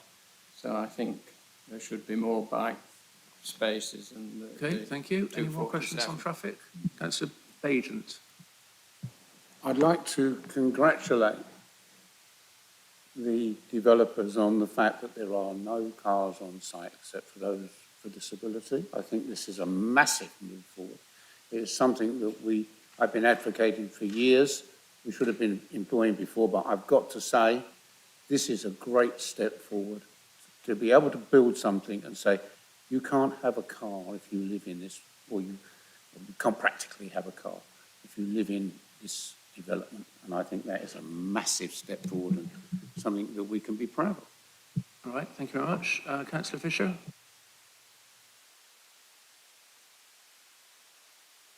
Yeah, I said Councillor Fisher. Sorry, I'm a bit slow today. I was just wondering, could someone bring up on the screen an image of the cycle parking, whether it's undercover, just to clarification, really? If there's Aaron, can you do that? I'll respond to that point straight away as a quick answer. All of the cycle parking is within the ground floor of each block, so it's all covered and secure. Great. And does that include for, when people have these haulage bikes? Yeah. Cargo bikes, yeah, there's 14 spaces for cargo bikes. Thank you. Okay, and going back to Councillor Illingworth's question on policy compliance, and also he raised the issue whether the policy was correct in that we should be allowing, he claimed we should be allowing for the fact that there is no car parking on this scheme. Does that matter? What do you think or say on that? So policy 82 sets maximum car parking standards, and as you can see, there are only 4 allocated car parking spaces, all for the dedicated M43 wheelchair accessible homes. As we spoke about earlier, following the design review panel, all of the car parking along the eastern edge was removed from the proposals, which was a positive. And for the cycle parking, as set out in the report and as shown on this slide, the 247 cycle parking spaces meets the standards set out in the adopted local plan and is acceptable. Thank you. Thanks. Councillor Clough.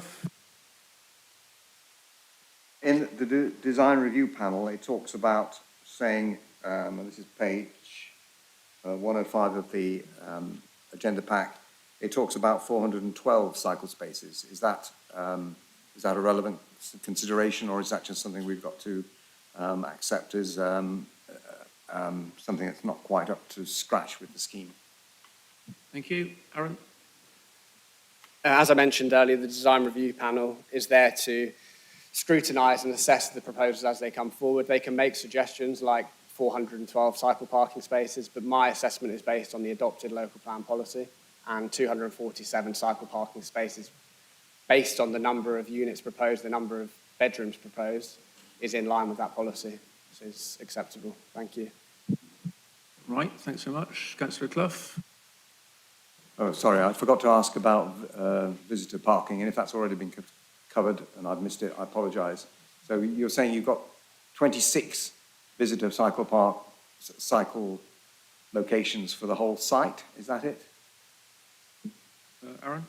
For visitors, yes, as shown on this plan, on the presentation, circled in a dotted green line at the entrance of each block, there will be visitor cycle parking spaces in the form of Sheffield hoop stands.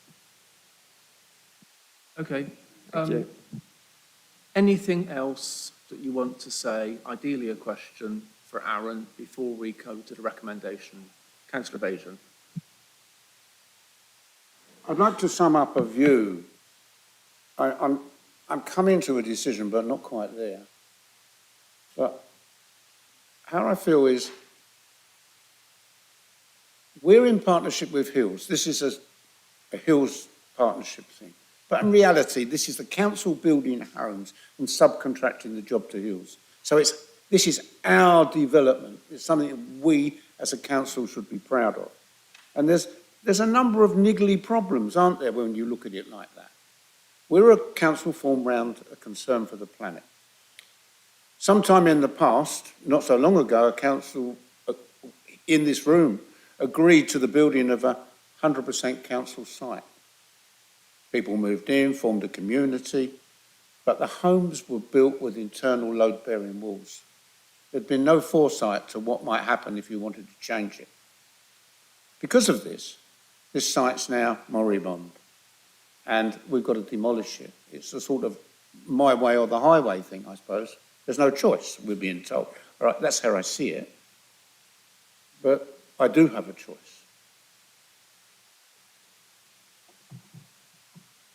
I name a few concerns that I'm still not quite clear on. Well, I'm clear. I don't need any more clarification.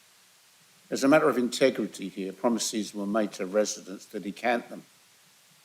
And I'm here in some detached way to actually represent those people, because some of them live in Romsey now. I have a concern about the viability. I wonder if this difficulty that we're now being presented with at the 12th hour was actually known right at the beginning. And that's why I talk about integrity.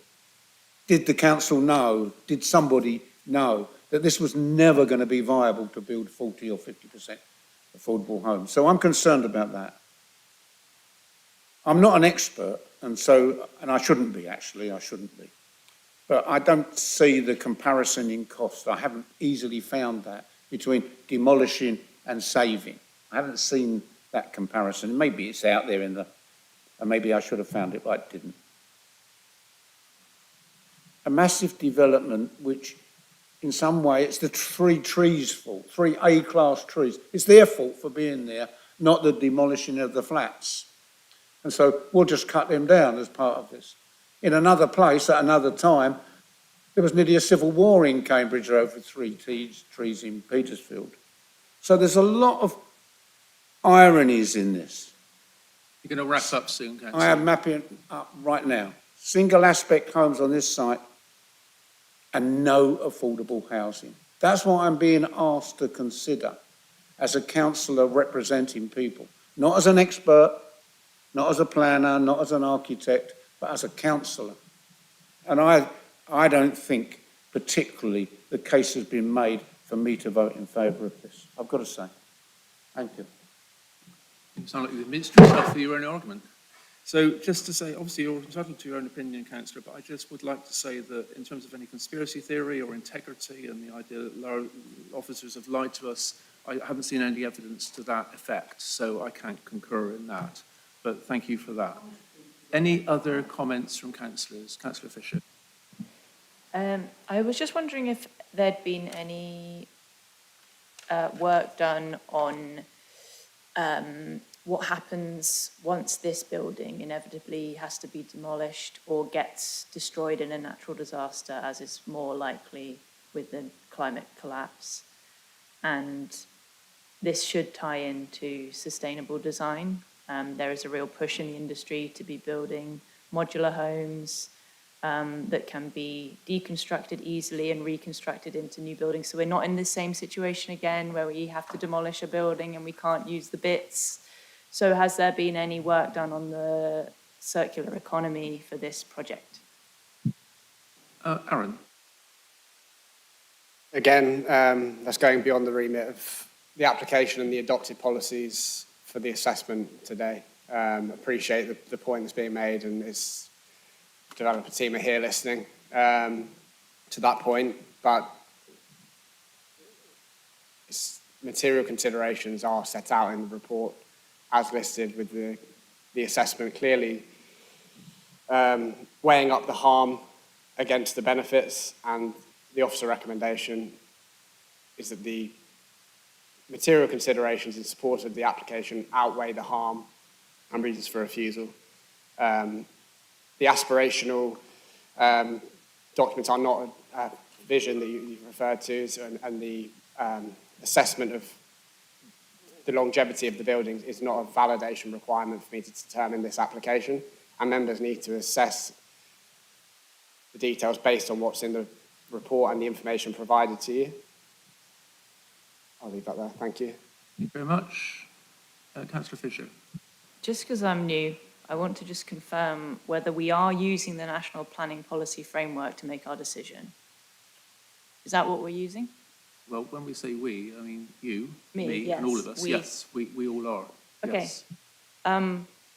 Because that does say that it encourages us to use natural resources prudently, minimising waste and pollution, mitigating, adapting to climate change, including moving to a low carbon economy. Like this is what's requirement, but stated. what you're asking is there a circular economy approach to this building? And I think what we're saying is, why have you asked that question? Because it's not a specific policy requirement, Councillor. The scheme complies with our policies, and the test is whether it complies with those specific policies. I don't think you could say, you know, that the National Planning Policy Framework is not requiring this proposal to be led by a circular economy design.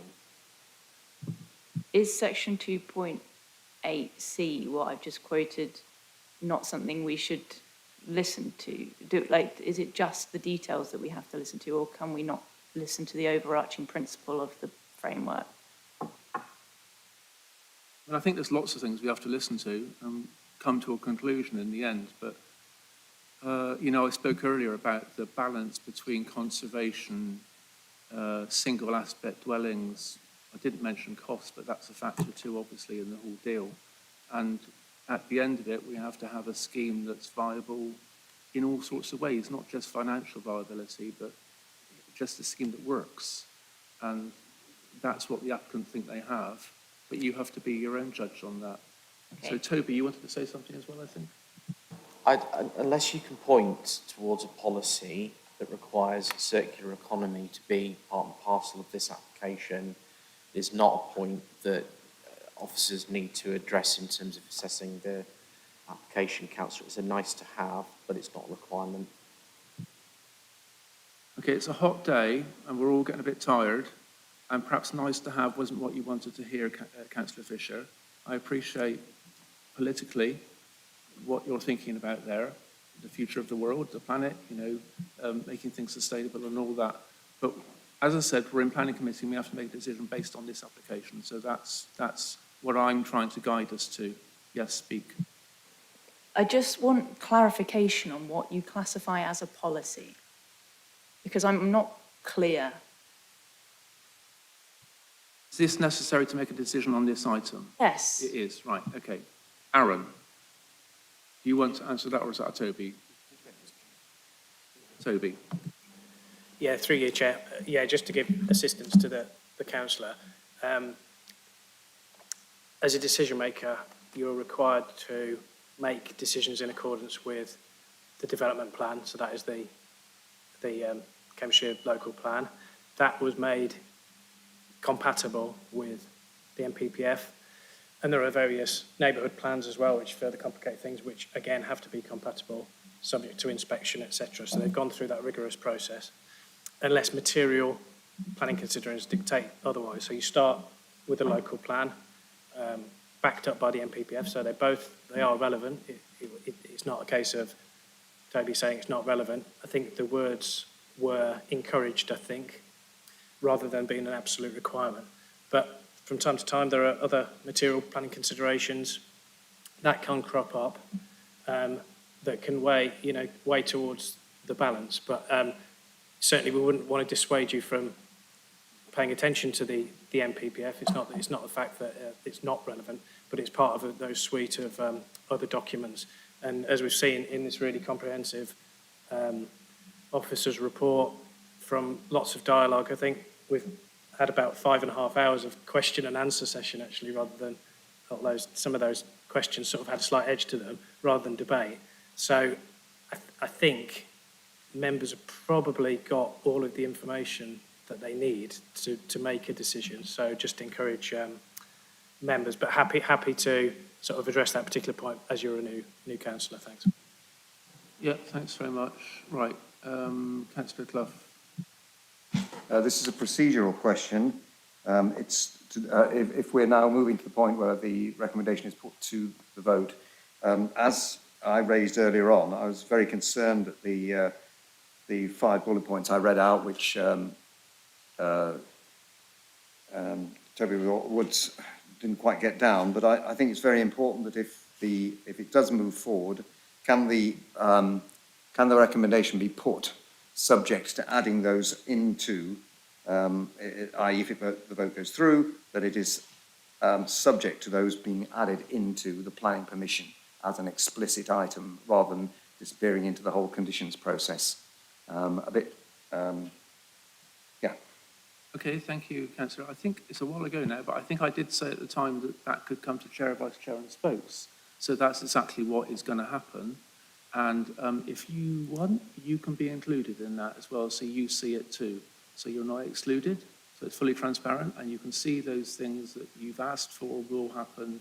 And then if there's any problem with that, you can come back to us, and potentially, if you feel the whole thing is wrong, then you can bring the whole item back to committee.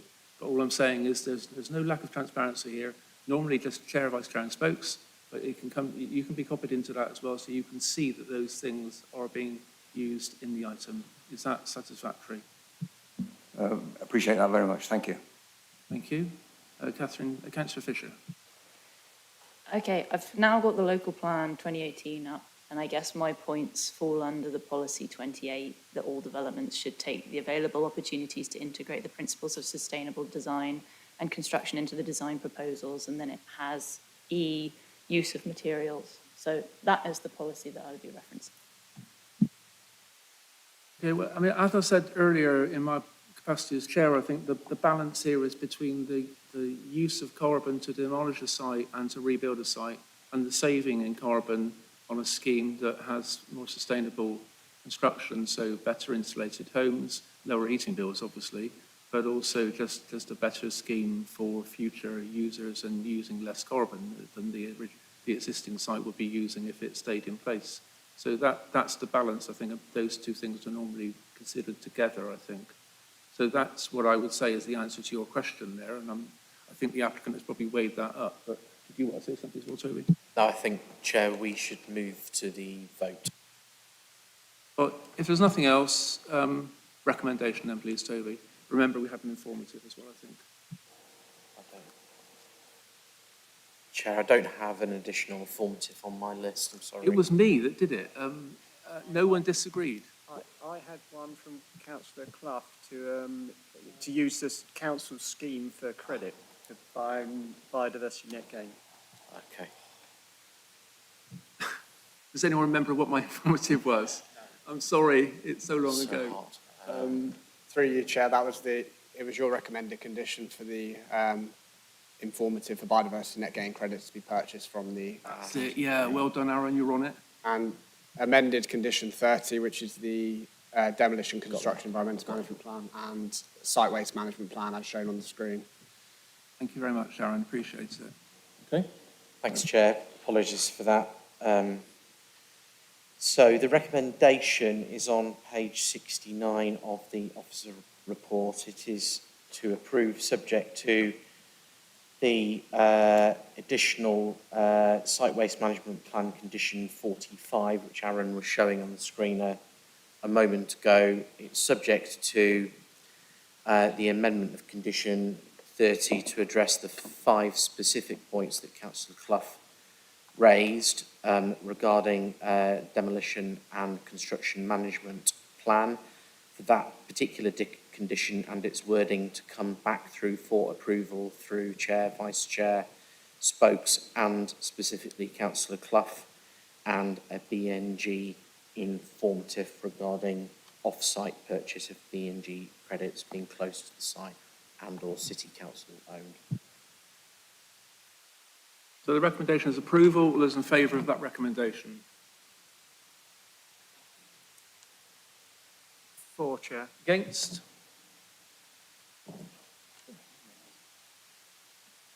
3 against, Chair. Great, so the item is approved. Thank you very much, councillors and officers, for that debate. It was a very good, robust debate, I felt, and especially on a hot day like today, so I appreciate it. And it was having good, I think we all had a good, friendly debate, which was a good thing to have. So we'll have a break now.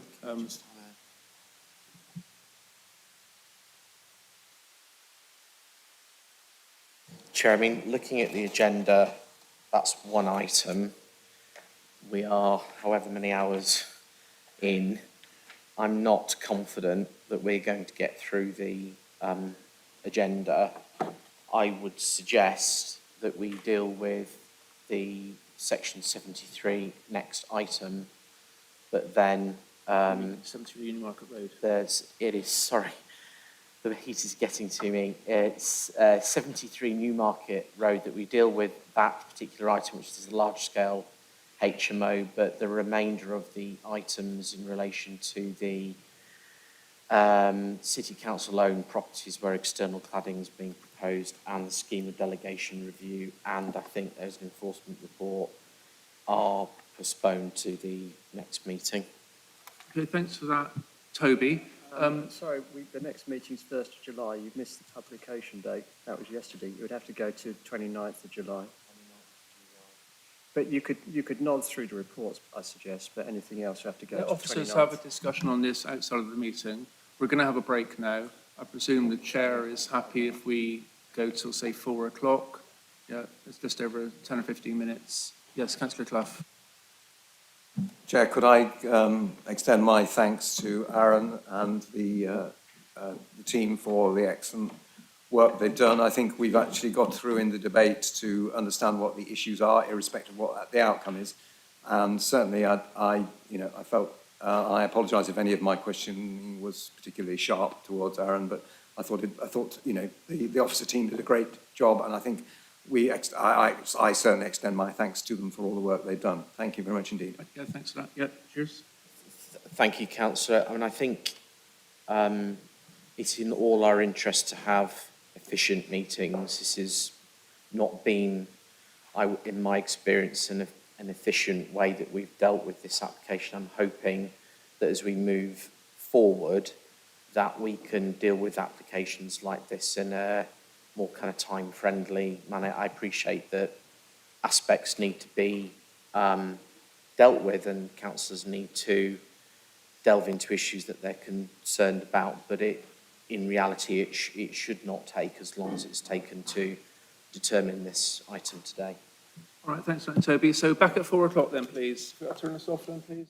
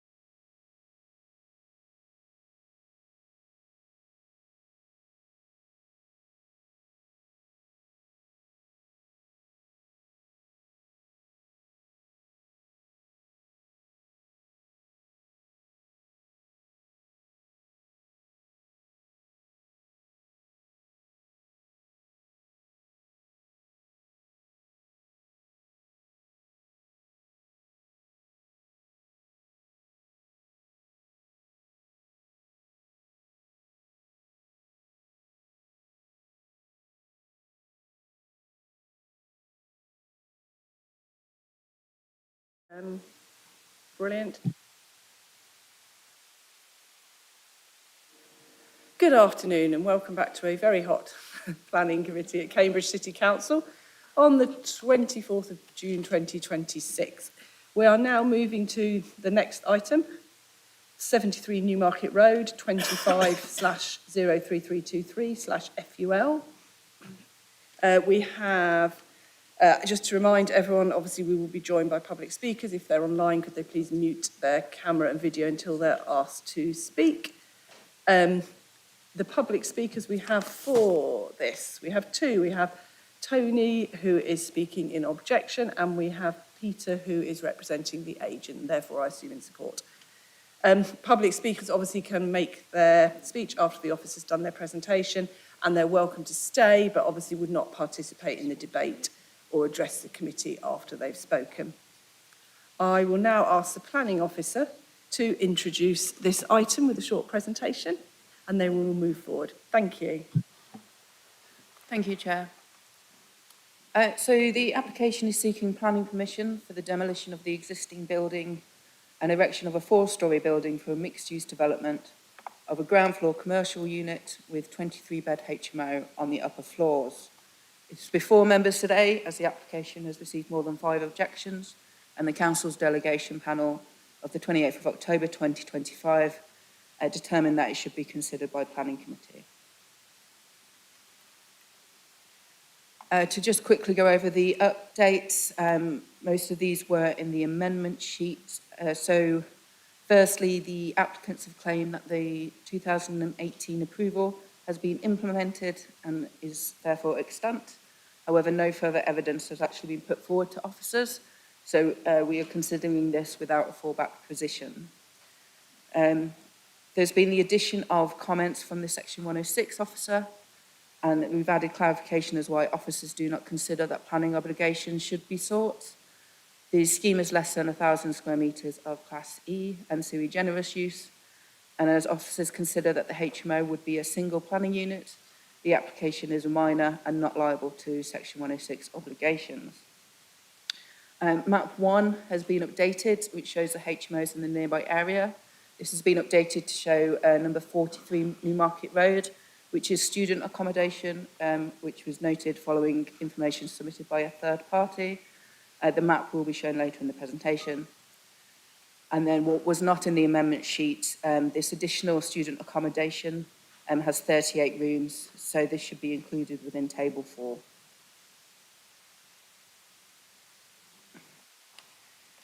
So the site is situated on the northern side of Newmarket Road and is currently occupied by a 2-storey building.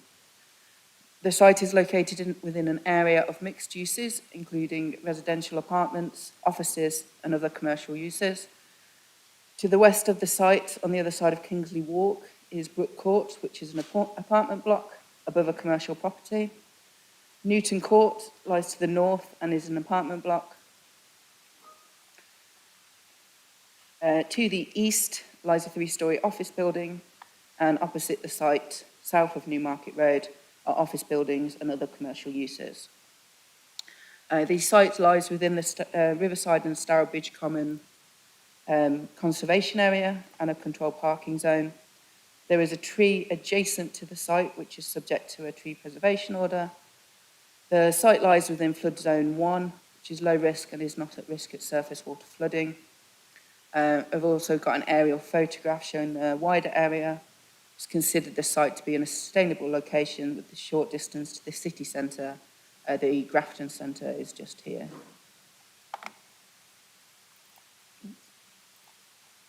I've just got some site plans. So you can see Brook House, which is commercial and residential, and Newton Court, which is residential here.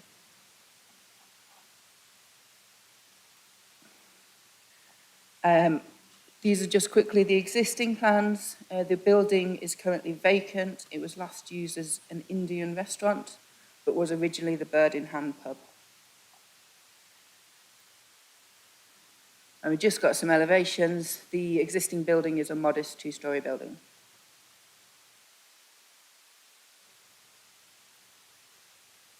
And we've just got some images here on Newmarket Road. And then further down Newmarket Road, where you can see the existing Whale wall.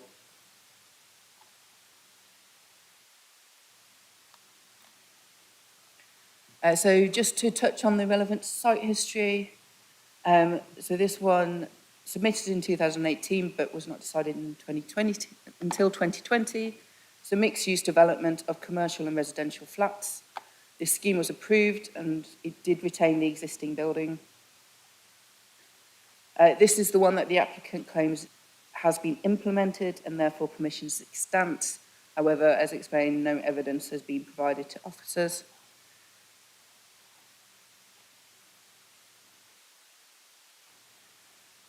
So in 2022, Planning Committee approved a mixed-use development comprising commercial at ground floor with 9 flats on the upper floors. This permission expired in December 2025 and so does not represent a fallback. However, officers consider this permission is a material consideration as it was considered under the same local plan and the site and policy context remain largely unaltered. There are some changes to the design. However, the overall size, scale and mass of the current scheme is similar to what has been approved in 2022. The main difference in bulk is the infilling of the triangular cutout at ground floor level only. It's this bit here. These are just the elevations of the approved 2022 scheme.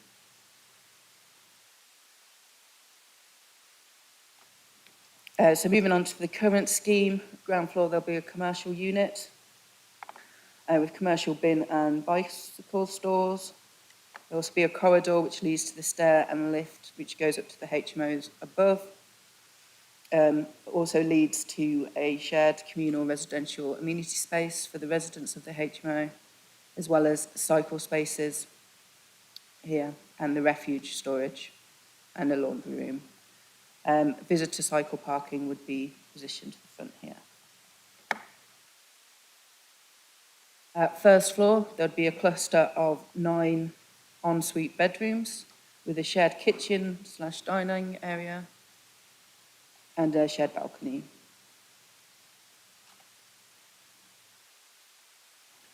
The second floor would just be a copy of the first, and on the third floor, it's a smaller cluster of 5 ensuite bedrooms with the shared kitchen and dining and balcony area. The flat roofs would be green and would have solar PV panels installed. So moving on to the elevations, these are the front and rear elevations. The scheme would have a maximum of 12.8 metres, which is measured to the top of the solar panels.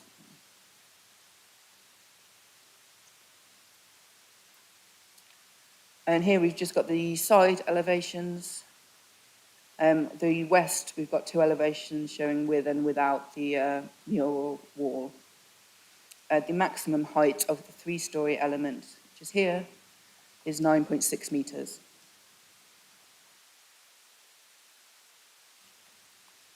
And here we just have the elevations of the kind of the unusual angles of the buildings.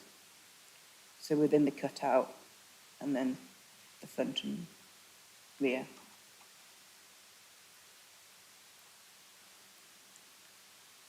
And we just have the sections here.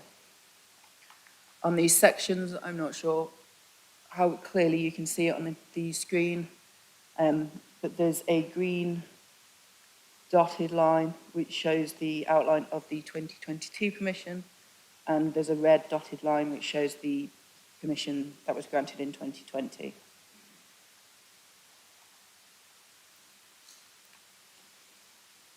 Here we just have some CGI 3D images taken from the applicant's design and access statement, providing an idea of what the building would look like.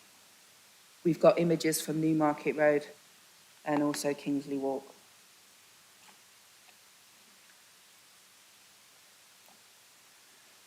So moving on to briefly touch on the main planning considerations. Firstly, HMOs. So the following is the definition of a house of multiple occupation, which is taken from the gov.uk website. And it states a property is a HMO if both of the following apply. At least 3 tenants live there, forming more than 1 household. and a toilet, bathroom or kitchen facilities are shared. And to clarify, a household consists of either a single person, members of the same family or live together. It also includes married or cohabiting people. In terms of the definition of the planning use class, the C4 HMO, which refers to the small shared houses, are occupied between 3 and 6 unrelated individuals as their only or main residence, and who share basic amenities such as a kitchen or bathroom. This scheme is sui generis. Sui generis happens when other uses, where they fall outside the defined limits of any other use class. Therefore, HMOs with more than 6 residents become a sui generis use. A HMO must have a licence if it's occupied by more than 5 people. And then just to point out, paragraph 6.23 of the local plan highlights that HMOs have an important role to play in the local housing market, as they provide a range of shared accommodation and are predominantly occupied by students and young professionals. HMO sizes are bound by licensing requirements, which are lower than the requirements of Policy 50, which is the residential space standards. Policy 50 only relates to C3 dwellings. However, paragraph 6.24 does state that the space standards will be aspired to for proposals of change of use and should be applied to new HMOs.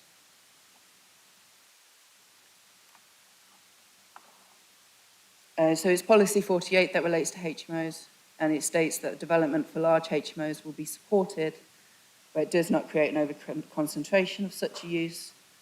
The building is suitable for the use as a house in multiple occupation, and it will be accessible to sustainable modes of transport, shops and other local services. The site is in a highly sustainable location close to the city centre, and it would provide the adequate required amenities. In terms of over-concentration, so this map here on the left is taken from the officer report and the amendment sheet. The amendment just included this green circle here, which is Barnwell Hostel, which is postgrad accommodation for Emmanuel College. So the HMOs are in blue. Yeah, the size of the circles doesn't mean anything. I just couldn't draw circles to the same size. And the 2 green are the student accommodation, so it's Barnwell Hostel and Brunswick House. Purpose-built student accommodation is different to a HMO.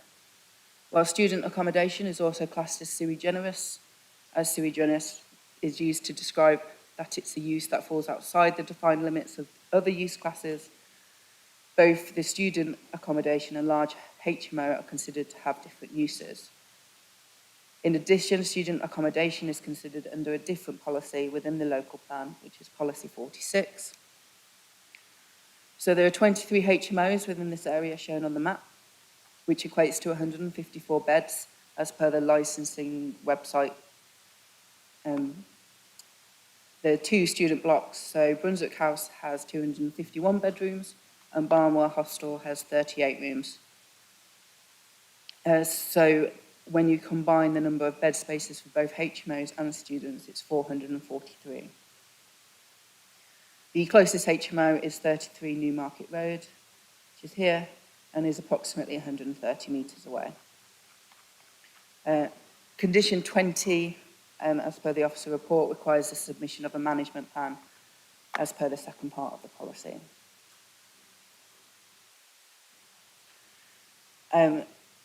Just briefly, in terms of mass and scale, the images on the left show the building heights within the immediate area. As you can see, the majority of the buildings are 3 to 5 stories, with the majority to the north of Newmarket Road being 4 or 5 stories.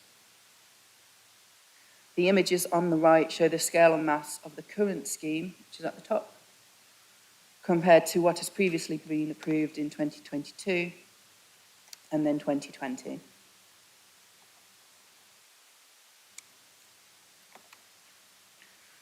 So the site lies within the Riverside and Stourbridge Common Conservation Area. The building is not listed, it's not a building of local interest, and it's not within the setting of a listed building. The existing building dates back to the 1920s and it is considered to have a positive contribution to the conservation area.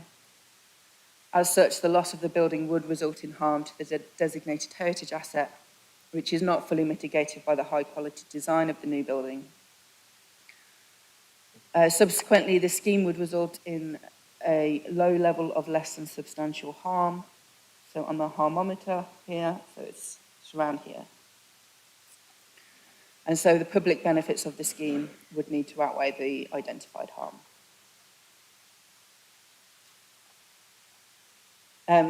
Lastly, just touch on residential amenity of neighbouring properties. So in terms of daylight and sunlight, we follow BRE guidelines.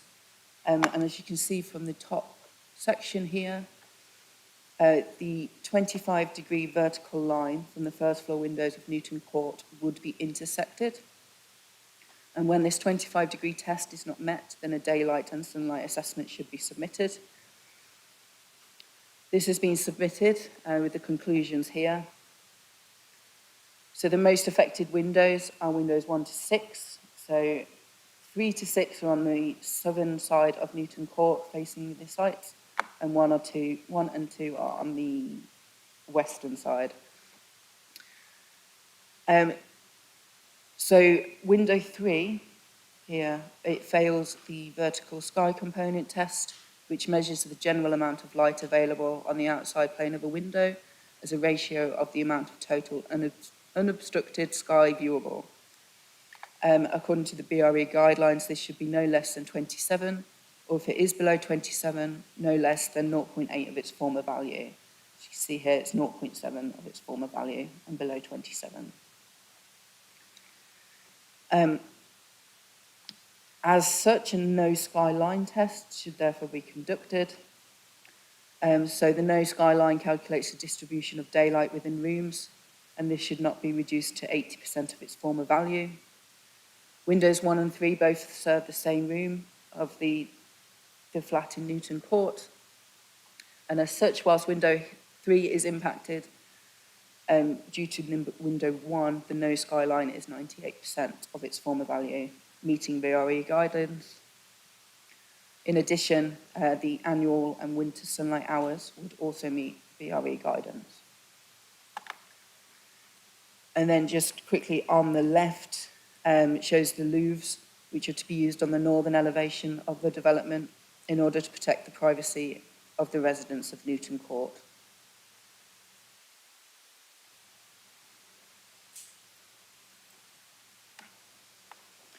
So in terms of the balance, so in terms of approval, the scheme would result in the redevelopment of vacant brownfield sites. The commercial use would be retained in part, resulting in limited employment opportunities. It would provide 23 bed spaces in a highly sustainable location, and it is considered to be a high quality design. In terms of refusal, there would result in a low level of less than substantial harm to the conservation area. The officer recommendation is one of approval subject to conditions as outlined in the officer report. Thank you. Thank you very much. That's really helpful. So we move now to questions of clarification. I agree with Councillor Smart, these to be short, factual and related to the officer presentation. And I'm more than happy if people have clarifications that fit better in the debate for you to bring them then. Otherwise, we kind of end up duplicating. So does anyone have any questions to ask Charlotte now relating to the presentation? Okay, Councillor Todd Jones, go ahead. Just a query about the Anglian water objection regarding infiltration testing system regarding surface water. Has that been addressed? Councillor Todd Jones, I can't quite hear you. Sorry. So I think your laptop's blocking your the mic. Anglian water objection and the infiltration testing system they're suggesting regarding surface water. Has that been addressed at all? Yes, so the surface water scheme is will be dealt with by condition on that. It can be dealt with at a later stage, yeah. Thank you. Councillor Clough, you go for it. So I'm just make sure my understanding is correct on window 3. It fails on the vertical sky component, but which then drops us into the no skyline analysis, but because there's one window one, there's no loss of daylight lit area in that room. Is that correct? There'll be a 2% loss. Okay. Yes. Yes, you're correct. Yeah. Thank you very much. I think that ends questions of clarification. As I said, I'm very happy if people have queries, bring them up in the debate, please. So we are now going to move to our public speakers. Public speakers get 3 minutes. My colleague James will ring the bell at 30 seconds before the end, just to give you an idea of time so you can draw things to a close. So, objector, isn't it? Yes. Apologies, I've forgotten which order we take them in. Dr. Tony Jewell, would you mind speaking as objector? And have 3 minutes. If you just take a seat where it says public speaker, and then we'll move to Peter, who's going to speak for the applicant.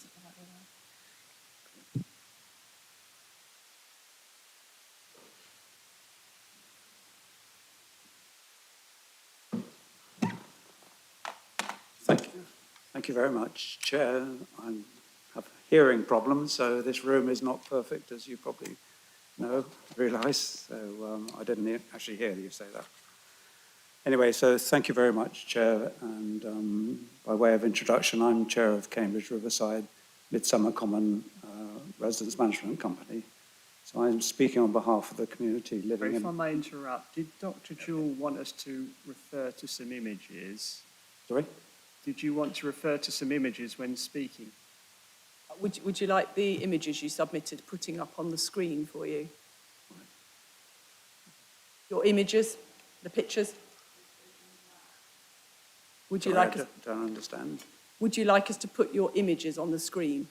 Yes, thank you. Yes, just to confirm with the case officer that you're happy with that and that they are in the public domain. Yeah, that they were in the public domain on Monday. Yeah. Thank you. We'll just get those up for you, Tony, and then you can start again. And that's a PowerPoint, yes.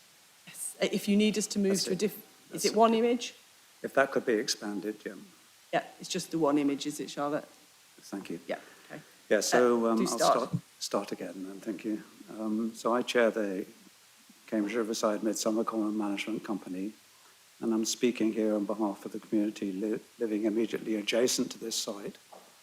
And that we've shown in blue on the slide, and that's made up of 197 apartments, 10 townhouses and a commercial unit, which is a dental unit, open 7 days a week. We have over the past 10 years contributed to this planning process as the applications increase in size from the original 6 self-contained flats to today's 23 bedded HMO. We stand by our submission that we made as part of this planning process, that for many of our residents, this introduces an excessive HMO concentration. It is an overdevelopment of the site, and the lack of space creates risks for residents and traffic on Newmarket Road. We thank officers for the thorough report and welcome the proposed occupancy limit, the HMO management plan, restrictions protecting neighbouring amenity, and the requirements for a traffic management plan before demolition and construction. However, 3 concerns remain for us. First, we believe the report understates the concentration of HMO accommodation in this immediate area. Barnwell Hostel, which was mentioned earlier, with 38 bedrooms, does not appear on the table in map 1 in your report. This aerial image we have provided illustrates a cumulative picture. Existing HMOs are shown in yellow. Our neighbourhood is in blue, and the proposed development is shown in red. The site, shown in green, is an approval for 84 dwellings now owned by Anglia Ruskin University on Severn Place, which could potentially bring further substantial student accommodation into this area. So we think the report underestimates this concentration. We are aware that the HMO planning policy remains under review and that there are different kinds of HMO. We do ask members to consider the impact of this overconcentration immediately adjacent to our community and this proposal for a large HMO. So the second point is we're concerned about the daylight and sunlight assessment. The report contained inconsistency regarding both the addresses and the rooms considered. The development will have a major impact on the south corner of Newton Court, and residents of flats 13 and 30 will face significant loss of outlook and daylight and sunlight. We do not believe these effects have been adequately recognised and ask the committee to ensure the true impact on the neighbouring homes has been properly evaluated before approval. Thirdly, and finally, principal concern remains traffic management after construction is complete. We support the principle of car-free development, but residents in the commercial unit will inevitably depend on deliveries. Yeah. Can I just finish this? Please finish, yeah, that's fine. And servicing. The former restaurant had a driveway that allowed deliveries to take place off the highway. This proposal provides no equivalent space. So as a result, there will be removal vans, commercial deliveries, supermarkets, taxis, food deliveries, waste collections, and so on Newmarket Road, which is very close to Eastern Gate Roundabout. And this creates real safety concerns for pedestrians and cyclists, obstructs one of the city's busiest bus routes, and reduces visibility for vehicles entering and exiting Kingsley Walk. So we believe the design is unsuited to the day-to-day servicing requirements of 23 bedsits and a commercial unit, and ask the committee to ensure that the operational traffic and pedestrian cycle safety is addressed with the same care and rigour applied to the construction traffic. Thank you very much. Thank you very much. That was just slightly, how long? 4 minutes, so we'll extend the same time to the applicant's agent as well. Thank you, and you're very welcome to stay. And I'll call Peter Cohn, who's representing the agent, it's the agent representing the applicant. And again, you'll have up to 4 minutes if that's okay, and we'll ding the bell 30 seconds before the end. Thank you, Chair. Good afternoon, members. The scheme in front of you has been subject to extensive pre-application discussions with your officers and has been revised in response to comments received both pre and post-submission. It is supported by consultees and we feel will deliver a high-quality development which will enhance this area of Newmarket Road. The design and scale and massing terms is in line with previous approvals on the site, the most recent from December 22. There have been viability issues with the site, and this is why it has not yet come forward for redevelopment. The applicant is committed to delivering the current scheme and keen to commence work on site in the coming months. The principle of development is acceptable, and the introduction of a residential use on the site is considered appropriate. The proposals would not result in an over-concentration of HMOs within the area. And I'd just like to point out a couple of the points which were sort of raised on the plan by the objector. They did reference a number of student schemes sort of locally and sort of hostels, a site which is owned by one of the universities and is not sort of subject to any planning application yet.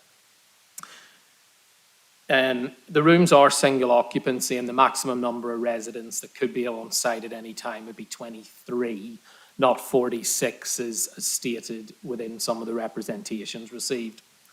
The proposals would not be out of character and a management plan will be put in place to ensure that there would be no concerns locally regarding noise or general disturbance.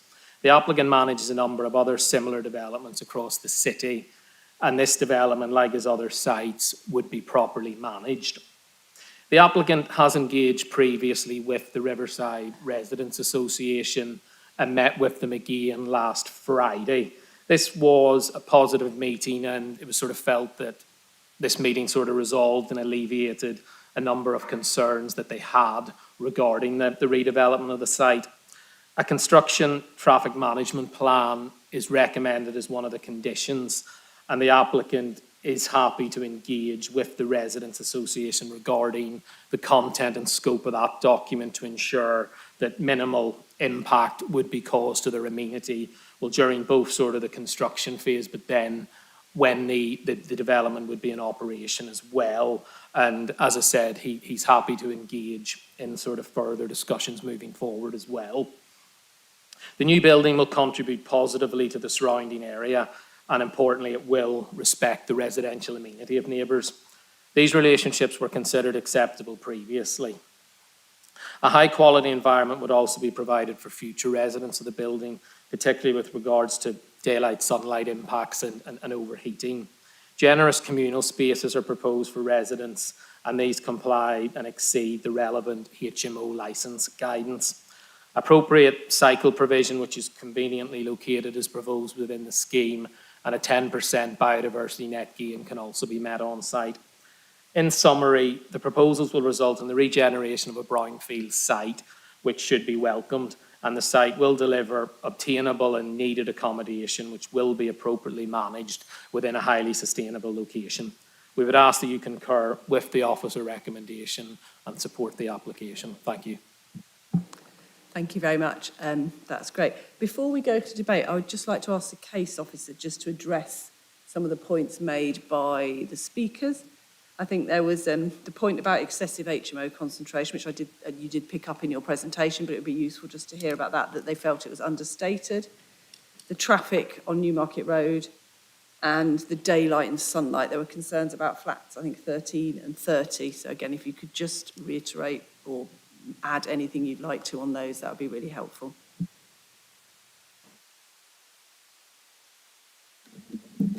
Thanks. So as shown by the map and as explained in the report, we don't consider it to be an over-concentration of HMOs.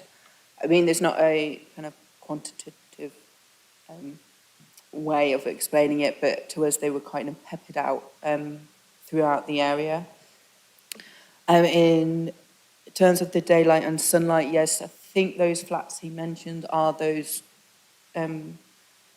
2 flats on the first floor of Newton Court, which it does intersect the 25-degree line, but as shown by the sunlight and daylight assessment. All but window 3 comply with the vertical sky component, and then the room that window 3 serves, that complies with the no skyline routes. In terms of delivery, so Kingsley Walk is a private road, so that would not be able to be used as deliveries. Newmarket Road has a no waiting restriction, 8:30 till 6:30 in the evening, I believe. However, there is a small car park opposite the site, which is pay and display. And this is the kind of the same situation in regards to the previously approved 2022 scheme. Thank you very much. That's really helpful. Shall we now move into debate? Does anyone have any questions? Councillor Fisher and then Councillor Smart.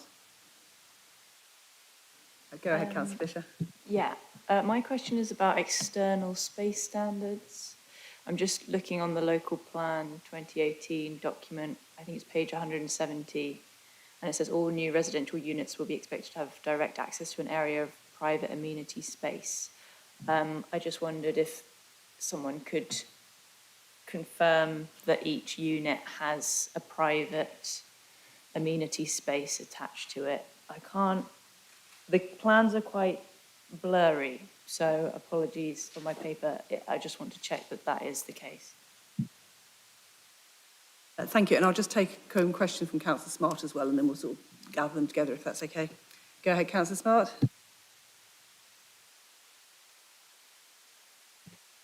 So, Chair, it seems like a massive HMO at 23 beds. House in multiple occupation. I mean, you don't get houses that are 23 beds.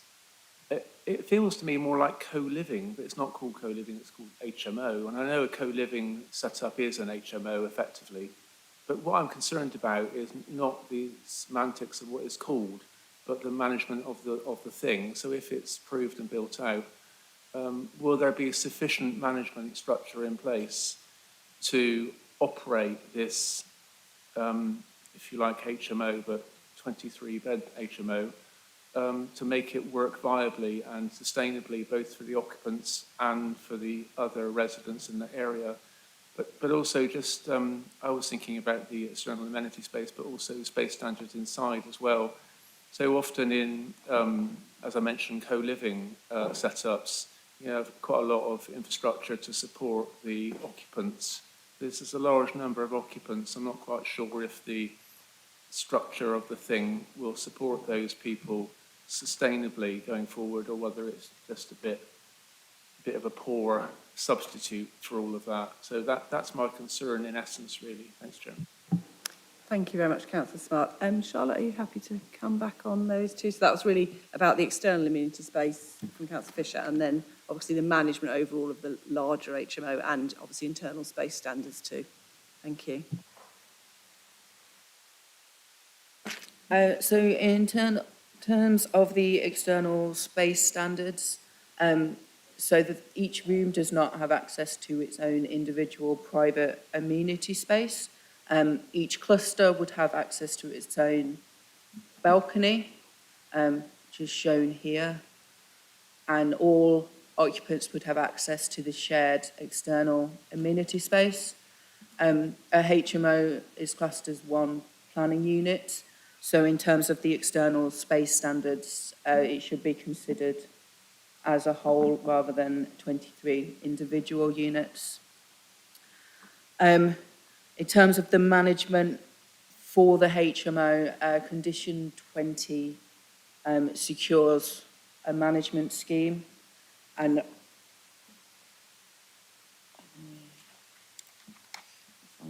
I believe this also includes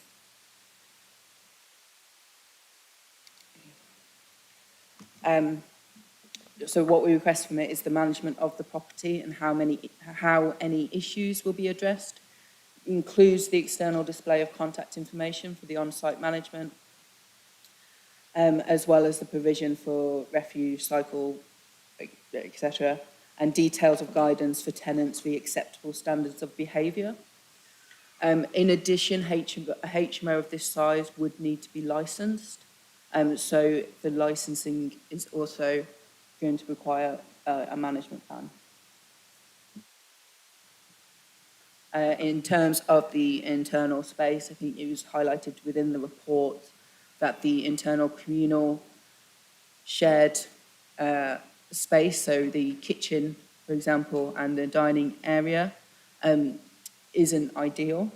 It does meet the requirements of the HMO licensing.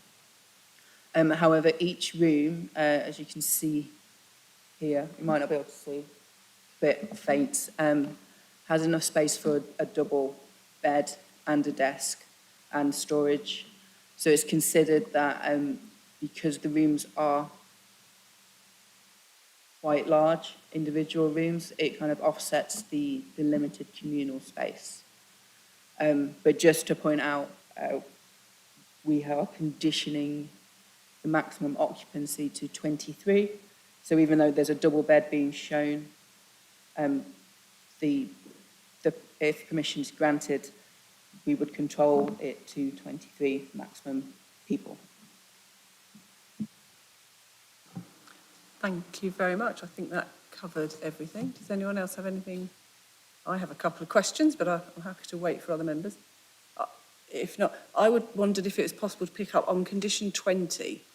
Can we have an extra limb, E, which refers directly to the deliveries? Because there is a private road that you can't drive on, there's restrictions. So I think when that condition is discharged, if this were to be approved, we need to give confidence that that will be clearly managed by the people. So, for example, if you can't have deliveries arriving between certain times and they need to park somewhere else, it needs to say that. So I would ask committee, I don't know if we necessarily need to vote on it, I'm not seeing any dissent, but I would like to put forward that as an addition to Condition 20 because I think it strengthens it. I'm seeing general nodding. I'll ask Toby then to note that. Are you happy? Do you want us to vote on that, Richard, or is we're going to do that? Okay, if that's possible, because I think the speaker made a very good point, and that isn't in there at the moment. Councillor Clough, were you talking on that one, or did you want to ask a question? I'm just catching up on this question about the management plan, and I think Chair, you're focusing on is very important. I haven't really digested whether there is, because clearly if there are open space, if there are a lot of people in there, the temptation to go and have a party on the balcony may be quite high, and I don't quite understand what that may involve. So I certainly, one of my thoughts was that we should, a bit like we did on the previous item, which is to ensure that the Riverside, for instance, Dr. Tony Jules Association will be involved so that the management plan does not come to be incorporated into a condition until such time as the Riverside have been able to approve the draft, which would then mean that the whole, so that when they come to think about it and have more time, there is a requirement for the operator to, this is if this is approved, to consult with the Riverside Management Association and make sure that there is a jointly agreed management plan which is submitted for conditioning.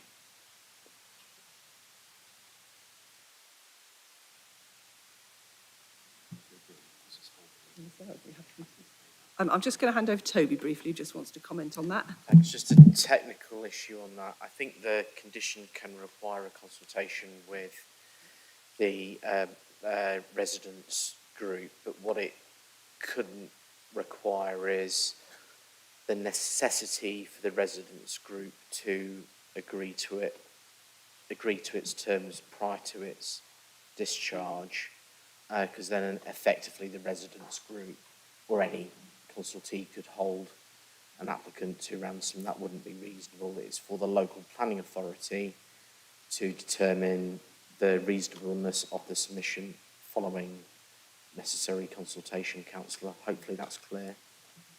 That seems entirely reasonable, but I think it's also relevant for the Riverside Association to be aware of the opportunity to call the condition for review at planning committee if it doesn't come forward in a form that will give them the correct protections they need. And that's not necessarily something that everybody knows, and clearly we're concerned about stuff coming to the planning committee and we're already overrunning today. But in case they didn't know about that, then perhaps that's something they should know about. Thank you. Toby just wants to come back on that. Sorry, I'm not being deliberately awkward, councillor, but discharge of planning conditions do not come through planning committee anymore as part of the scheme delegation. As part of the national scheme delegation, they won't come through to planning committee either. That's our own one, but also when the national one potentially comes in January, we will have no choice. I did note, so are you proposing, Councillor Clough, that we add something at least to mention the consultation with residents in the condition, as Toby said, because that is reasonable, I think. And I also note, personally, I welcome the fact that it is asking for management details to be visibly available outside the building, because certainly we've had a larger HMO near me where that's the case, and it's been really successful because it has the number to call if there's a problem. So residents have found that very reassuring. So would you like me to suggest to committee that I'm very happy to delegate it to Toby and officers, but we include something in condition 20 about consulting with local, I presume the Residents Association that's nearest. Councillor Clough. Well, I think we should also perhaps give some guidance in terms of the noise management and monitoring, because if, for instance, something to do with, I'm just envisaging a situation where they go out on the veranda and they pump up the sound and it starts to echo all around the neighbourhood and is a real problem. So I certainly think that is something that should be included, and I think the requirement for that to be included in the condition and considered by the officer is an important one. Thank you, Councillor. Charlotte, would you like to come back on that? Because I don't think we have a noise measure. Oh, actually, Toby wants to go again. Sorry, I'm being difficult again. So I think this is probably a point at which we would say if there is kind of an issue in terms of kind of noise emanating from the site, then environmental health have the relevant powers to investigate antisocial behaviour, particularly around noise, councillor. So it would be a duplication of controls, which we wouldn't recommend. Okay, Councillor Clough, did you want to come back on that one particularly? I did, but I don't want to labour the point. It's certainly good to get some meat into the condition. So, for instance, the problem is that yes, environmental health can get involved, but it's also very good to put the owner and the operator and indeed on notice that that's what is expected. So potentially if we add something to condition 20, subject to officers agreeing about consulting with the Residents Association, they could make that. I mean, I know you can't enforce it, Toby, but make the point about environmental health and where you need to go. I think more than happy to revise that condition, councillor, to include consultation with the residents group. It's absolutely fine to include a delivery aspect, but I think going further than that is difficult. I think what we could maybe put is an informative on the permission as well, to say that our expectations around management issues and behaviour include in particular noise and use of the external balconies. Would you be happy with an informative? At least it's on the record then. Is that? I'm not 100% clear what the difference between a condition and informative is, but condition, as long as noise and hours when you can't be playing a radio or whatever on the is included, because it's really. I think Toby's explained that isn't a reasonable condition. And what he's suggesting is we add something about consulting with the Residents Association about when they put together the management plan. So obviously residents can talk about any concerns there, and also add an informative. So that hasn't got the legal weight of a condition, but Toby will correct me if I'm wrong, but it does put on record that there's an expectation that the balconies and the noise will be managed. And obviously enforcement action can be taken via the relevant authority, which is the environmental health. And I would suggest that any changes to conditions, we allow officers to delegate permission just to make sure the wording is correct. That'd be, yeah, I'm taking that. I'm going to go through, as I did at JDMC, and agree condition changes as we go. Otherwise you end up at the end forgetting what you've done. So are people generally happy with those proposals? I see, Councillor Agent, you're not happy? Oh, I just want to make a point about the single staircase. Could we just, are you happy with that condition 20? That's what I'm just checking sorry, out. yeah. Yeah, okay, so Toby and Richard, you're happy with that? Okay, that's great. Thank you, Councillor Clough.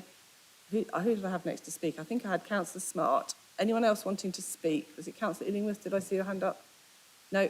And Councillor Bajent, and then Councillor Fisher. Okay, thank you. Councillor Smart, go ahead. Got another meeting at 5 o'clock. I don't know what to do. Perhaps, hopefully, we can get this done soon. So, sorry, I just want to share that.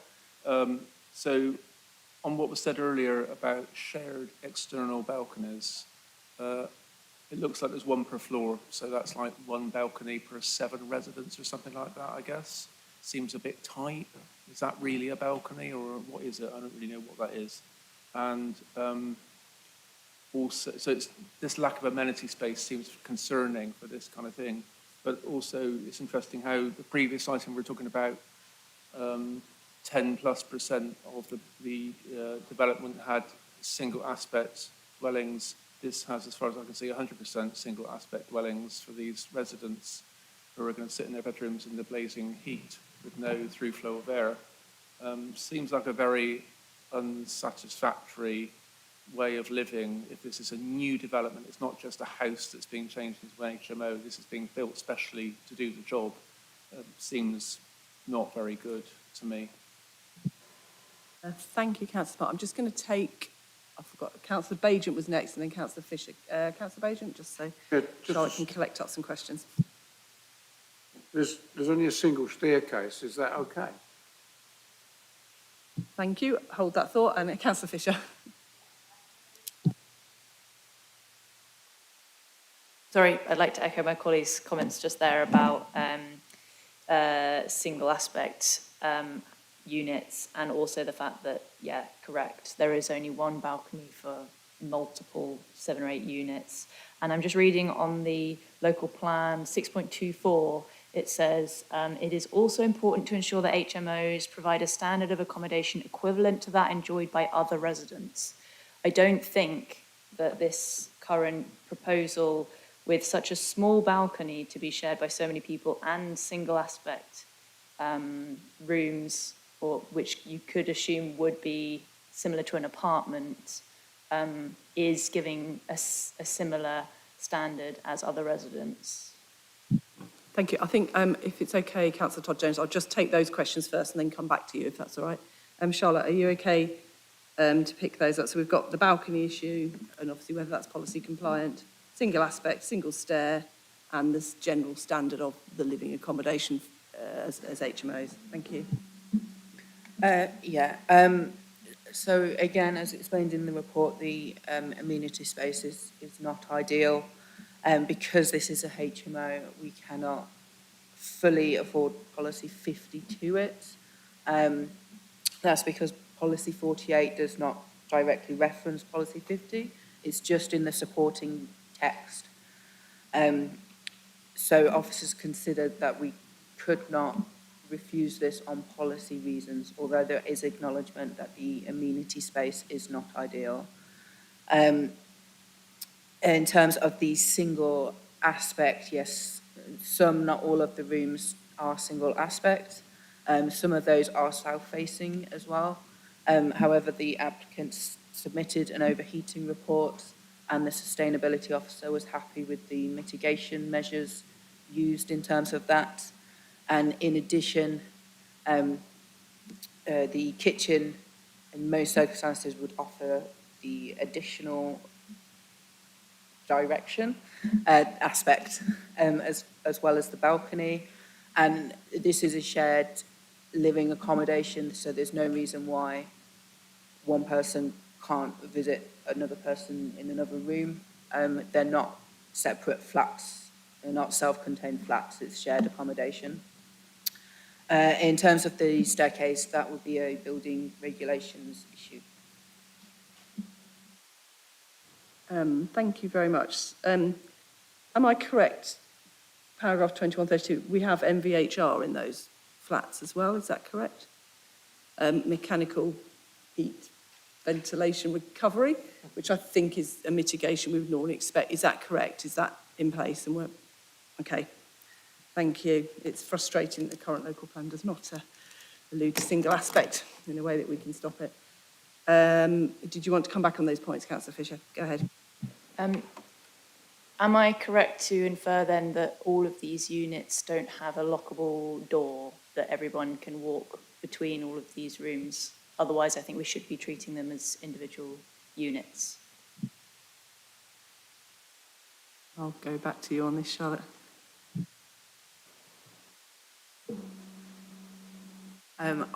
They probably will have lockable doors, similar to other HMOs, but it's also a shared accommodation. They're sharing that space. They have their own personal room, but it's one residential unit that is being shared. And that would be, sorry, Chair, that would be a normal arrangement for a HMO, that you'd have a lockable room but shared communal facilities, kitchen, dining room. I just wanted to acknowledge that the argument for the single aspect was that people could go in between rooms and open doors, but if they're all locked and if you don't know your neighbours, which is quite common in HMO, that's very unlikely to happen. That's all I wanted to make. Yeah, I guess you could. Yeah, you won't get through ventilation, but you will be able to occupy another side of the building or an external space. But officers have acknowledged that the development is constrained. It's interesting to think whether or not a policy could actually, with a HMO layout like this, actually, is it possible to have dual aspect units, given that they're just bedrooms? I would suspect not, from a layout perspective. Thank you very much, Toby. Councillor Todd Jones, thank you for waiting.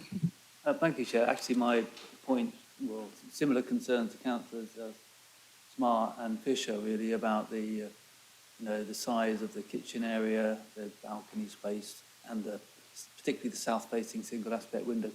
But I think basically you're giving an answer that this is, despite our concerns about the amenity for those future residents, that this is still satisfied under policy 48 in terms of HMO considerations. But I don't think his application in a way is not providing the kind of amenity to future residents that we would like to see, I think. And I take your point about the mechanical ventilation heat. So the system, we have hope that is successful, but I do have reservations. I take the point that it's covered by the comments in the report. Thank you. Does anyone else have anything to say? I'll just add one. Councillor Griffin.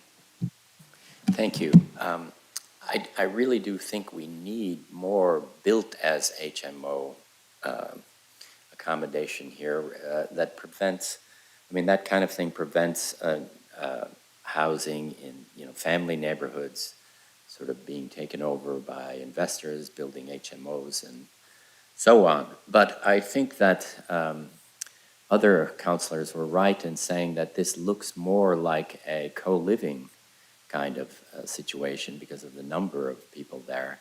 But for a co-living, there just isn't enough shared space here, right? There's just these little kitchens and there isn't any kind of living space or a dining space really that's sufficient for that number of people. So there's just not enough space there for that, for 23 people, in my opinion. I think probably more of a statement, unless you want to say it. Come back, Charlotte. No, you're okay. I have to say I share those concerns.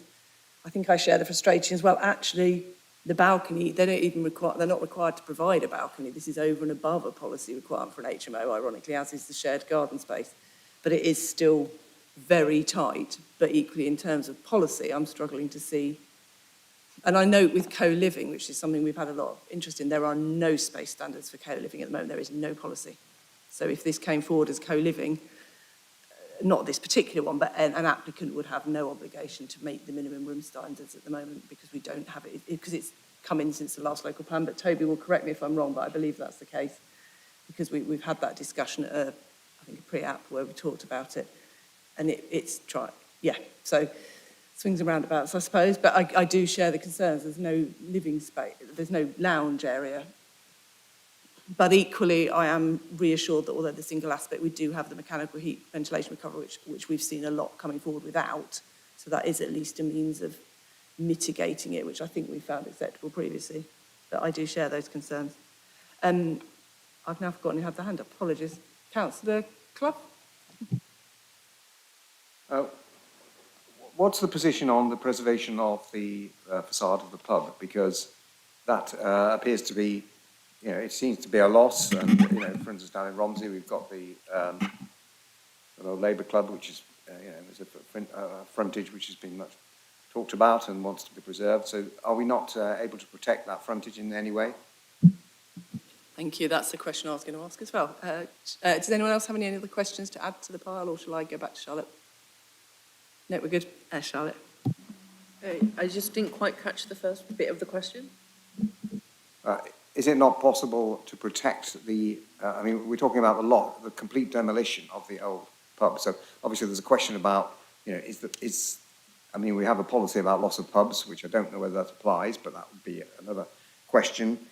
But also, surely we should be protecting we should be protecting the conservation area by not losing that frontage, even if it's then built into an HMO or something else at the back. So in terms of the total loss of the pub, it already was not last used as a pub, it was used as a restaurant, which is Class E, whereas a pub is, just looking to Toby to remind me because I've gone tired. Pub's a different use class to Class E. So the pub has gone, that's already happened, essentially. And in terms of whether they could keep it, we just have to look at the proposal that's in front of us, which is the demolition of the building rather than any partial retention or conversion. Okay, I understand. Thank you. Thank you, Councillor Fisher. I'm going to go back to a previous comment that I've made throughout today, which is there any report on whether the demolition was necessary to achieve the aims for this scheme?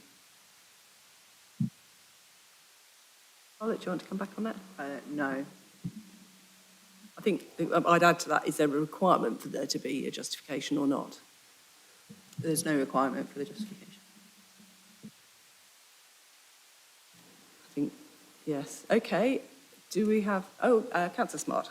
So just to get it, noted, in terms of the loss of the pub, also, you know, in terms of the planning balance, the, you know, the, what is it called, low level of less than substantial harm to the conservation area. So it's true that at that end of Newmarket Road, there are a few more recent buildings, but in general, Newmarket Road and Mace Causeway are Victorian buildings, and this is different. And I'm not quite sure how that looks in terms of urban streetscape and all of that.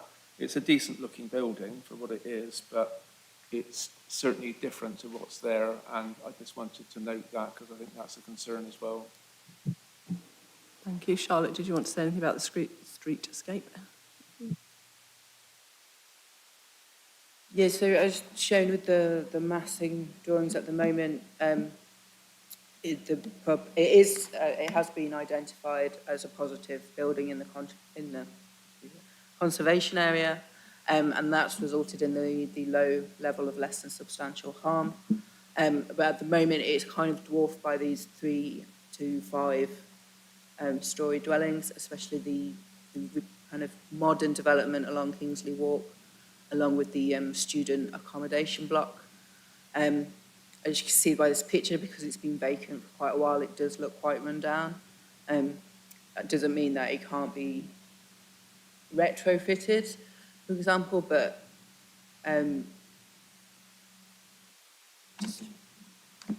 the heat's got to me, I've lost train of thought. I think, obviously, there was an extant position, but that I can't speak either now. There was an extant permission that has now expired, which did already agree to demolish the frontage. Maybe you could talk about how much weight we can give that.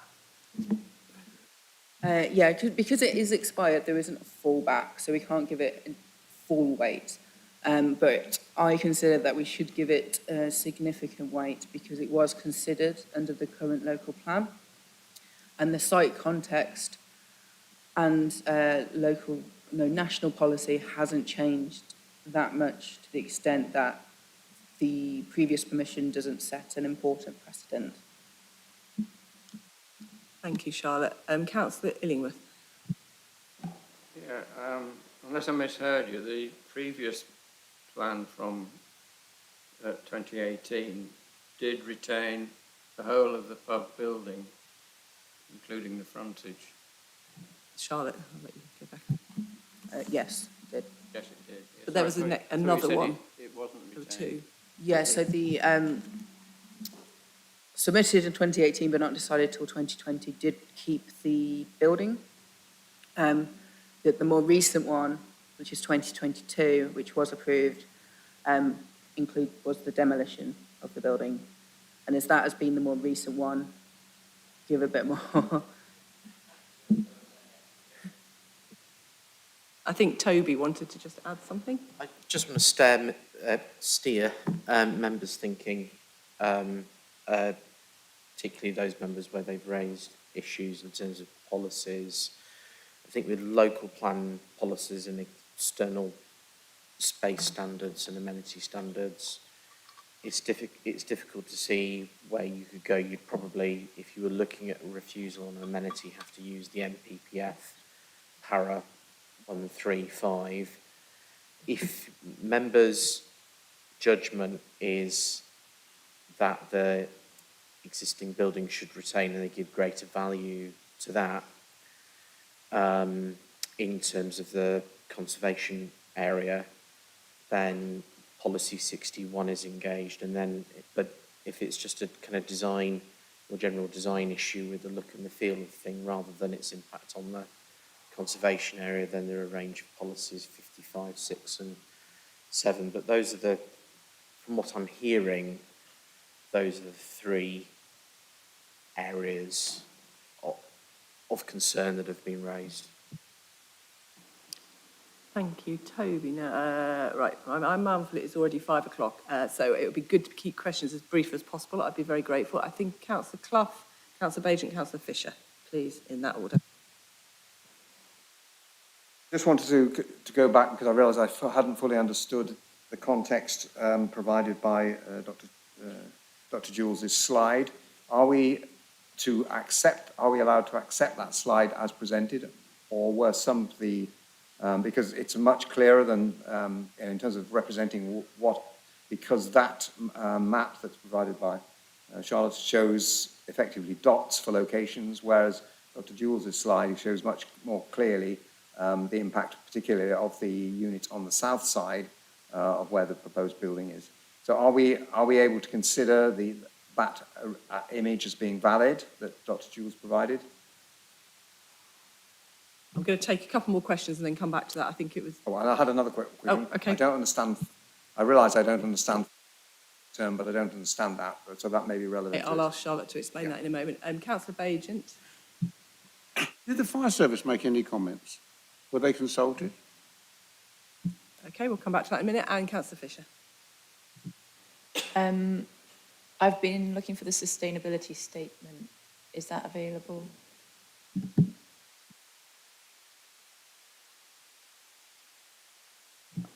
Well, I'll hand to Charlotte. Are you happy to take those questions? So we've got, yeah, the three councillors.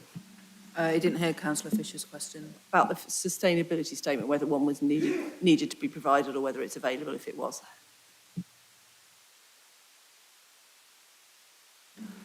Mr. Jules' image is in the public domain. You can consider it as a third-party objection. The information that map shows is the same information as this map shows, as I've updated Barnwell Hostel on it. We've just shown it in two different ways. The fallback position is essentially, so say for example, if we accepted the 2020 permission was extant, regardless of what happens here today, the applicant could build that out because that permission has started. So we talk about a fallback position as in you can give it more material weight. Say the 2022 permission was still extant, we have to give it full weight because regardless of this, tomorrow they could just start it. It's lost that fallback position because it's now expired. I think that makes sense, but I am hot. So 2022, the 2022 permission has died away. We don't have to give any weight to it at all. It does have some weight because it was considered under the local plan, under similar site and policy context. It just doesn't have full weight. The applicant can't go out tomorrow and knock down the building and build 9 flats. But you said, I think you would characterise it as going from full weight to significant weight, was that correct?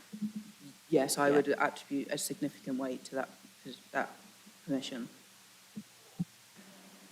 The fire service were not consulted, so didn't make comments. Sustainability, there's a bit in the design and access statement about sustainability. A full sustainability statement isn't required.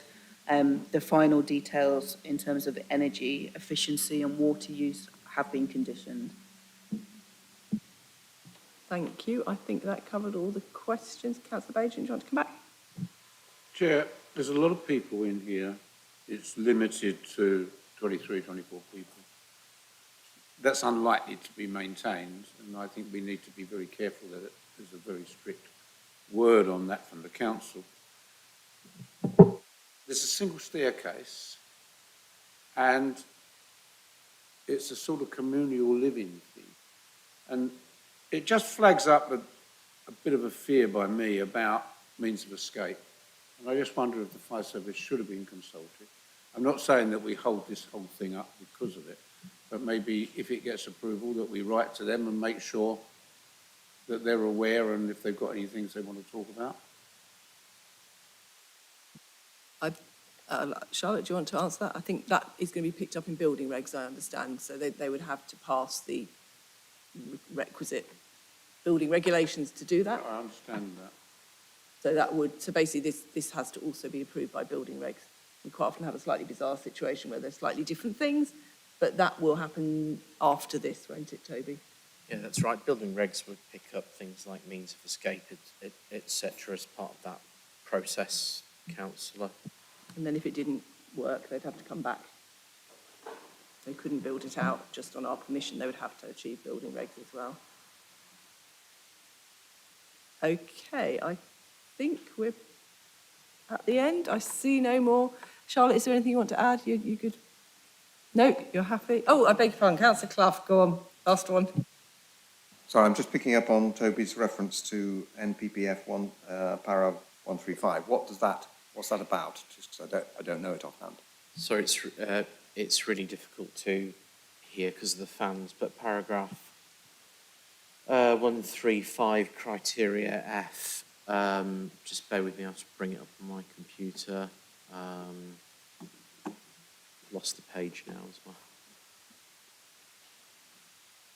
That says, 135 says, planning policies and decisions should ensure that developments, and criteria F is create places that are safe, inclusive and accessible and which promote health and well-being with a high standard of amenity for existing and future users.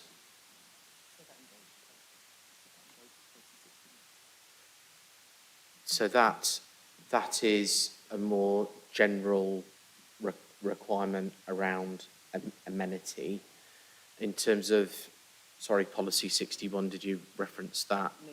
I thought you said it. No, policy 61, which is relative to heritage, is picked up in other parts of the NPPF.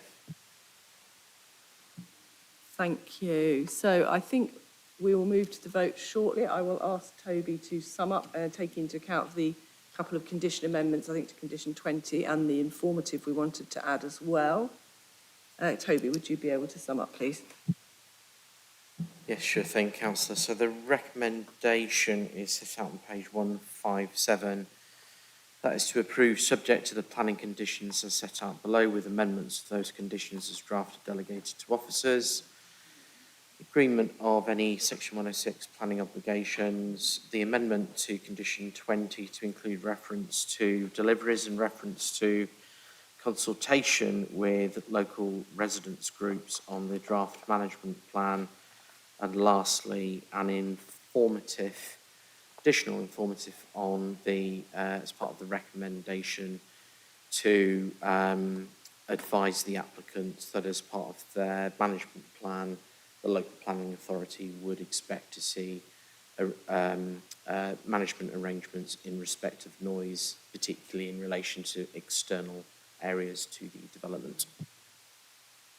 Thank you very much, Toby. The officer recommendation is approval. Can I ask all of those in favour of approval to raise your hands, please?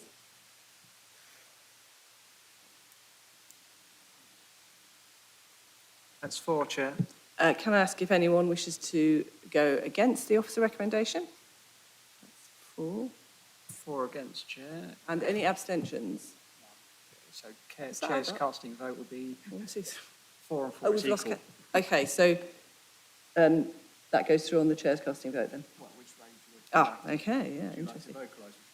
So bear with a moment.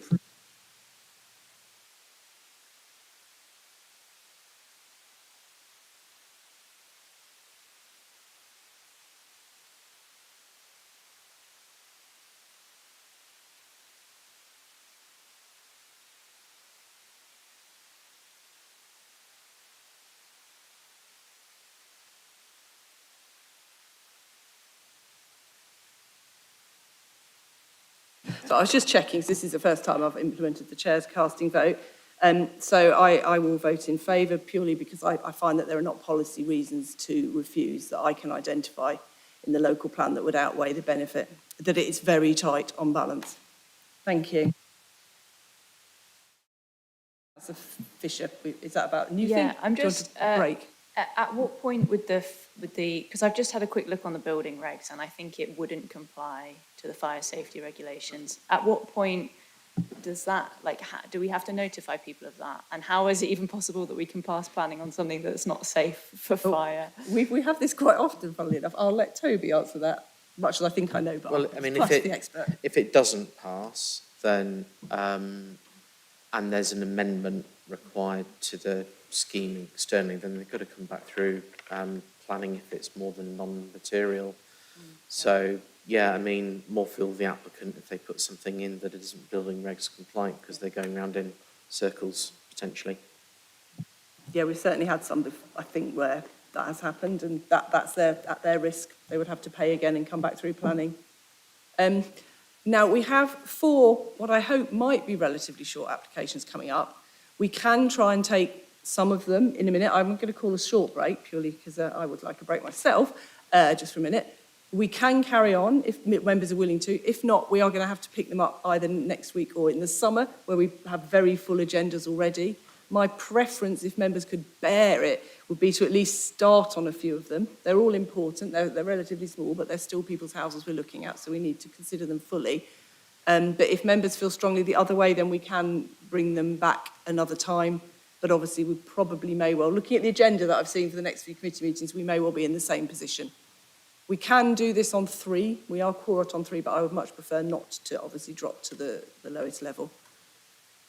And does anyone, if we have a very short break, just 2 or 3 minutes to get some water and use the facilities, then if officers are happy, I would suggest we continue, but we will not go past 6 o'clock.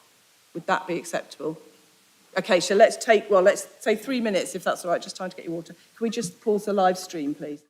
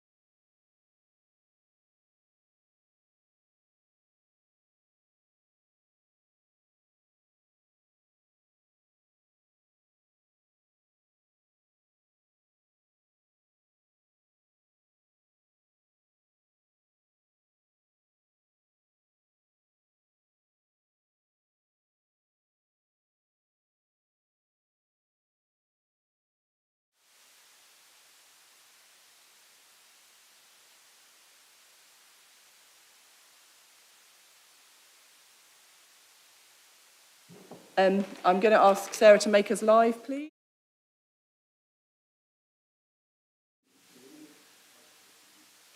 Oh, we are now live again. Welcome back to a very increasingly hot planning committee on Wednesday, the 24th of June, 2026.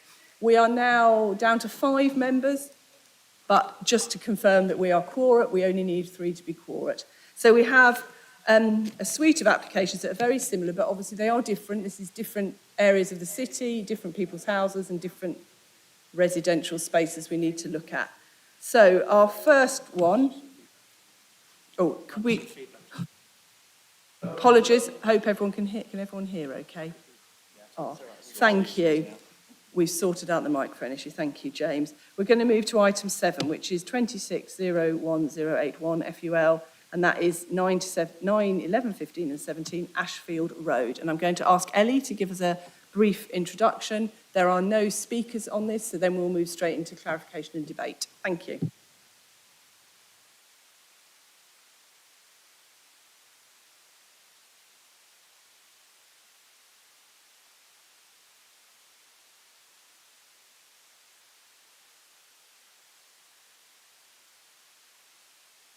Thank you, Chair. So the application for members seeks planning permission for the addition of external wall insulation to the solid wall construction parts of numbers 9, 11, 15 and 17 Ashfield Road in East Chesterton, Cambridge. And the reason for calling the application has been submitted by Cambridge City Council, who owns the properties. So the main planning considerations are principle of development, design, layer and scale, and amenity. So here is the location plan outlined in red. The site is contained within a highly residential part of East Chesterton. The road is characterised by 2-storey semi-detached dwellings with brickwork and rendered elevations, concrete roof tiles and white UPVC window and door fittings. The site is located on the southwestern side of the street and comprises 4 masonette flats, numbers 9, 11, 15 and 17. And the external surfaces to the building have been constructed using multi-brown brickwork, plain concrete roof tiles and white UPVC window fittings. And that's just the block plan. So the application site is contained within the impact risk zone to 2 sites of special scientific interest, lies within flood zone 1 and has low risk of surface water flooding. And the site is approximately 27 metres to the northwest of the Green End Road neighbourhood centre, shown in blue. There are 2 established trees in the front garden, although these are not protected by tree preservation order. The street also lies outside the controlled parking zone with ample unrestricted car parking along the curbside. Here are some photos of the application site. Here are some photos of the Ashfield Road street scene. As you can see, the street is characterised by dwellings with buff and multi-brown brickwork and rendered elevations. There you go. These photos show the same. So the proposal is for the application of external wall insulation and render to the front, rear and side elevations in order to improve the thermal performance and energy efficiency of the building. The render would be painted in a pale grey shade to complement the light-coloured render at other properties along the street. And these photos illustrate its appearance. The external wall insulation and render would be painted in the shade ash grey by Johnstones as displayed. There's also an illustration of the external insulation. No public representations have been received. The local highways authority has been consulted and considers the development would have no significant impact on the safety of highway users. And the environmental health officer makes no objection to the scheme, In the interests of residential amenity, a condition is recommended to restrict construction and demolition hours. So to summarise, the proposal would improve the energy efficiency of the buildings, would respect the character and established pattern of development along the street and in the surrounding area, and would have no detrimental impact on the amenity of neighbouring occupiers. There are no material considerations that would warrant a refusal of the application, and officers recommend that the application is approved subject to conditions. Thank you very much, Ellie. That's really helpful. So we have a chance for questions of clarification. Again, brief, factual, and on the officer's presentation, please, and then we'll move to debate. If people don't have a huge amount to say, I'm very happy with that, but I can't see any hands up for questions of clarification or debate. Where are you going? Which one? Well, go ahead, Councillor Clough. I think you're the only person. Very quick clarification. The comparative houses that were shown in the officer's presentation, are those ones which have already been retrofitted, or were they rendered in? Yeah. So I just wondered whether they were. Was it the before and after one? Yeah. I think that's a mock-up, isn't it? I'm talking about the other ones which were okay. further down the street, which were rendered. That one, for instance, Are you is referring that to a retro? these ones? Is that a retrofit? Yes, that's correct. So they're properties that have already been rendered. But so that it's effectively showing us what it would look like when it's been done. Yes, it would look, if it's approved. the colour would be slightly different because these ones are cream. It would be a pale grey colour, but it would look near enough the same as the one shown on the top left here. Thank you. Thank you, Councillor Clough. Councillor Agent. Has the conservation officer been consulted? No, they haven't. The site And isn't. sorry, and was this is this in the conservation area? It's not, right. But the No, the site isn't in a conservation area, and there are no list of buildings or buildings of local interest within the vicinity of the site. Thank you. Yeah, Councillor Agent, do you want to go back? Yes, I'm sorry. I really understand the balance here, but are we in danger of just going through all of these houses and losing all of our brick houses and what identifies the area as such? This, this is a very difficult area because it weighs between one thing and another.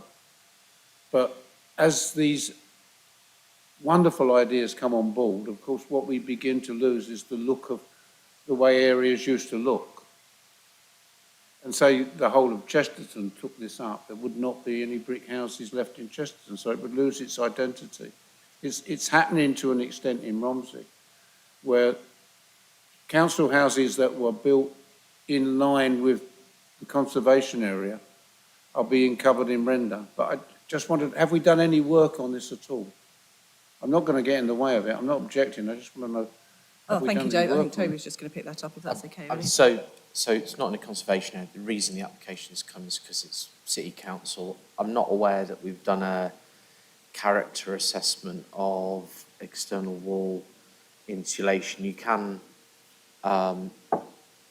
in some circumstances, kind of insert insulation without needing permission, but these all need planning permission. But there's, we recognise that there's a degree of visual discord here, but the balance for officers is the sustainability improvements, and certainly outside of conservation areas, officers have supported these types of proposals because they lower bills, improve insulation, and it's in the interests of, the residents of the city as a whole. Yeah. Thank you very much. I don't see any other questions. Let's speak now. No. Okay, in that case, we will move to the vote. I'll just ask Toby, please, can you just confirm the decision? Yes, on page 178, it's to approve subject to the conditions as set out. And there've been no changes to that.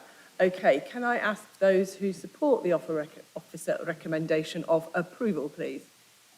Councillor Agent, are you... No, you're not approving this? Oh, you are. Excellent. And we've got, honestly, I missed you before. Councillor Todd Jones is here as well. And I've got to vote. Helps if I remember to vote. All 6 who present support the recommendation. I propose we now move to the next one. I appreciate, Chair, Councillor Todd Jones, apologies, do you I've have got to go? to leave. Sorry. Yeah, thank you so much. So we now move on to the next one, which I believe is 26104004, 1, 2, 3, 4, 11 and 12, the Green. I will ask the officer who is not Ellie, I think, is it Lauren? Lauren, thank you so much. Sorry, that's a bit of a quick change. We'll just let the officer set up and then we'll start.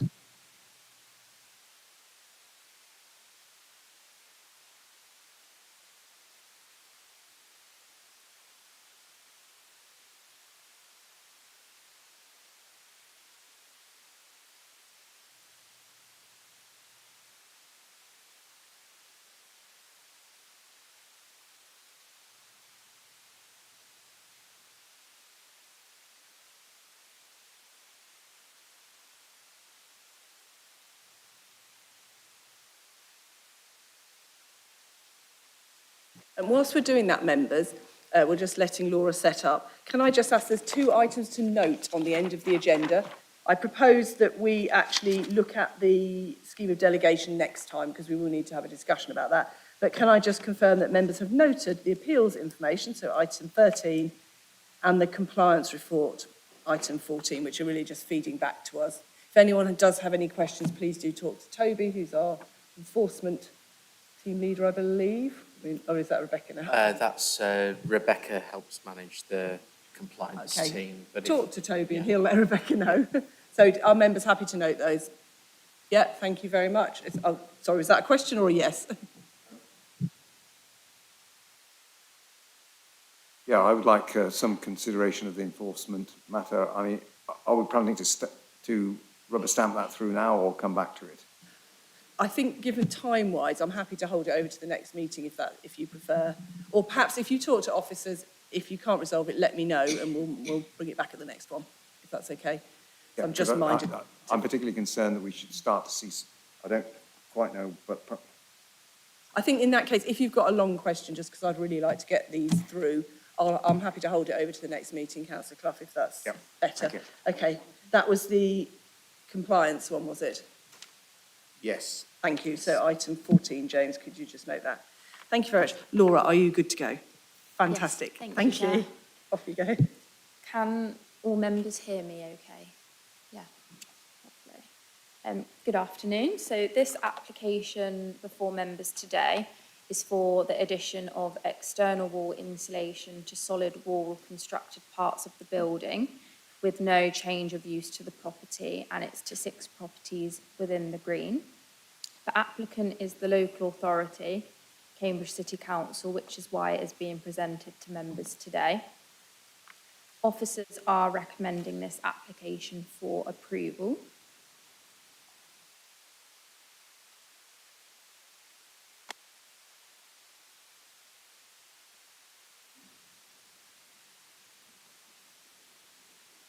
The Green is a residential street, and this is the site location plan for the properties being proposed. So a block of 4 flats and 2 dwellings here. And here's an example of the proposal of walls to be insulated.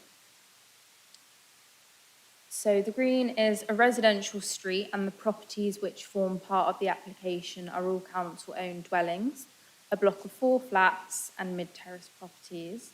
This is part of the council's carbon reduction plans and is in line with the Cambridge's vision of lowering carbon emissions and aiding Cambridge City Council's to meet its net zero targets in the future. It's also a project on the council's carbon management plan. There are no site constraints. It is not in a conservation area, and there is no relevant site history. There are no listed buildings close by or any heritage constraints. The wider character of the street scene is both council-owned and privately owned flats and houses, a mixture of semi-detached dwellings, mid-terrace dwellings and flats. It is primarily a residential street that has properties with brick external facades. And here's an example of the dwelling as existing and how it would look with the external render. The proposal would ensure that all external wall insulation to all solid brick walls of the properties are externally rendered. Here's another example of a mid-terraced property. And an individual plan has been submitted for each dwelling, indicating which walls are proposed to be rendered, which will be one of these three colours submitted in the PBG Johnstone render colours. So Arran, Ellistone or Chime. And for the planning balance, whilst the proposal would alter the external appearance of the building and the character of the street scene, it is considered that as the 6 properties would be rendered at the same time, their benefits of the energy savings would outweigh the impact on the street scene. There have been no objections, and the local highways authority has been consulted and they also have no objections. So officers recommend this for approval. Thank you very much, Laura. That's fantastic. Again, we have questions of clarification and or debate. I don't see any hands up. So I'm proposing, if members are happy, that we will move to the vote on that. The officer recommendation, Toby. Great. So on page 189, it's to approve subject to the planning conditions as set out. Thank you. Thank you very much. Can I ask all those in favour to raise their hands? All 5 present, Chair. Agree. Okay, so that's unanimous with no abstentions, no going against. Okay, if members are happy, we will move to the next item, which is 26-10-1401 full, which is a variety of houses, I won't list them all, on Union Lane between 71 and 111. And again, this is another regulation 3, so I think this is Laura again. Go ahead, Laura. Thank you, Chair. So this is an application for the addition of external wall insulation to the solid wall constructed parts of the building for numerous properties on Milton Road. The reason this application is presented to members today is because the applicant is the local authority. Here's the site location plan, which shows the proposed dwellings to be rendered. Example of the proposed walls to be insulated. This is the character of the street scene. So there is a strip of shops on one side of the street, as well as residential dwellings on the other side. Here's some proposed visuals of the dwellings. So that's one of the dwellings as existing and then as proposed. Again, mid-terraced and semi-detached properties are proposed. They're proposed in 3 different colours from the PPG Johnstone render colours, Arran, Ellistone and Chime. And although it would impact the character and appearance of the street scene, it is considered that the improved insulation and thermal efficiencies outweigh these, and the proposal would have no detrimental impact on the amenity of neighbouring occupiers, so officers recommend this for approval. Oh, thank you very much, Laura. Again, we have no speakers on this, so are there any questions of clarification or is there any debate? I'm not seeing any, so in that case, Toby, can we move to the recommendation, please? Great. Recommendations on page 200, it's to approve subject to the conditions set out. Thank you very much. Can I ask those who agree with the officer and wish to vote in favour, please? Oh, that's... Councillor Clough? 200, but didn't we have the thing up for 1401? It was 1401 we were looking at, I believe, Union Lane. They're quite small applications. They're only a few pages each. So that is page 203 is the next one. It's page 193 for Union Lane. The Union Lane starts at 193, the recommendations on page 200. And that was what you had on your slides, wasn't it, Laura? We'll just make sure. Okay, I thought we were looking at 1402. Union Lane, yeah. Oh, it was. You're absolutely correct. Apologies. Well spotted, Councillor Clough. Apologies, I probably got the wrong one up.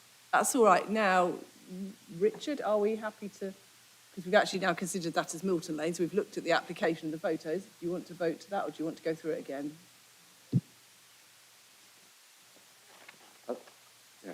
No, so Councillor Clough sort of belatedly, was it a question when you put your hand up, or were you voting on the? What I was saying is, I think the presentation was, well, the slide that came up was 1402, and that's because If I may effectively we interject, jumped. we were told it was item 9, but we actually got the report for item 10. So can we just say, actually, it wasn't item 9, it was item 10, and then go back to item 9? Is everyone in agreement with that? Members be happy with Just that. the recommendation. You are absolutely right, Councillor Clough. That's Thank correct, you, yeah, for, thanks. despite the heat being on the case. No, that's the right way to do it, but so we've taken 10. as So we're James going said. to look at item 10, 26-01402 full, which is 190 to 218 Milton Road. Chair, I'm going to leave the meeting. I think I'm now too tired to be making decisions. We're making mistakes. So I'm happy to consider a vote on this one because we have seen all of the evidence from the officer, albeit with a slightly different address. But if people are not comfortable with that, we could put it off to next time or rerun it.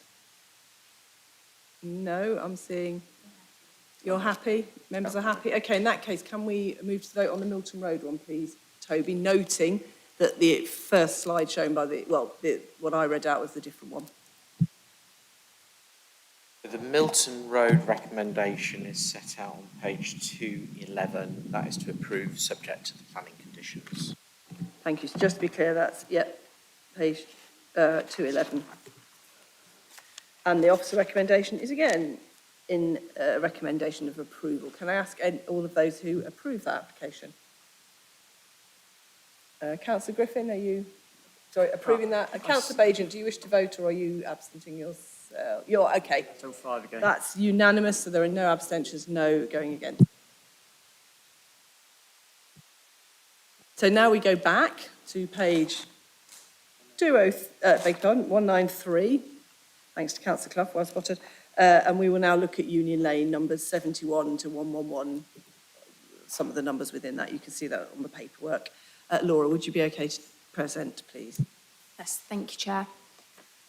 So Union Lane, this application is for the addition of external wall insulation to solid wall constructed parts of the buildings. So this is being presented to members today because the applicant is the local authority and officers recommend this for approval. Here's the site location plan indicating all the properties to be rendered. Example of proposed walls to be insulated. This is the character of the street scene, so it's residential with some houses already rendered. So you can see here there's already some that have been rendered. Here's the proposed visuals of one of the dwellings. So dwelling as existing, dwelling as proposed. Again, another one here. The proposed render colour palette is the PPG Johnstone render colours of Arran, Ellistone and Chime.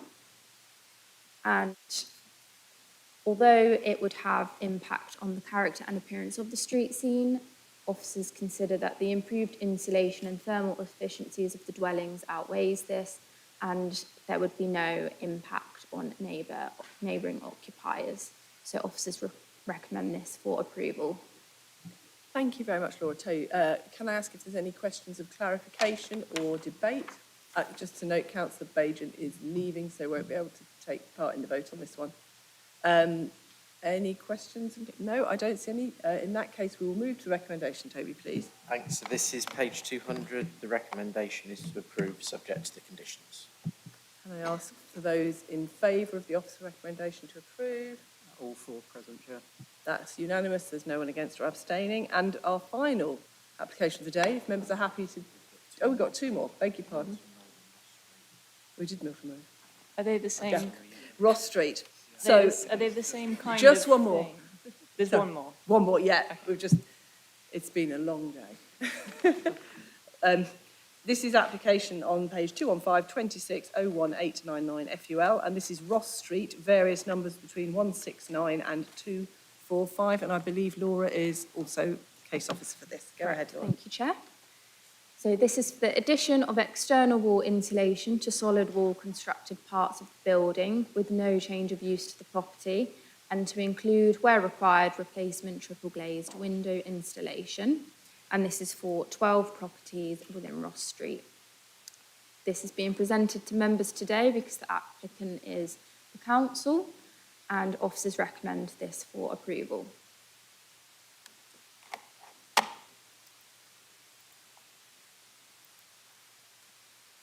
Here's the site location plan indicating all the properties to be rendered.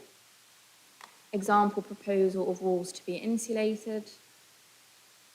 This is the character of the street scene, so there are already some rendered properties there, and it's a mix of mid-terraced and semi-detached properties. Here's an example of one of the dwellings as existing and one as proposed in the render colour. Another semi-detached dwelling as existing and as proposed in the colour chime. And these would be proposed in 4 different colours from the Johnstone render colour palette: Arran, Ellastone, chime and ash grey. And although this would impact the character and appearance of the street scene, officers consider the improved insulation and thermal efficiencies of the dwellings to outweigh this, and as the proposal would have no amenity impacts to neighbouring occupiers, officers recommend this for approval. Thank you very much, Laura. Again, we don't have any public speakers. Are there any questions of clarification, or is there any debate?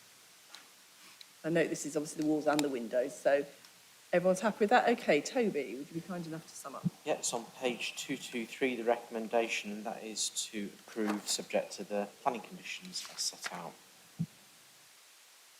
Thank you very much. Can I ask members to raise their hand if they're in favour of the officer recommendation of approval? Or present support. That is unanimous, so no abstentions and no against. So that draws us to a close. We will bring back to the next meeting the scheme of delegation review and the final item 14, as Councillor Clough requested. Thank you very, very much to everyone for putting up with the heat all day. I hope it will be cooler next week. Next meeting is next Wednesday. You should have had your papers today. Thank you, Sarah, James, Toby and Richard. And I will thank you very much. And can we please terminate the live stream now, please, Sarah?